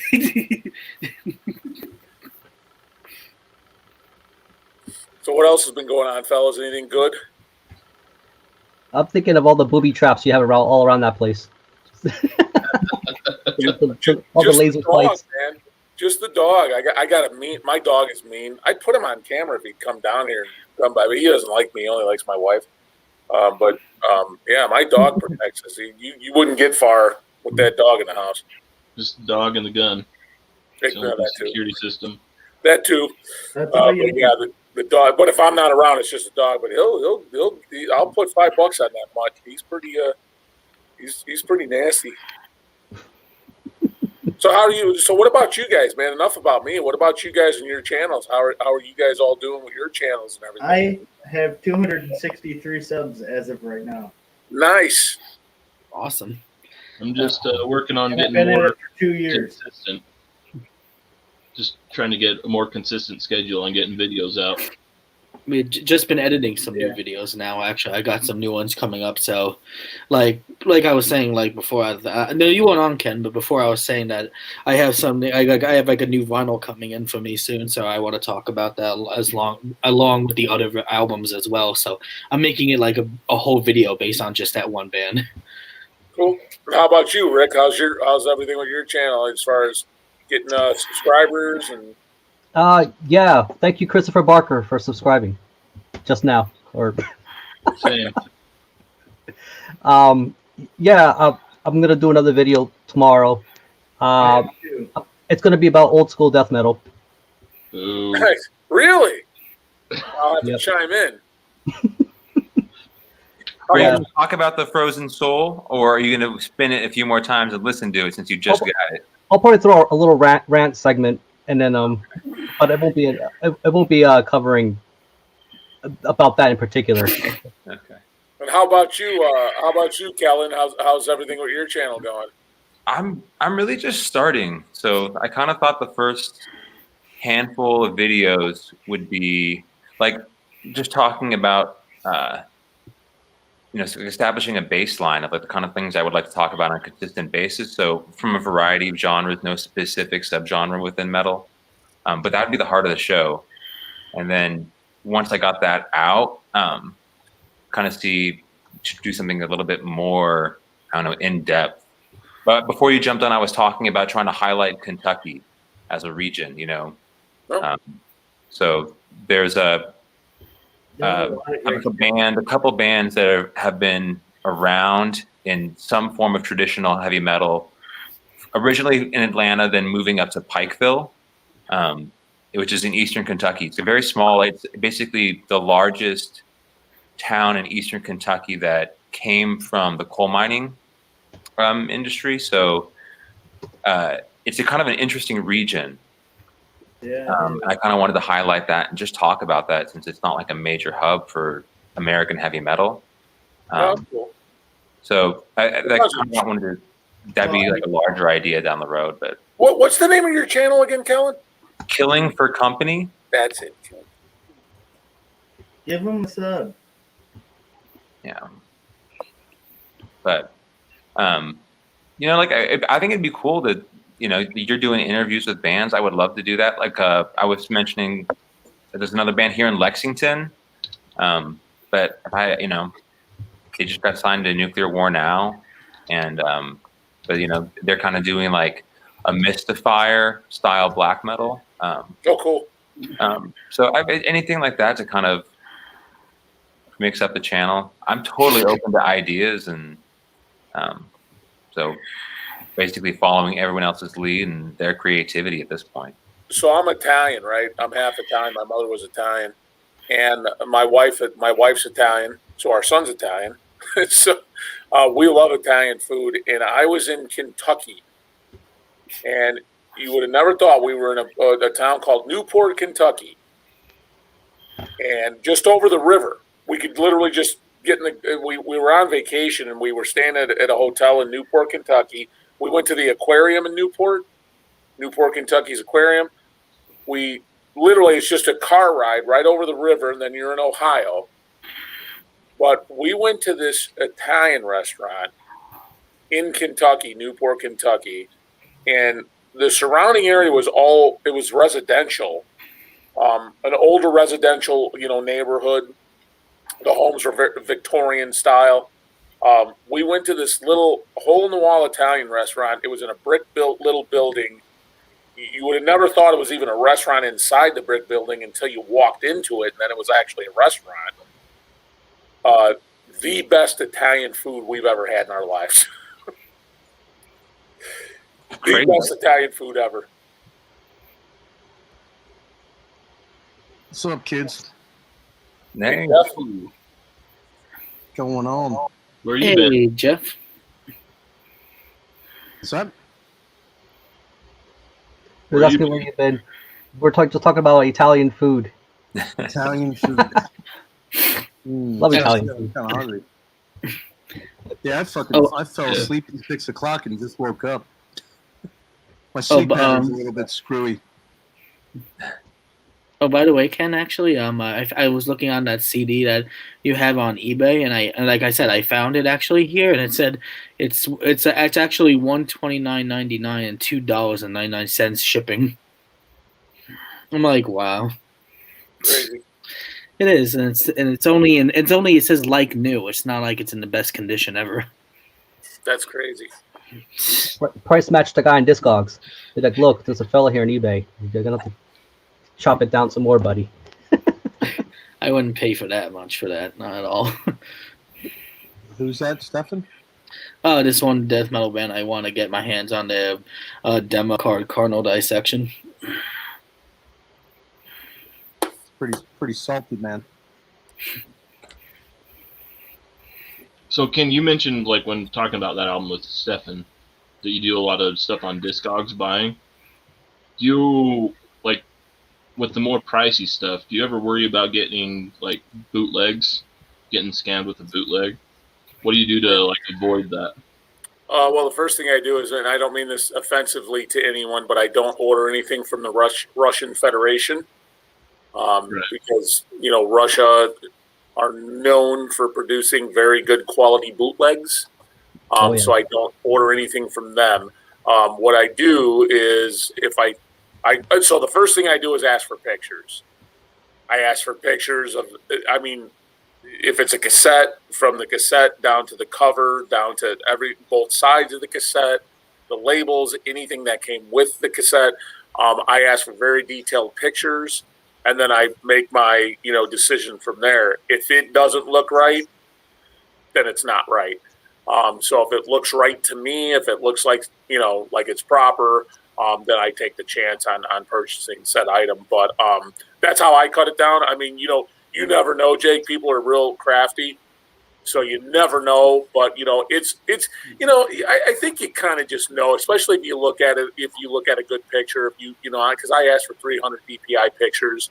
I asked for high def pictures. So I kind of have a sense with collecting for so many years, I kind of have a sense of what's proper and what's not. And if I don't think it looks right, I don't buy it. But for the most, but that's at least what I do is just ask for pictures, ask for very detailed pictures, ask the person how they acquired it, ask if they're the original owner, ask if they purchased it from somebody else, and if they did, can they get you in contact with them? That's the things you want to do to make sure your stuff's authentic. Nate hit a good point too. That if the price is too good, it's probably a boot. Right. Yeah. Right. Yeah. Absolutely. People know that metal's collectible now. Metal is highly collectible. Back in 1999 and 2000, you could have bought a lot of the stuff I have here for under $10. Today, like Stefan just said, that CD 20 years ago was probably $10. Today it's 200. So yeah, it's for sure. But just that's what I do. Just ask for a lot of pictures. Ask if they're the original owners, and then if not, check with the original owners if you can. But those are the things I do to make sure the stuff's authentic. Especially if a lot of that stuff was not done on like Pro Tape. It's like on those Memorex tapes, and what. Yeah. It makes it even trickier. Yeah, it's hard. It's hard to know. Really homebrew. You gotta do your homework on it. You got to do your research, and you got to know. And then the thing is, do a little history check on that particular seller. Find out what their score is. Find out what contact other people that have bought from them before, and ask them how happy they are, or if they think their stuff's legit. That's the only thing you really do. Their sales history too. If they sold that same demo 100 times, you're like, it's a fucking bootleg. Absolutely. They mass produced it from the garage. I didn't know you could look at that kind of stuff, like their sales history and stuff. On Discogs, you can absolutely. That's why I use it, because like Rick just said, like Rick just pointed out, there's some tools that you can use on Discogs, especially with the sales history and things like that, and then do your own homework, and between those two things, you could pretty much you might be able to figure out if it's a proper release or you're getting scammed. But those are the things I do. But luckily I've never had any issues. I've bought a few demos in the last year. I'd say last year I probably bought 4 or 5 actual demos from the 90s that were a little exuberant. But I got the pictures and they were legit. They were legit freaking releases. So I did bring those in. Right on. Yeah, they're trying to pass off as the real thing, but then you have those that are like reissues, and they make them kind of cute. Like they'll just throw their little logo or whatever, but they're not trying to pass it off as the genuine demo. I think it's clearly reissued, but it's trying to appear like it's the original demo. Those I find those kind of amusing. Yeah, there's some stuff from like Dark Tranquility that I eventually want to get, but before I dive in and buy it, I want to make sure that I know. Oh yeah, that's right, man. I got the first one on CD, man. The original CD. I should send you that. I'm not partial to it. I should send it to you. You'd probably get more use out of it than I would. Yeah, I'll trade you for it. I got some stuff that you might like that I'll trade you for it. Yeah, I'll send it to you. Yeah. I'll send it to you for sure, man. I'll send you Dark. Yeah, I got the original on CD. I'll send that to you. Yeah, for sure. I'm getting so much stuff in, you guys. So I do a list. And, I have an Excel spreadsheet, and whenever I add something new, I put it on the list. And what I do is for the year, I do a new tab for that year's editions. So in 2019, I ended up getting in 174 new items in the crypt. So 2020 rolled around, and when I started doing the channel with, speaking on stuff, 396 new items came in last year. I'm like, you got to be kidding. I mean, it got to a point where there was so much stuff laying around here. I couldn't get it on the shelves quick enough, but it was crazy. Last year was crazy. 2020 was a crazy year in all aspects. There's another dark side to it. It's having to manage all that stuff. Like I'm sure you have to catalog and database all this, and yes, sir. Not to mention talk about it. Even if it's just a passion project, like you're just trying to keep it small and minimal, like it still takes quite a bit of time. Like it does. The channel is definitely where it's at today is definitely taken up. It takes up time for sure. I can't lie about that. I still say I get too much credit for doing this just because it's just a YouTube channel, whatever. But I think I get way too much credit for people thanking me and stuff. But it does take time. It does. I have to at least give that that it does take some time away. You have to when you have to listen to these things that I'm getting in, and then I have to talk about them and make videos. Like I said, as Kellen was talking about earlier, there comes a point of obligation, almost legalities, contracts, that have to be met because you accepted a package and you got to deal with that. With the amount of subscribers you have, it's like they know there's a certain amount of people that they're expected to watch whatever you have to present. So they're taking that into account. There's going to be an audience. Yeah, it's I was looking.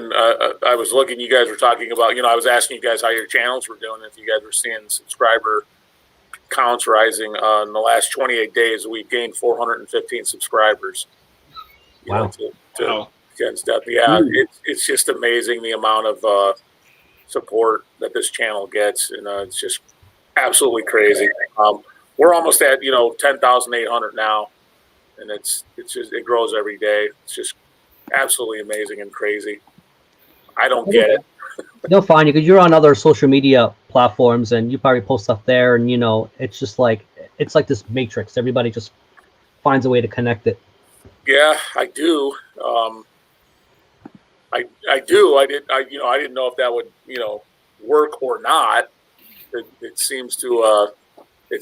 I get so many messages on social media, so many great messages from people, and yeah, it's definitely the Instagram and Facebook things help the channel for sure. Because so yeah, if you guys that there's another thing, Kellen, if you wanna if you're looking to get subscribers and things like that, definitely venture out to other social media avenues, because they'll definitely help. Yeah, being on these live streams helps too, and social media when you have, something to announce. If you have, especially if you have a video that you're particularly proud of, it's definitely what you think is worth announcing. You're doing them a favor too. You're getting them good content. Something to watch. Sure. Yeah. Yeah, I agree with you, Marty. I'm sorry. I hate to say it, because I have a very good friend who lives in Russia. He's Russian. He lives in Russia. My good friend Anatoly from the band Barbarity. We actually do trade stuff. And he always gives me legit stuff, but I stay away from anything from the Russian Federation just because they're known for making really good bootlegs. And you think you got it, and if you start looking you start dissecting it, man, you find out. You start looking at, you take this little guy, the magnifying glass, and you start looking at it, and then you find out, man, there's something wrong with that font. It doesn't look original. And next thing you know, you pay $400 for something that got made for $2. That's if you're looking for the original. I'm sure there's a portion of the audience where they're aware it's a bootleg, but it's maybe something that's been out of print forever. Sure, Yeah. I think Marty himself has mentioned that on his videos. I think he's mentioned that he, yeah, I knew it was a boot, but I wanted it, so I paid the $10 for it or whatever, and I got it. So yeah, that's cool. So, but if you're looking for an original, you think, oh shit, I'm getting that first press of Merciful Fate's Nuns Have No Fun, then all of a sudden, you're fucking pissed. I'd be pissed. Well, you found the one guy who had no idea what it was worth, and you just happened to be there at that 5-minute window. Jeff, are you watching porn? Nick says you're watching porn. Nah, talking to Devin. Oh, he's talking to Stefan? I'm sorry, I thought he was talking to you. I think he just posted a video, didn't he? Does Devin want to jump on, Jeff? I don't know. I'll ask him. We can make room for him. Yeah, I can jump off you guys. I can jump off too, and Devin can talk with you and Jeff. That's cool. I mean, I talk to him on Instagram a lot. So Jake, that band I sent you, that was because I thought you kind of like dark country a little bit. But if you listen to some of their deeper tracks, that was their one radio hit. That the song that I sent you. Okay, yeah, it was a little too southern rocky for me. I don't like the kind of country that leans into like the rock. Well, they definitely have a southern vibe to them, but it's more of like a dark gothic country sound to them actually. Try some of their other stuff off Secret South or Sackcloth and Ashes. I mean, it's a lot of like not ethnic, but bluegrass type instruments, but they sound kind of evil, man. I mean, that song was, like I said, that was their one, I guess you'd call it the one MTV hit. They actually had a video for it. Okay. Yeah, I'll definitely I'll listen to a couple more songs before I make a judgment, but that one was way too rocky for me. With my country type stuff, I like it to be more mellowed out. Well, it's a lot of their stuff is. A lot of it's more acoustic based. Guy plays something called a mandolin, which is like a mandolin banjo, and it's just got this super unique sound. And a lot of it's just fire and brimstone and shit, because his dad was a preacher, so it's very like it's God-centered, but it's kind of like angry at God. So all the lyrics are kind of they're non-satanic, but they're just evil. I call it like evil country. It's like the only country band I would listen to be honest with you. I just thought you might dig it. Nick might like them too a little bit. Yeah, Nick would probably like it. Yeah, I forgot to send it to him, but I know he likes a lot more, like, especially more of that rock and stuff than me. So even that track that I listened to, he'd probably like more than I did. Yeah, that's the only song that kind of sounds that upbeat southerny. I don't know why I grabbed that one. It was just the first. It was the first song on my favorite album of theirs, which it was probably the first song I ever You sent saw. me the whole like album playlist on YouTube. So I sing it along. Okay, I thought so.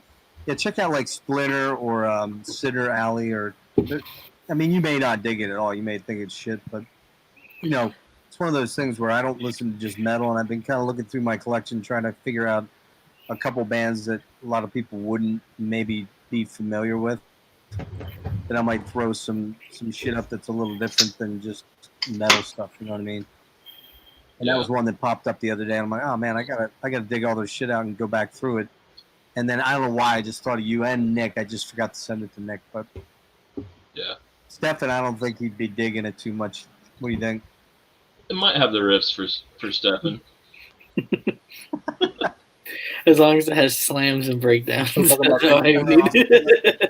not sure the harsh vocal quota would be met for Stefan. Might be a little too brutal for Stefan, to be honest. It's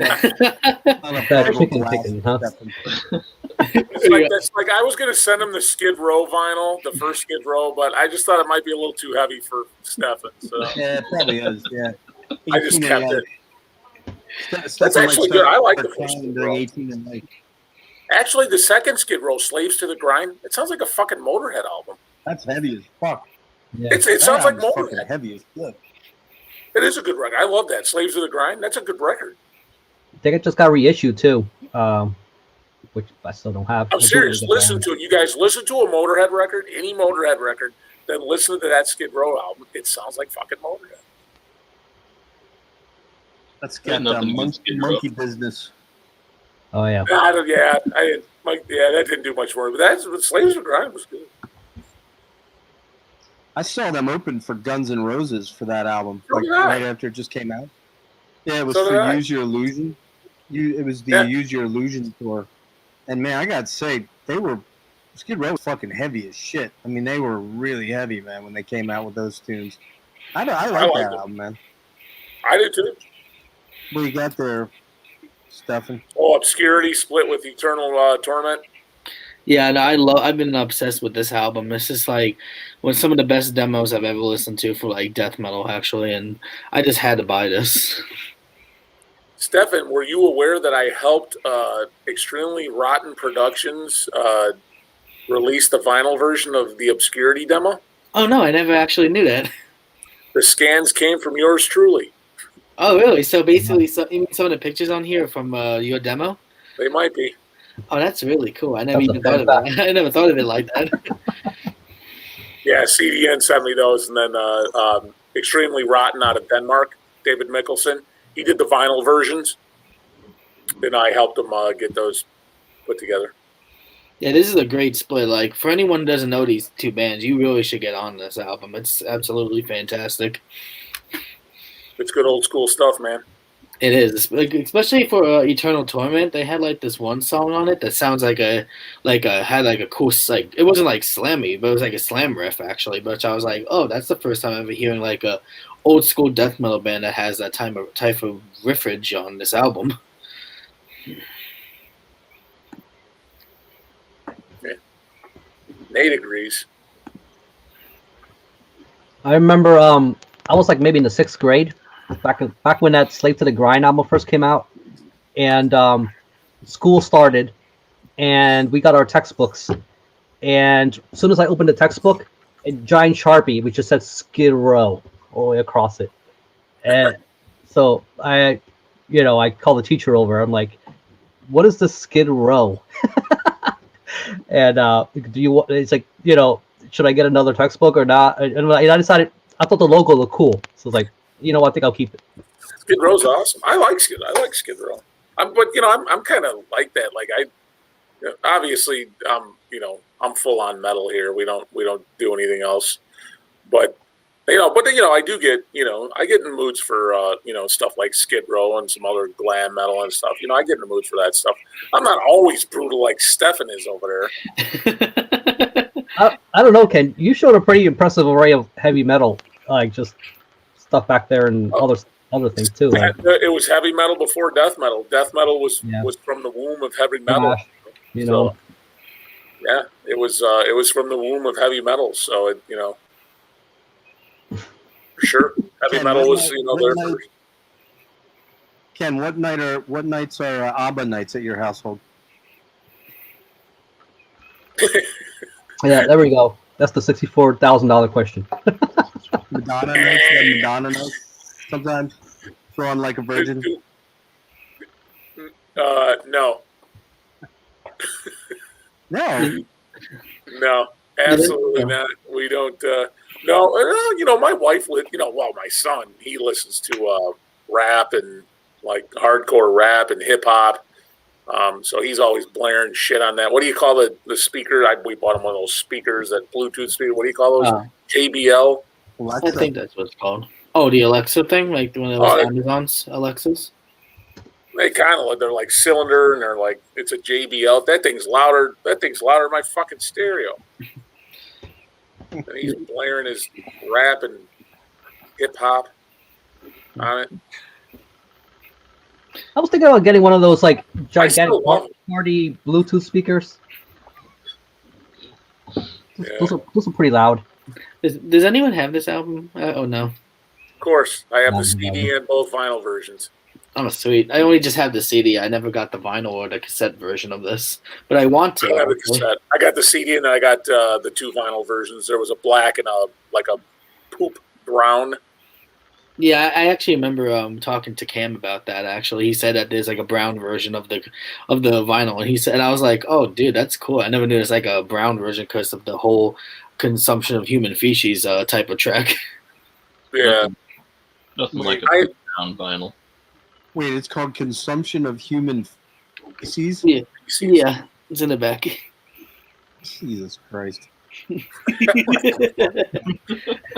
Stefan, you are fucking warped, dude. I'm just saying it outright. I may have helped with that one too, Stefan. Oh, really? Oh, sweet. Yeah, is my name on it? Hold on. Then you wouldn't know because it's not. I have no idea. I can't even tell. No, it's not. My name's not on it. Oh, it isn't? Okay. I was going to look into the book. So you wouldn't know that I may have helped with that. No, I don't see anything. All I just see is like flyers and stuff in the back here. So, nah. I need to start listening to this shit again. I want to listen to it like twice. I actually just sent David Mickelson some scans today for some things he's going to put out. Ooh, I wonder what it's going to be. I'm not at liberty to say. No, whatever it be, I'll look forward to it because like I said, I'm excited for anything that's like old school death metal that I never heard of that I want to listen to. But you won't see my name on it. I don't want my name for just sending a scan. So Marty is blaming me for buying the first 3 Def Leppard albums? Come on, Marty. I take no responsibility for that. They're great albums, though, actually. I like High and Dry. In Through the Out, High and Dry. High and Dry is fucking kick-ass, man. There's great tunes on that album. That's a good album. I like a lot of that. I like Pyromania. Pyromania is great. Hysteria is where they started becoming a pop band. I got them all on vinyl. I got everything up into Pyromania on vinyl. Definitely. Yeah, no. Pyromania was kick-ass, man. Fuck yeah, it was. That was my. What was the one with junior year in high Photograph? school. What was Photograph? Pyromania. Well, Pyromania. that was Pyromania. Okay. Yeah.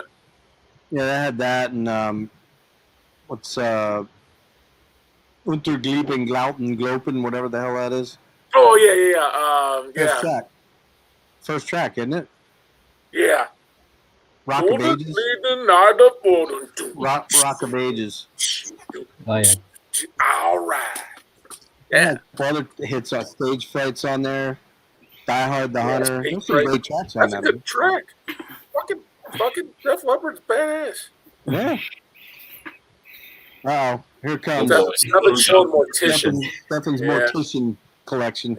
Yeah, this is actually, to be honest, this is my like most valuable Mortician CD because it has like so much stuff on it, like the demo, live shows, rehearsals, everything on it.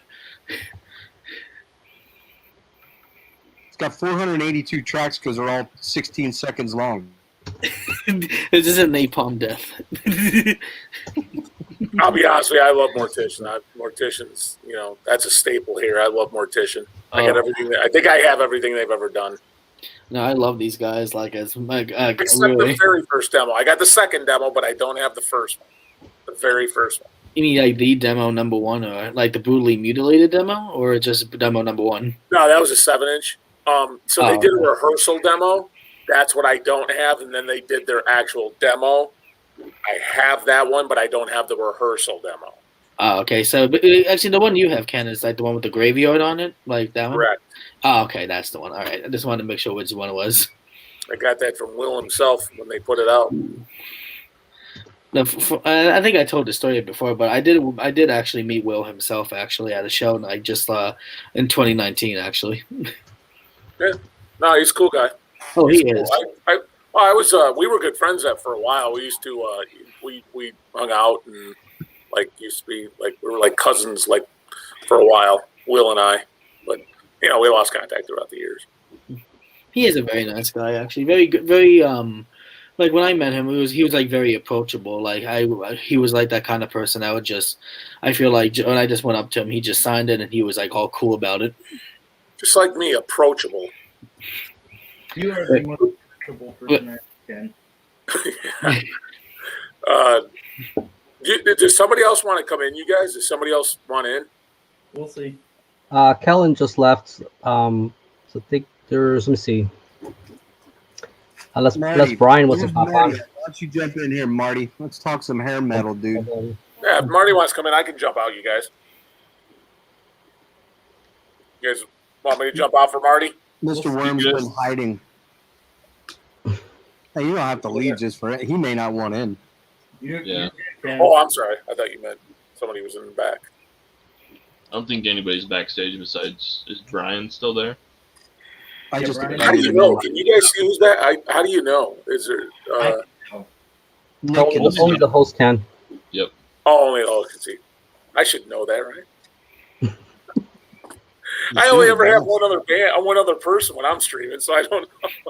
You do all those solo streams. Yep. Yeah, Brian. Yeah, exactly. Bringing stuff into Discogs. Brian did mention, so next weekend I'm going to take the weekend off from streaming, but he did mention Brian Arkham when he was on earlier. On the 6th of February, I will have Cemeterian. Wait, what does the logo look like? I heard that band Cemeterian. What does the logo look like? Brian was showing it earlier. Brian Arkham. Yeah, I think I heard. Oh yeah, you missed it. I think I heard of that one, but yeah, they're a Texas band. Good stuff. What genre is it? Death metal? It's death metal. Oh, okay, I just wanted to make sure. And I think I heard them. I think I remember. Do they have merchandise on Necroharmonic? No. Oh, okay, so I guess that's the wrong band that I'm thinking about. But yeah, they're a decent band. They're they're a newer band because they've only been around for about a year or so. But they only have, I think, one release. I think the 7-inch, the demo 7-inch. But the guys in the band are seasoned veterans of the scene. They just formed this band recently, but the guys in the band are actually seasoned veterans. So be kind of cool, because these guys have been around and in the scene for a while. Although the band is relatively new. So I'm looking forward to talking to them, picking their brains.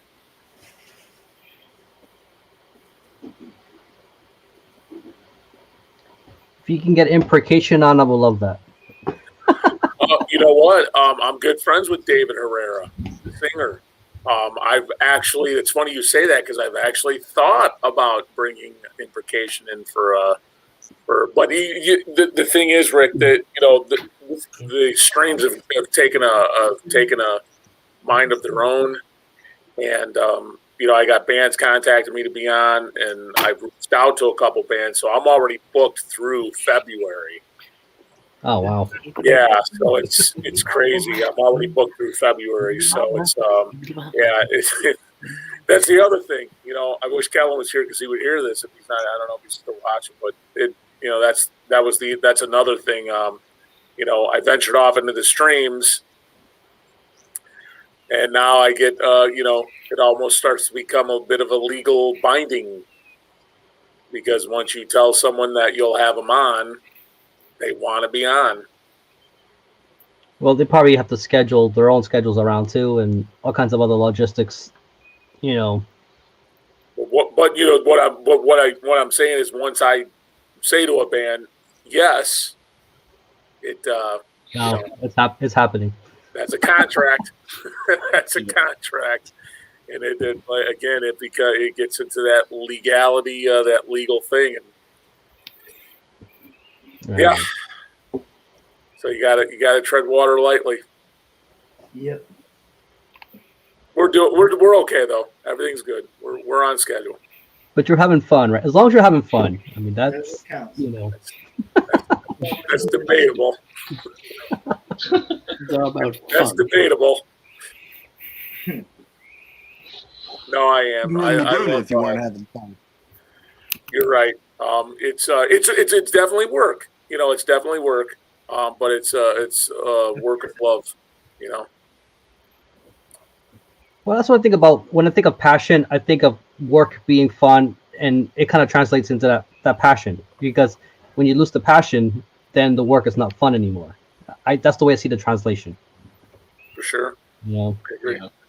What about you, Jeff? What's going on with your channel? What do you got cooking for the channel?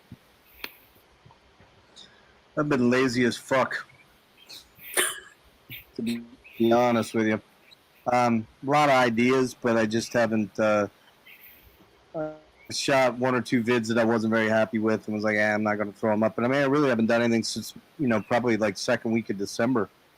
So it's been, I don't know, over a month, probably 6 weeks, somewhere in that range.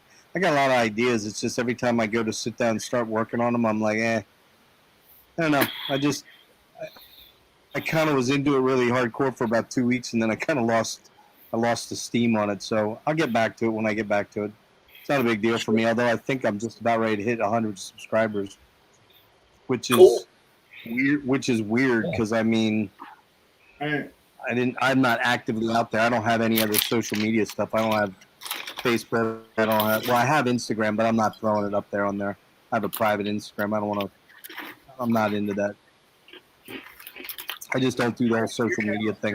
The YouTube thing's about as widely available as I am. So, but just for me, it's more something to do if I'm bored, and I just haven't been. I've had a lot going on. My health stuff is getting kind of weird now, so been doing a lot of appointments for that, and they still can't quite figure things out, which is frustrating. And so I don't know. I'll get back to it. And what I'd like to do is stockpile like 6 or 7 videos, kind of drop them sporadically. You know what I mean? Yeah. But when you're feeling better, man, just do it. Yeah. I like watching your videos. I like watching all you guys' videos. Cool. Thanks, man. I keep threatening to get with Rick and figure out how to use software properly, but we just haven't done it yet. Yeah, that could be a bit of a barrier when you want to do more interesting things. Yeah, exactly. With your videos. Yeah. I feel kind of. I started using Wondershare Filmora. Oh yeah, that's a popular one. What's up? Yeah, I started using that. That's what I started using. Yeah, really, really good software. It helped me out. It's called Wondershare Filmora. Wondershare. Yeah, they've been around a while. Yeah, it cost a couple bucks, but it was under $100 for the actual software. But it's good. It's really good. You can do a lot with it. I mean, you can yeah, that's it. Wondershare Filmora. But yeah, you can do a lot with it. Do you shoot your stuff with your phone, or do you use your laptop, or do you use a dedicated camera? My phone is better than any camera I got, so yeah, I use my phone.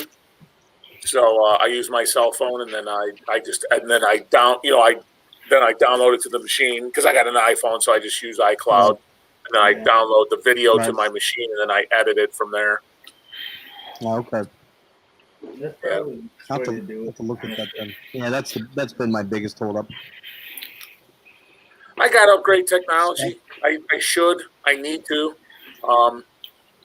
you know, you know, I probably should. I just, you know, it's working. So, what's that? Use a Mac laptop. Use a Mac laptop. No, I'm not a Mac guy. No, I use Windows Oh, yeah. laptops. Everything's Windows here. I am not a Mac fan. It doesn't matter. Either gets the job done. So whatever platform it works for you. If it ain't broke, don't fix it. Rick, what do you use? Rick, Who? is your stuff Oh. Windows? Well, I have a Mac. Well, I use a work laptop, so that's what they gave me. So I use an Apple. Oh, Plus, they gave you a Mac. us what you call graphic artists, we're very Mac oriented.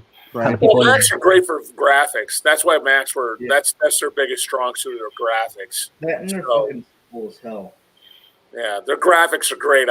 Windows can't touch Macs when it comes to graphics, but Windows just, in my opinion, just does everything else better. Than, you know what I mean? So if you're not using a Mac for graphics, I don't do any. You want a Windows machine. Don't buy a Mac if you're going to be gaming. Yeah, exactly. I mean, for the graphics, you want it, but it's for if you're not doing something with CAD or image editing or anything like that, you might as well stick with Windows. Yeah, it's slicker. Yeah, there's a lot of software I like that's only on Mac. It's, yeah, it's pretty slick. I think their whole premise was, we're going to do just really good graphics and then just kick Windows ass with graphics, and then that's where it went. And then the schools, for some reason, just love school districts just seem to love Macs. Like every school district has a Mac. I think they get a kickbacks from the government. They get some kind of special contract. They buy them in bulk. Yep. Yeah, I'm pretty sure they do. And it's kind of cringy for me. I go into a school district and I'm like, they want me to fix their computers. I'm like, cringe. It's a Mac. The big giant bitten apple. If it was Windows, I'd be in and out of here in a half an hour. That's cool. So what else has been going on, fellas? I'm getting a couple beers in me now. I'm starting to feel good here. Everybody's but you guys are like winding down because it's like 2:30 where Stefan's at. Everybody's like winding down. I mean, I'm still good. I just took my wife off. This is my first drink for the night right here. So. I had a couple on the stream, but then I just had a couple more, and I'm just like, yeah, let's somebody show me some records or something. I just showed a few records. Stefan's going hard with the Pepsi, man. That Pepsi, what is that? Pepsi? Oh, that's a cool can, all black. Is that black? Yeah. This is what I've been drinking. Zero? Pepsi Zero? Oh, look at Nick's over there. Nick's over there drinking in his bedroom. You're not even of age. That's a true rebel, man. Right on, Nick. Nick's drinking in his bedroom when his parents are like just across the hallway. He's like sneaking Budweiser. My mom bought it for me, so. Who did? My mom bought it for me. Did she really? Yeah. That's badass, man. You got a nice mom. My mom would have never bought me fucking beer. If my mom was alive today, she would buy me beer. I might go grab one more. Honestly, I think, we were talking about moms. My mom's been passed away it'll be 30 years this year. Isn't that depressing? Wow. Yeah, 30 years. Young. Wow. She passed away in July of 1991. Oh. Yeah, she was young. She was only 51. I was 20. I wasn't even 21 yet. Wow, that's heavy, dude. Oh, wow. Yeah, it was. Yeah, at the time, that was a wake-up call for a youngster. Was it sudden, or did she have a chronic disease or something? No, she got ovarian cancer. Oh man, that's brutal. Yeah, she had ovarian cancer. My mother was the type of person. She probably didn't feel well for a very long time, but she didn't say anything and didn't complain about it until she really didn't feel good. And then when she went to the doctor, finally, I remember it was around November of 1990. She really didn't feel good, and she ended up going to a doctor. and they diagnosed her with ovarian cancer. And at that point, once they diagnosed her, they told her there was nothing they could do at that point, and they said to go home to your family. And they told my father and the rest of us that she had 6 months to a year, and she passed away in July. So yeah, wake up call, man.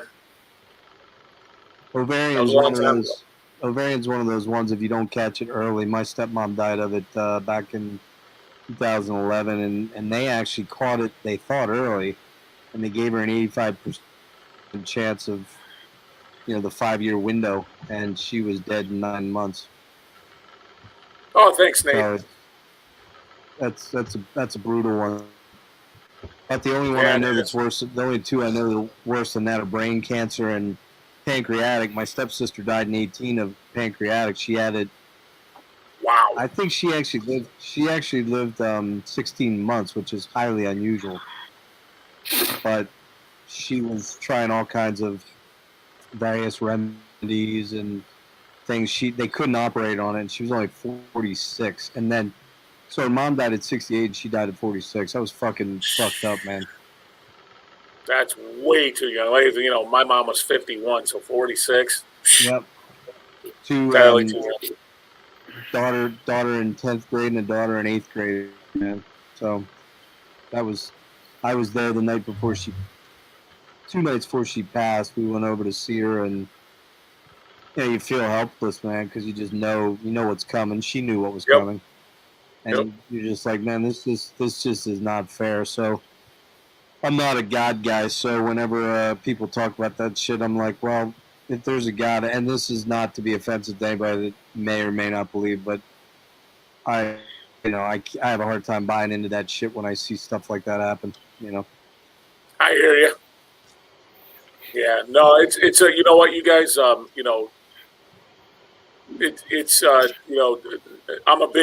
like you, Jeff. I'm not a Christian, and that's a very big part of my life is that I'm a naturalist. I believe in the nature of things, and nature intends that, parents die before their offspring. That's the way nature intends it. It doesn't always happen that way, but that's the way nature intends it. There's one thing that's inevitable, and that is death. Yep. I am going to die one of these days. And I will, hopefully it will happen to me before my son. So that's the way nature intends it. And, I'm okay with that. So, it's just, it's a personal thing. But it's, that's the way nature intends things to be. And, although I felt my mom was a little too young to leave us at that time. But then, then again, and Jeff, we're talking about this. 10 years later, my father passed away of liver cancer. Jeez, man. What's that? My father passed away 10 years later of liver cancer. Oh, man.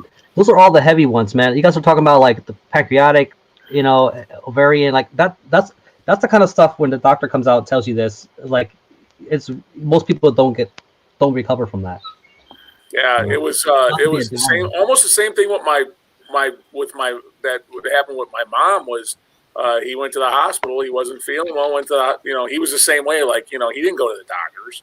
He never went in his life, and he went and because he wasn't feeling well, and they said, they looked and they said, you got something wrong with your liver, and they looked and looked and looked, and they said, yeah, you basically, your liver's covered with cancer. And they said, were you a drinker? And my dad was absolutely a drinker. Yeah. Oh, he was a big drinker in his early days. He admitted it. He said, yeah, I was. And I knew that was going to come back to bite me. And he said, it is what it is. And what can you do for me? And they said nothing. It's either lifestyle or unfortunately genetics can play a part in it too. Some people genetics, a lot of it is. Yeah. For sure. Yeah, but he was the same way. He just said, hey, my mom didn't accept it too well, but my dad accepted it right away. He just, hey, I knew what I did. He goes, I knew what I was doing. He goes, nobody forced me. I knew what I did. And he goes, I figured it was going to come to bite me one of these days. He goes, I didn't figure it'd be now. He goes, I figured I'd be a little older. He goes, but it is what it is, man.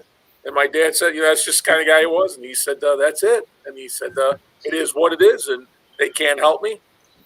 I'm going home. And So he went home. Was he in his 60s? My father he passed away in 2001. He was 70 years old. He was going to be 71. No, actually, I'm sorry. He was 71. He was 71, and then he passed from his cancer. But so, what do you guys think my chances are of getting that disease? Both my mother and father had. What do you guys think my chances are? Well, some people are George Burns, man. They can smoke all their life and get to 100. As I take another drink of beer, my poor dad. It's already. You know what, guys? No, that's a long time ago. But yeah. I don't know. Like, I cringe when I watch like Eddie Van Halen's one of those guys. Like, I'll watch his old footage. He's just like, I'm like, oh, it's coming. That's coming. Yeah.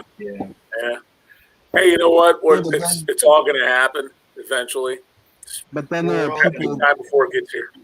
There are people that smoke and drink all their lives and live into their 80s. I mean, think about like all back in the 30s, 40s, and 50s, all those movie stars that smoked because smoking was, everybody chain smoked back then. Some of them lived in their 80s and 90s. I think about 90% of cancer is genetic, man. I mean, that they pretty much dialed that in. Right. That if you have the genetic propensity for it or it runs in your family, you're probably either going to get it or it's going to get you at some point. Yeah, for sure. The thing is, Jeff, like I have older brothers and sisters. They're in their, I have some brothers and sisters who are in their 60s, and they got no signs of anything, at least not yet. Oh, luckily.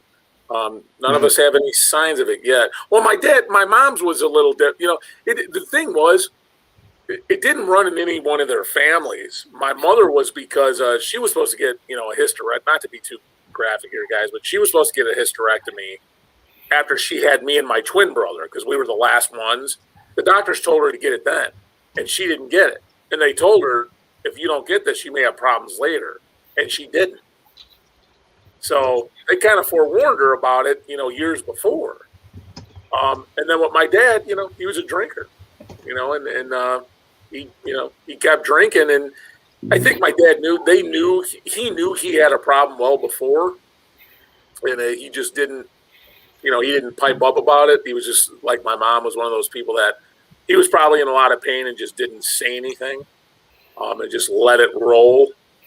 And until it got to a point where he couldn't let it roll anymore. And then he said, yeah, maybe I should have this checked out. And then it was a little too late, Too late. So, yeah. My parents were old school. My dad was old school. He didn't, he worked since he was 5 years old. He worked in the fields, cotton fields and things like that, picking cotton, other things down in the bowels of Texas in 1930. And he lived a very hard life. His parents passed away when he was very young. He was raised by his grandparents. He went to school for 1 week in his life. He got into a fight at his school, and then he never went back. Wow. He learned how to read and write on his own. When he met my mom taught him how to read and write more, and that was it. But he never went to school. He lived a very hard life. When he was growing up, he had to fend for himself. Basically, his grandparents gave him a place to sleep in the barn with the animals, with the other animals on their farm. But he grew up a tough life. So he was just the type that he was an iron guy, and he didn't. If something bothered him, it had to bother him a lot for him to say something. So. But he was self-medicating with booze, right? Probably at times. Yeah, probably at times he was probably, that would ease the pain for sure. Life. You didn't have the kind of. I was gonna say you don't have the kind of help and outreach you do today. Back then you found your own way. Yeah, no, and as kids, with the large family, and we weren't wealthy or anything like that, so we were, we I grew up, in a very, I grew up pretty rough myself, to be honest with you. My life is much different as an adult than it was in my childhood. My son is much more privileged than I ever was. So, so we, with each generation, you just try and, you try and push it. I want my son to have more than I did. So, Absolutely. and I hope he does the same for my grandchildren. It's a double-edged sword because you want them to do better, but at the same time, it's like you kind of don't want them to get too soft. It's You're right. You're right, Nate. Live every day as though it were your last, because one day you're going to be right. All right, enough bad talk. We don't have to talk about all this. Yeah, I was gonna say this is a heavy, Yeah, I know. heavy hour on the metal Let's see. stream. Hey, you know what? I bought this at the CD store the other day. This is the Putrid Awful CD. Tell us about it. It's Death Grind. Death Grind from France. Sounds badass. It's just decent stuff. Nice. Decent. Do you have that band Awful? Oh yeah, from Brazil. They're pretty good. Yep. Yeah, I do have that. Yeah, yes, I do. Just reminded me of it. I'm like, oh yeah. Skippity boppa. Hey, you guys gonna be on for a little bit while, or you guys? Yeah. Oh yeah. Mm-hmm. What's that, Jake? What is that? Ooh, fetid zombie. I found this one at the local store. Oh, Fetid Loaded Zombie. Destroyer. Fetid zombie. Good shit, man. You guys gonna be on for a bit, or? Yeah. All right, I'm gonna go make water. I'll be back. Does somebody need in? No. I think that's it for today. Yeah, people dropped out. Where's Brian at? Is he still Skibbity. I think he white clawed himself out. He's perusing Discogs. He's drinking White Claw. Damn it. Brian is Turn his mic up. shopping. Stefan's scatting in the background. Is he singing again? You gotta mute the mic when you're scatting, Stefan. Rule number 1. Don't scat with the mic on. Make him silence him. Just don't go to the restroom, whatever you do. Don't pull Leslie Nielsen. Skibbity boppa. I'm so disgusting. Skibbity boppa. We just watched fucking Snakes the other night. What is he doing? Do you even want to know? Good lord. It's us and the 14 people watching. It's weird. No, I just grabbed something, that's all. Keep singing for us. Skibbity boppa, skibbity ay, skibbity boppa, baby, skibbity boppa, What was in that Pepsi can or Coke can, Stefan? Yeah, really, man. No, it's a soda. It's a soda. There's a soda. That's all. It's not a Jack and Coke. You didn't pour a little extra whiskey in there. Nah, there's no twisted teas or anything inside here, Jacob. It's just regular soda. Never had that one. 0 sugar, huh? Yeah, just that. But does it taste like? It can't taste like the regular Pepsi. Like it's such a different taste. It's very different taste than Pepsi, than the actual Pepsi. I'm starting to feel this a little bit. Starting to feel it. I need to buy myself What are you some. drinking there, Jake? What is it? Dry whiskey. Oh, shit. Yikes. That's good stuff. Everclear. Mix that with some I'm red. guessing it's safe to say none of us are working tomorrow. Nah. Spring water. I was actually might be visiting the parents with a bit of a That's the hangover. safest, healthiest choice right there. I was the reason why I was late to the stream is because I was very busy working on I'm basically trying to do voiceover jobs actually. Oh, nice. Okay. Because my mom thinks I can do good with voices, like I can imitate certain I actually can. Well, you're good at singing. You're good at scatting. No, I don't know how I'm able to do that. I just tried, but somehow some of my friends say that I'm good at doing cartoon voices and something like that. They're like, Stefan, it actually sounds like the character and all that. So I feel like maybe I should be like a voice actor because I feel like I want to use my talents for something that I really actually want to do. Yeah, for sure. Like I can. I'm trying to make a video about it because I kind of want to show everyone what I can do. Be the next John DiMaggio. You sure you want to give up your dream of being a pig squeal artist? No, I'm gonna still keep that. That's definitely gonna keep going. That never leaves. Nah, No. that would never leave me. Y'all want some show and tell? Yeah, I got some here. I got some. Whoa, what the hell is that? Oh, Mastify. Dang, that's a cool, black that's a cool metal. picture. Is that the red one? What's that? Is that the red one? Or No, it's on black. You can get this for pennies on the dollar right now from Nuclear War Now, and it's worth every cent you pay for it. That's a good band. Really good album.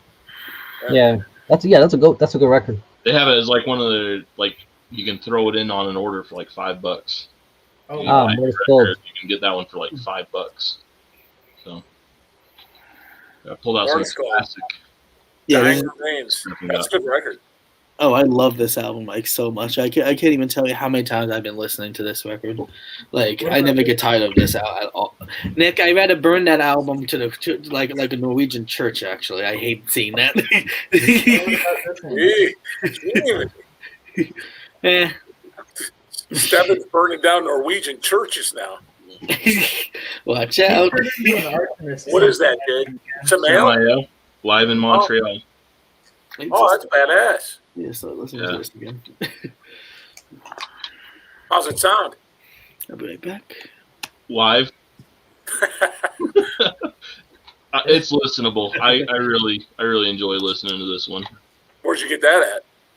The Metalhead box of all places. Oh, They threw these in. They threw this in, and it's only like a run of like 50 or so. So I was shit! Yep, showing some. I didn't know it's that limited. I don't ever get to show much off because I don't buy much. But somebody got me a present here. Whoop, can't see it. Still can't see it. We've seen like corners at a time. Is that hooded? Oh yeah. You see it? That's good shit. Fuck.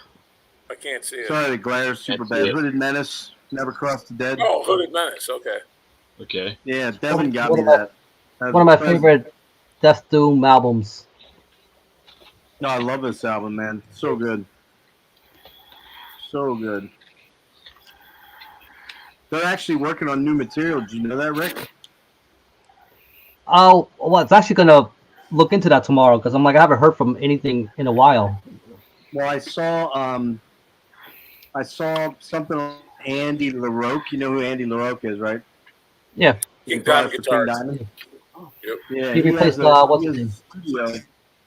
He has a studio, and he was doing reamping projects for the new Hooded Menace album. So I would assume that's coming sometime this summer.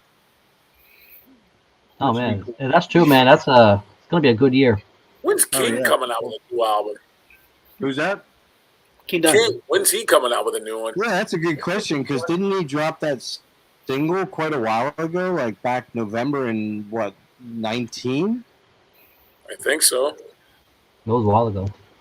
Yeah, it was November 19. He had that that single they dropped because he did that tour. Remember, Rick? He played Philadelphia in November of 19. Because I was going to go to it, and I found out about it like at the last second, and all the good tickets were kind of shot. But they were talking about dropping an album in 2020, but I guess because of Corona, they switched, put it off to 2021. But he's got to have something all but done or in the can, ready to go, I would think. I'll be honest with you, the last couple King Diamond records, the music was just meh. But his vocal, but you buy it for his vocals. You buy it for him to tell the story, man. Yeah. Right. That's what he's good at. Yeah, that's his thing, man. But it's also pretty hard to measure up to Abigail and them. That's for sure. Them is my favorite fucking King Diamond album. That was the prime. That's my favorite King Diamond album. Yeah, I mean, it's hard to help you. Out of the jail, wicked grandma. Dun, dun, dun, dun, Yeah. It's hard when you drop the best albums at the beginning of your career. It's hard to kind of come back and top that in a lot of ways. Well, although Conspiracy was good, the Conspiracy was a very good record. That's some people's favorite. Nobody says the Eye though. That's no. Voodoo's okay too. Yeah, It's okay. never been anybody's Voodoo's favorite. good. Voodoo's, see, then we get to see the Eye, Voodoo, Spider's Lullaby, Puppet Master. You start getting into the music just didn't kick its ass like then. Right. It's still King telling the story, and that's why you buy it. Like Puppet Master, the story, if you read the lyrics and listen to the story, it's fucking brilliant. But the music it didn't do anything, Right. One thing I would say is that I know, especially the mid '90s when Merciful got back together, he probably was quite busy because he was still doing his solo stuff and putting out Merciful Fate material. So, I think, Ken, you're right that to some degree with King now, he's become more of a storyteller than a musician in a lot of ways. It's like the music's secondary to the whole with theatrics and the story. It's almost like he's putting together something for the stage. He's putting together a stage play. It's more theatrical almost with him. And, and you know what? I'd go pay to see it. I've never seen him live. I've never seen him live. I almost went back in November of 19. Like I said, I found out about the show like 2 days before, and there were only like nosebleed seats left in the place they were playing. And the place they were playing is not. I've seen the King 3 times. He's awesome. That's a great show, man. Great. He puts on a great, great fucking show. Yeah. I've seen videos. I saw him on Them. Great. I saw him the first time I saw him was on the Them tour. Well, I really wanted to go out to that Psycho Las Vegas and see Merciful Fate, but then they canceled that. Yeah. The first time I saw him with Them, he came out of like the house, like they had this backstage prop, like it was like a house. King comes out of the door. It was like insane. you get that theatrical experience. That's the thing too. Oh, it was insane. It was like the greatest thing ever. Are we still doing show and tell? Stefan is. He doesn't care what we're doing. Baphomet, Death in the Beginning. I'm going to be talking about this album based on the newest video. That painting looks like something. It's not the same people. I don't know who does the Mortician covers, but it looks like Mortician to me. Is that Damnation, Jake? No, it's Morbid Tales and Emperor's Return. Oh, cool. Oh, wow. That's sweet. I found this in a local shop for like $7. Wow, is that a noise? That's a noise record. That's an original. Yeah, it's noise. That's cool. Yeah, it's noise. It's not super valuable. It's like $20 cassette, but it's worth more than the $7. There you go. I just played that record not too long ago. That album kicks ass. I just listened to that yesterday. Judas Priest.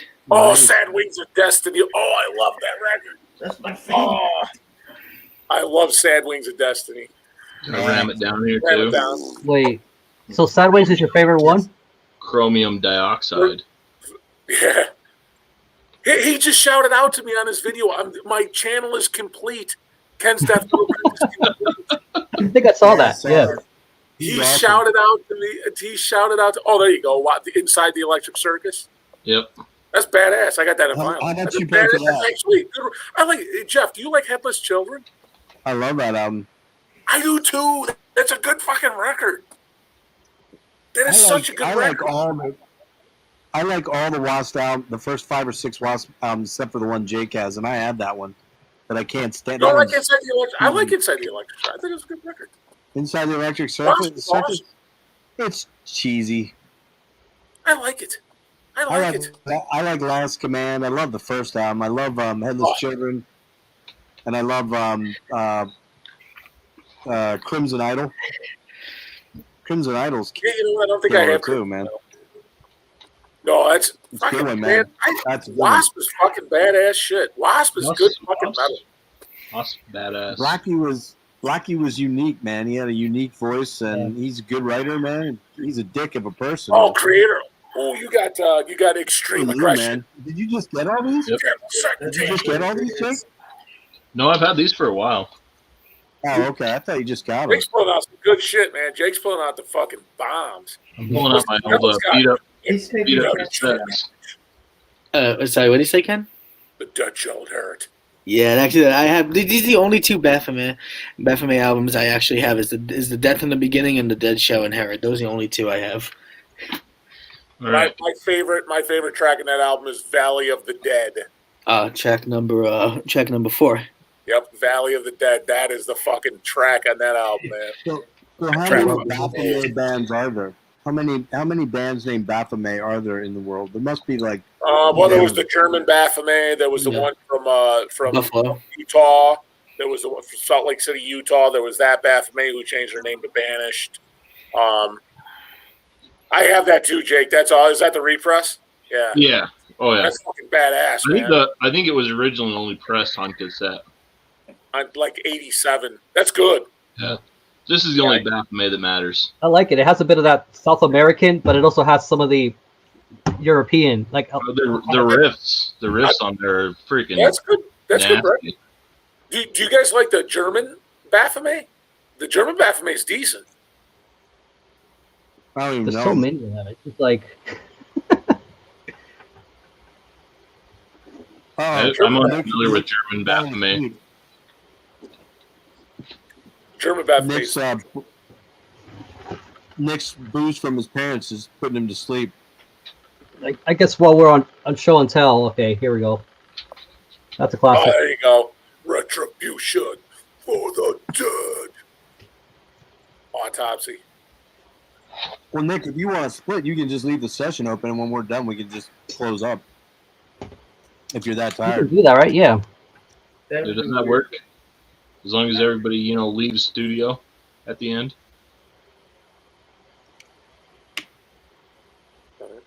Yeah, I think it just stops after a while. Yeah, it does. It does. You just end it when you wake up in the morning, and then just wipe it out.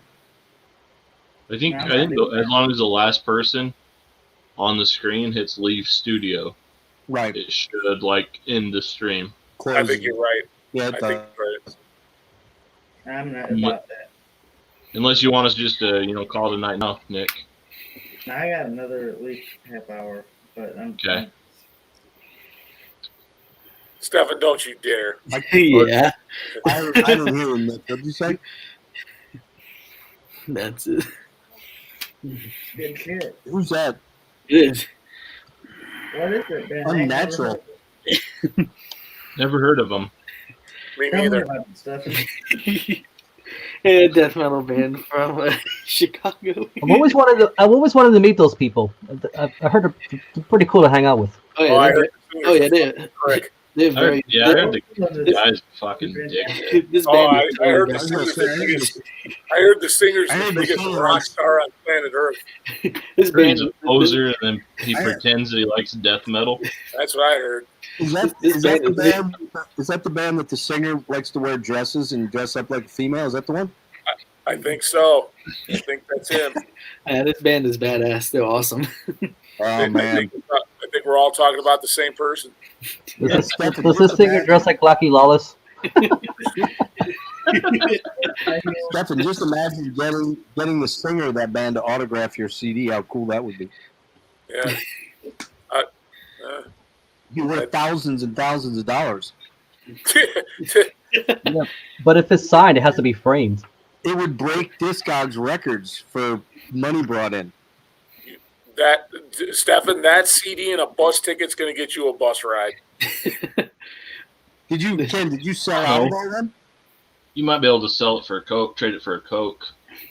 Yeah, the original. So we got it pressed in the U.S. by Famine Records. Right. He sold out, and then we got it pressed in Europe by Cavernous Records out of England. Right. I'm not sure where he's at with his copies, but I think he's pretty low. What was the initial How many run? total copies did you? It was like 300, Was it right? 300? Both labels did 300 each. Oh, okay. Yep. Wow. The one that really seemed to do really well was when we did the split with Rotted and Fetid Zombie on cassette. The Coalescing Putrefaction. It's a hell of a split. It's a great demo. Not demo. It's a great split. Mark, put that out, you know, he was the one that contacted me, and then, you know, he asked did I know a third band, and I got, you know, Dylan, you know, being a good friend of mine from Rod, and I said, yeah, you know, I asked Dylan, and Mark put it all together, but he released it on his label, and he released 175 copies, and we sold out. But he did, like, he's so generous, that guy. He gave, like, all, you know, he basically just divvied it up 3 ways. And we didn't, you know, we didn't even, like, we're like, dude, like, you put it out. Like, you only should give us, like, a few copies. And he's like, no, you know, we'll all get the same. Are you talking about Mark? Yeah, Mark Riddick. Dude, like, the prices he sells, like, his merch for are ridiculous. Like, I bought this shirt for, I think, like, $10. I know. And then he throws in so many extras, you know he's losing money. Yeah. And he ships out. He's so generous to people. Like, it's like, dude, like, are you kidding? And we sold out. Like, we all decided, like, all right, put the oh, you got one, Stefan? Yeah, that is the one you sent me. I sent you that? Yeah. Oh, cool. Oh, that's okay. I made you a copy. I got it. I made you a copy. I got it. Badass. I made you a copy. But the originals, only 175 were made, and then we said we weren't going to do any more, and they sold out in 30 minutes. Wow. Yeah. That explains a lot. I was looking for it on Discogs. Yeah, it's going to be tough, man. Yeah, I was like, okay, but now I don't know the backstory. It's kind of cool, actually. And then Mark asked Dylan and I. We actually had the 3 of us had like a 3-way phone call, and we're like, Mark's like, you guys, I'd never had a release sell out like that. He's like, you think we should do another batch? And Dylan was all for it. Dylan's like, yeah, let's do it. You know, let's do a different variant cassette. You know, and me and Mark, Mark's like, Ken. I'm like, I say we leave it alone. I say we'll leave it underground, man. Just leave it $175. We're done. And then that's when Mark's like, I agree with Ken. So me and Mark kind of trumped Dylan, and that's we decided to keep it at 175, and that's where we kept it. So wait, are you saying that Mark Riddick paid to have them manufactured? Is that what you're saying? Yeah, he put it out on his label. Yeah, Morbid Music. Discog says it's only 120 copies. Nah, we did like 175. So it looks like for $12. Now I gotta say one thing, Ken. Thanks for making a copy of this for me. I love this split so much. Yeah, no problem. Yeah, this is a really good split. I've been like the first day I got this, I like listened to it like 4 times when I first got it. Yeah, we had fun. That was a fun project. It was really fun. Working with Mark Riddick was like a dream, just because he was one of my favorite artists of all time, and then to be able, for him to contact me and be like, "Hey, man, I love your channel." I'm like, "What? You know the channel? You know this channel?" He's like, "Oh yeah," and I'm like, "So you're the one?" And he's like, "Yeah, And then he's like, "I'd love, In hindsight, it actually makes sense. I mean, if someone were to stumble on your channel, it would be somebody like him, like probably enveloped in the whole underground. That's how I got the artwork, because he liked the channel so much. He's like, do you have someone that does artwork for you? I'm like, no. And he's like, yeah, there you go. And he's like, oh, I can do artwork for you. And I'm like, well, how much will that cost? He's like, nothing. And then he just sends me all this stuff. And I'm like, wicked art. I know. And I'm like, dude, are you serious? Like, you're just giving me this artwork for free? He did a logo for me and everything. I was like, Jesus Christ. Jake, what is that? Is that a comp or something or what? This is Insanity Alert. It's like that's a cool thrash. It's thrash. It's like party thrash almost. But it's got Riddick. Yeah, it threw me off when I first listened to it. I'm like, it doesn't quite match the artwork. It's kind of weird. You got the 6-pack, so that ties it all in. Okay. There you go. There you go. Some of the lyrics on this are ridiculous. How old are guys? There's a song called 2 Joints. And it goes, I smoke 2 joints in the morning. I smoke 2 joints at night. I smoke 2 joints in the video game, and it makes me feel all right.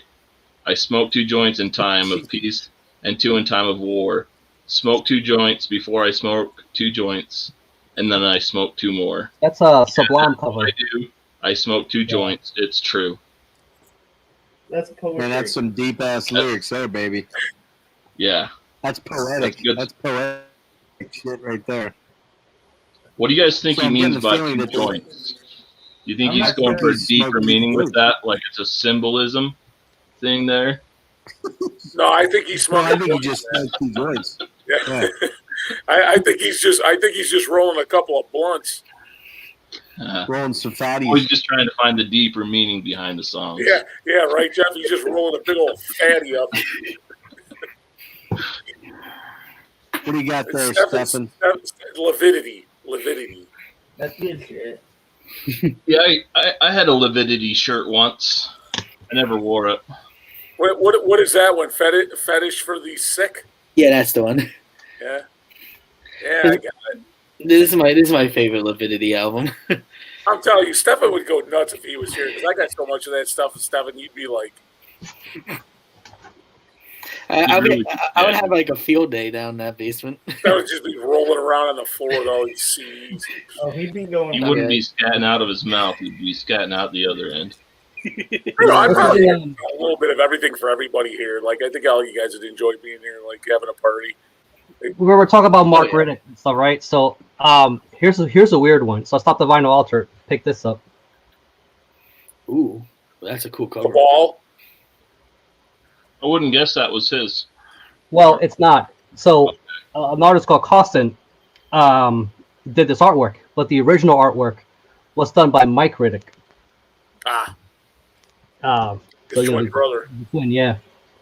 And Mark actually did the logo, the original logo for it. But this fellow Costin from Romania did the cover for the reissue. But that was an interesting twist. So this is Killjoy's, Necrophagia. So this is his band. So I think it was very short-lived. Oh man, you talk about Necrophagia. So like just recently, Killjoy's son contacted me on Instagram. Really? Yeah, and he's going to be sending me a bunch of some reissues of Necrophagia so I can talk about them on the channel. Oh, that'd be awesome. I know, it was such a I was so surprised. He contacts me. He's like, he tells me his name and he says, I'm Killjoy's son. He's like, my father, the late Killjoy was my father, and I've been taking over the represses and things like that of Necrophagia. He's like, and I was wondering if I could send you some things to talk about on your channel because I love your channel. I'm like, are you fucking kidding me? Seriously? And I'm like, of course, So yeah, so I'll be speaking on some Necrophagia stuff. That's pretty awesome. Amazing. I mean, this is the kind of attention you're bringing in. You got people from all over, and somebody like that. I mean, just it's crazy. You got everyone watching you, Ken. It's weird. James Hetfield just contacted me the other day. He's going to come on for one of the streams. Yeah, James Hetfield. He wanted it. He wanted to bump. He wanted to bump one of the people in February with Metallica, and I said no, we couldn't bump anybody. So he got pissed off. He's just trying to get that exposure. Yeah, he wanted to get exposure on the crib. So. I mean, does he have a demo out or Did something? he say? Ken, did he say, "You ain't my bitch"? No, he says, "Ken, do you drink whiskey in a jarro?" There you go. No, I drank that bottle. Yeah. Yeah. We don't drink it out of a jarro. We drink it straight out of the bottle. That bottle. guy's a multi-millionaire. Jake, holy shit! What's that, Jake? Holy fuck! Well, what is that? Rye whiskey. Man, I couldn't take a swig of that if you paid me right now. I'd probably puke my guts out. I was never So a big would I. whiskey guy. No, Jeff. You know what? I can't drink hard liquor like that either. Watching Drake drink that, I'm just like, holy shit. Yeah, it would fuck my stomach raw. I was that guy back in the 20s when I was in my 20s going to the bar where everyone would pour out shots. I'd take the shot down and be going try not to fucking puke in my mouth every single time. Are you Native American, Jeff? Yeah, right. Look at this skin. Native American? No, I'm Irish, Scotch Irish. That's weird. I was saying because I'm Native American. That shit's like fire water. Well, the funny thing is, I should be a fucking alcoholic, and I was at one point in time 25 years ago, but I just can't drink like that anymore. In fact, with what's going on with me neurologically, I can't even drink at all. My doctor told me that the worst thing in the world for me is drinking right now. So, bad idea. Yeah, big time, man. That'll hurt. You know what's really good though? That's like super cheap. What's that? Made is if you have Schnucks by their house brand bourbon is amazing. It's like who's bourbon? Am I the only one that cannot hear Nick at all? What? No, Nick, you're super quiet. Dude. What? Super quiet. Let me turn my mic up. You can change. I was going to say you can change your mic volume. There you go. Is that better? A little bit. That's better. Yeah, the Schnucks brand bourbon is really good, and it's like $13 a bottle if you have Schnucks by you. Shit. I've never heard of it. It's delicious. It's probably St. Louis local shit. That's a good album, Steph. Some guy brewed There's in his Steph. Kill for Satan. That is a good black metal record. That's good. I love this album so much. That's my favorite shooter. It Hey, is. you guys want to see something I got recently? Yeah, let's see. Always. Y'all want to see the first record I ever bought? Yeah. Wait, Is it really? Box set. Oh wow! Paradise Look at that. Lost. Yeah. The Medusa album. I actually bought know that they before I did had a realize. record player. I bought it for like everything else besides the record in here. So you were like mainly a CD guy before that, right? Yeah, I bought it for mainly the didn't CD even know. and all the extras, the flag, and Cool. the signed shit. Nice little candle. 7-inch, and then I think it's on a picture disc.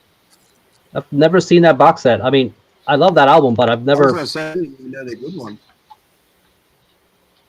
I saw him on that tour. Oh, look Oh, at that's that. That's pretty. Yeah, That's that's nice. cool. What's on that, Jake? Like, what album? It's Medusa. It's their. I think it came That's out the last one. 2018. 18. Yeah, I saw him on Good that record. tour. They were good. I don't have that album though. I need to get that one. That one and the latest one. I have everything else by them. That was the first record you bought. Yeah, Oh shit. yeah. That's I mean, if so I went wait a minute, back in all time, the stuff. it wouldn't be the first record I bought if I went back in time and So you respent that only money. started actually, Jake. You only started collecting albums like in 18, as far as vinyl. Yeah, Oh, Shit, and how many you have now? You have a couple hundred. a couple hundred, yeah, 300. that's a lot of Wow. collecting. I've got Yeah, almost fucking- a full, like those IKEA record shelves with the 8 squares. Mhm. I've got that about filled up. See, So When you guys are my age, you guys are going to dwarf my collection. Maybe. maybe. Now, Doubt it.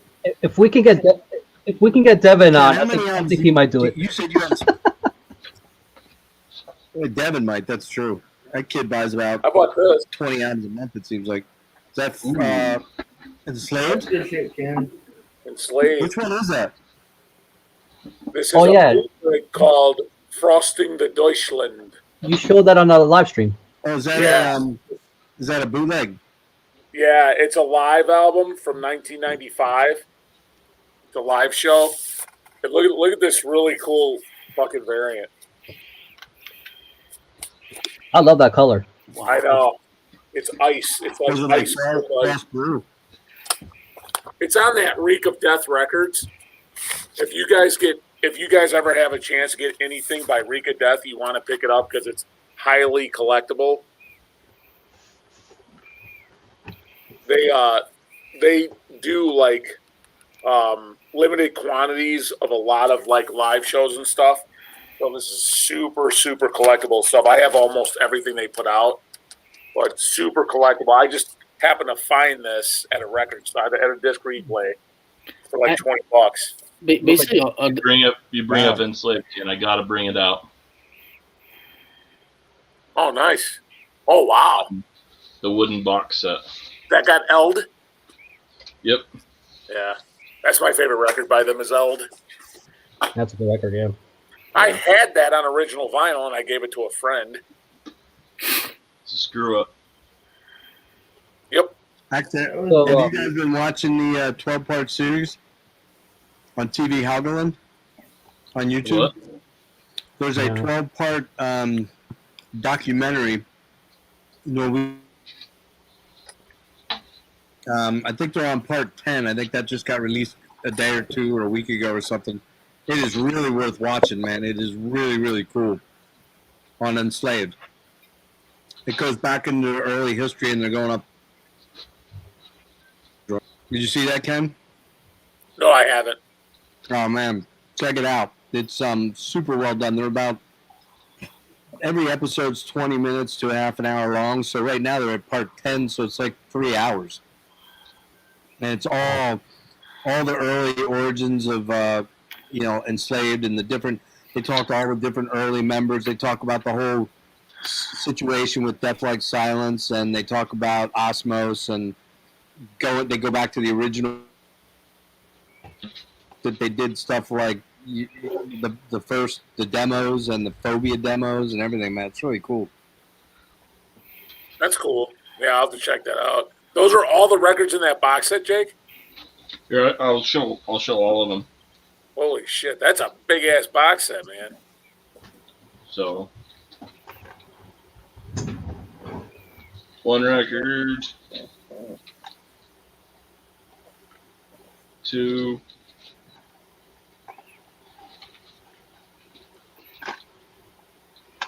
3, should be Eld. Yep, Eld. 4. That's a good. Eld's a great record. This one's my favorite. That's my like favorite. Eld. That's a good record too, but I like Eld. Eld's my favorite. 6. Is that Below the Lights? Yeah. Okay. 7 records, and then it's got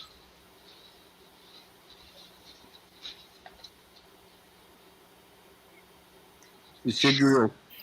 yeah. Oh, the demo. Oh, that's badass. And then hey, Peter, belt buckle. Put it on your belt. Why is that not on your fucking leather belt? Collector value. I want to scratch it up. Collector value. The world can't handle that belt buckle on me yet. That's not ready. Because I got an Iron Maiden belt buckle that I'm, about to put on. I don't have anything as amazing as that box set, but I do have this. I don't have to wear a belt. So it came in this pouch. Oh, is that yeah. Viking Deadly? Yeah. That's the first. Yeah, that's the first album. That's a great album. So Tridroid out just recently reissued it. Oh, nice. You know what's weird, you guys? I have like no box sets. I don't buy box sets. No, I have a shit ton of them. 100 of them. Do you really? I don't buy box sets. Either. I get into them, man. That's my my jam. Is it? I don't have one fucking box set of any band. I don't buy box sets. What's up behind you on top of your shelves behind your head? Me? Yeah, what's all that shit over there? I see Kiss. Oh, that's a friend of mine. My 40th birthday gave me a Kiss. It's a collect. Here, I'll show it to you.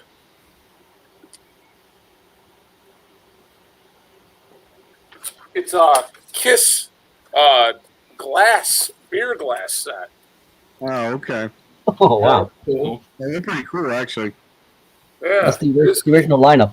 yeah, they're black lager glasses, and it's got the faces of each guy. Yeah, my 40th birthday, a friend of mine bought me that.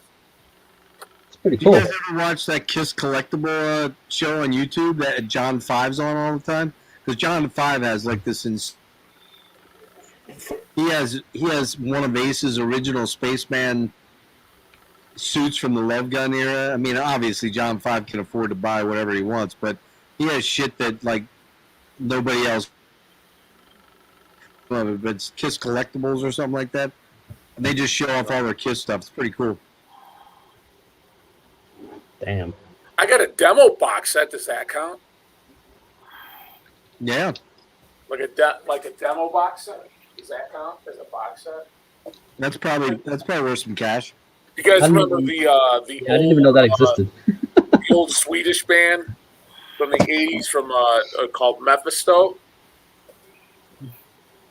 Oh yeah. I know the name. Mephisto? This is their demos re-released. Oh, nice. Oh, nice. Yeah, this is like super like obscure, rare. It came with like patches. Who put that out? It even comes with a certificate of authenticity Wow. that tells you what number. There was only 300 made, and I got number 121.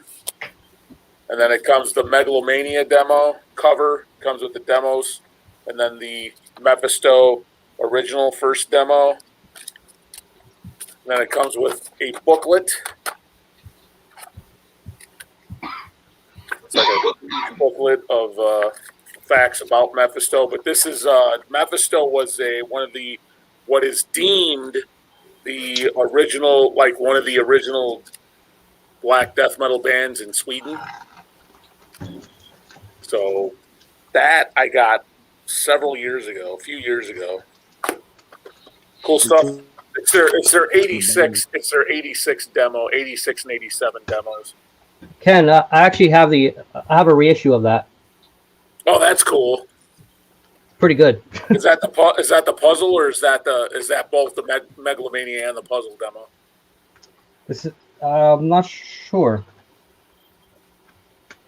The hell's that? It's just self-titled. Oh, big It's badass, man. It's like total like early, like it's kind of like Possessed, kind of like, you know, if you think about like Possessed. I didn't even know like they went this far back. It's crazy. Like they were doing this I know, right?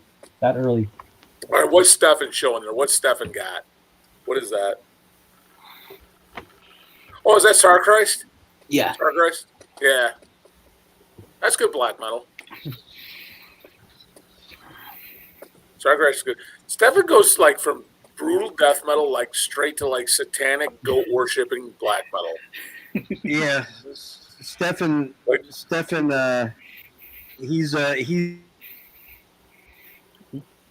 he looks all quiet and demure and like he's like this guy, but he's a raging satanic psychopath deep inside. He's satanic gore metal. Satanic gore metal, yeah. He likes depictions of people being anally sodomized on the front of his album covers. Guys, it looks like Nick's about to drop. Nick's about to drop.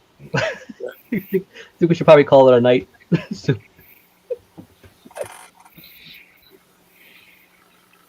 I got some firewood to take care of tomorrow. Some firewood to take care of. I mean, we had a neighbor have a tree taken down today, so I got to haul a bunch of it over and get it all split up.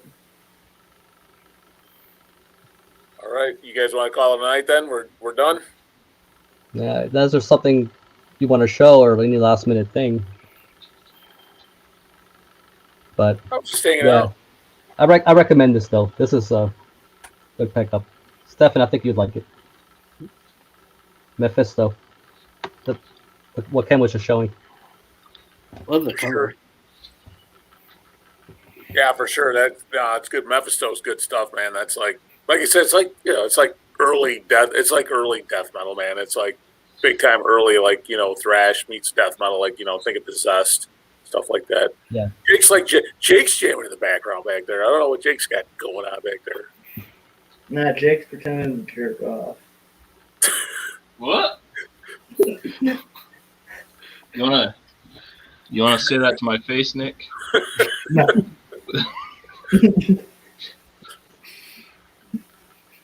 What's going on? Well, man, I appreciate you guys having me on, man. It was cool. Thanks Thanks for coming on, Ken. Anytime. Oh, absolutely. It's been a while. Anytime you want on. Yeah, no, it's been a while. I've been watching you guys for the last couple. Like I don't know, it's been what couple like a month or two that I was last on, and It's been way too long. and I came in and saw you. I was finished up with the stream and everything, and I saw you guys on. I saw Nick was live, so I said, I'll go check it out. And I saw you guys were on there. I saw Kellen was on and everything, so I figured I'd just. Yeah.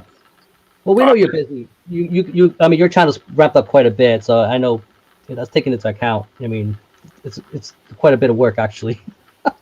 It is, man. I love it. I love it, Rick. It's great. It's where you hope to be. It's where you wish to be. It's where you want to be if you're you have a channel. It's all those things, and it's definitely work, you guys. When you guys get there, just know that there's work to be done. Oh, for sure, man. There's work. There's keep in mind the legal stuff because it's there. There's the sense of legalities and contracts. Things that when you say yes, that binds you. So just keep that in mind. If you say yes, that means it binds you. And when you got that many people watching and subscribing to you, and what they're doing by subscribing to you is they're telling you that they trust what your opinion is. So you got to give an honest opinion, which means you have to put in homework. You have to do your homework about the bands and the releases you're talking about. So it gets time consuming. It gets really time consuming, and it's not to scare you guys off by any means, but it gets it's a labor of love for sure. For sure. Mm-hmm. Well, that's why we need an Uncle Ken to show the ropes, and either way. Give us guidance when we need it. And by no means, you guys, I've said that before. I'm not an expert on this YouTube thing. I mean, I have no idea. I have no idea if the things I'm doing is right. They feel right to me. They feel right to the channel. They feel right to the people who subscribe to the channel. So I think it's right, but it doesn't necessarily mean it's going to be right for anybody else. So, just what, you guys just keep doing what you're doing, man. And keep, like I said, show your passion for what you're doing. And if you show your passion, people will follow you. Well, that's the thing with innovation too on these platforms. Sometimes it's not written. You kind of figure it out along the way. It's you into uncharted waters. Yeah. Yeah. Some of it anyway. Yeah, it started as old school death metal, and then it kind of went from there. And like I said, I was telling when Kellen was on earlier, I was saying that I never thought in a million years the generation that's actually I'm more in contact with was going to be the audience of this channel. I never ever thought that. I did not think the generation of Nick and Stefan and Jake. I'm not sure how old you are, but 31. Okay, well, you're about in that range. I didn't think that was the generation that I would be in contact with. I thought it would be my generation, 20 years older, 20 to 25 years older, and I was wrong. And it's the 25 to 30 year olds that seem to come together on the channel, and so that's where I focus. That's why I decided to focus some of the attention to the channel on with the live streams and things like that. So that's why I decided to start focusing on those, and it seems to have a positive, a positive effect. Because here we are, in about a month's time, we've gained, the channel has gained, almost 800 subscribers in about a month, just over a month's time. That's insane. Yeah, I know it is. It's just so crazy. And again, I was on a podcast not too long ago for the Heavy Hole, and I said it's not me that people are coming. They're not coming to see me. They're coming to see the content. They're coming to see the bands that are on the streams. They're coming to see the demos that I'm uploading. They're coming to see the stuff that the other things that I'm talking about. That's what they're coming to. That's what the viewers are wanting to see. They're not wanting to see technically me talk about it. They're there to see what's coming next. So that's that you have to keep in mind that it's all in its presentation. That you have to keep consistent on it, and you have to keep doing it because it's not my personality that people are here to see. It's the content of the channel. For sure. Well, I'm about to crash, y'all. All right, let's call it a night. Call it a night. See ya. All right, guys. Cheers, fellas. Next I don't know weekend when else we're you guys taking a come in. week off. It may be a long time ago, maybe another couple months, but man, you guys are all awesome. I love all you guys. You guys be good. Do well on your channels. I wish you guys all the best, and yeah, man, we'll see you. We just appreciate a comment. Just drop in and comment every once in a while. Absolutely, guys. Absolutely, man. And you guys be good, and we'll see you on the fucking crib, man. You guys be good. You're always welcome, man. Bye, guys. See you all. Next weekend is a week off. All right. I'll handle the one after that. How about that? All right. See ya. All right. See you.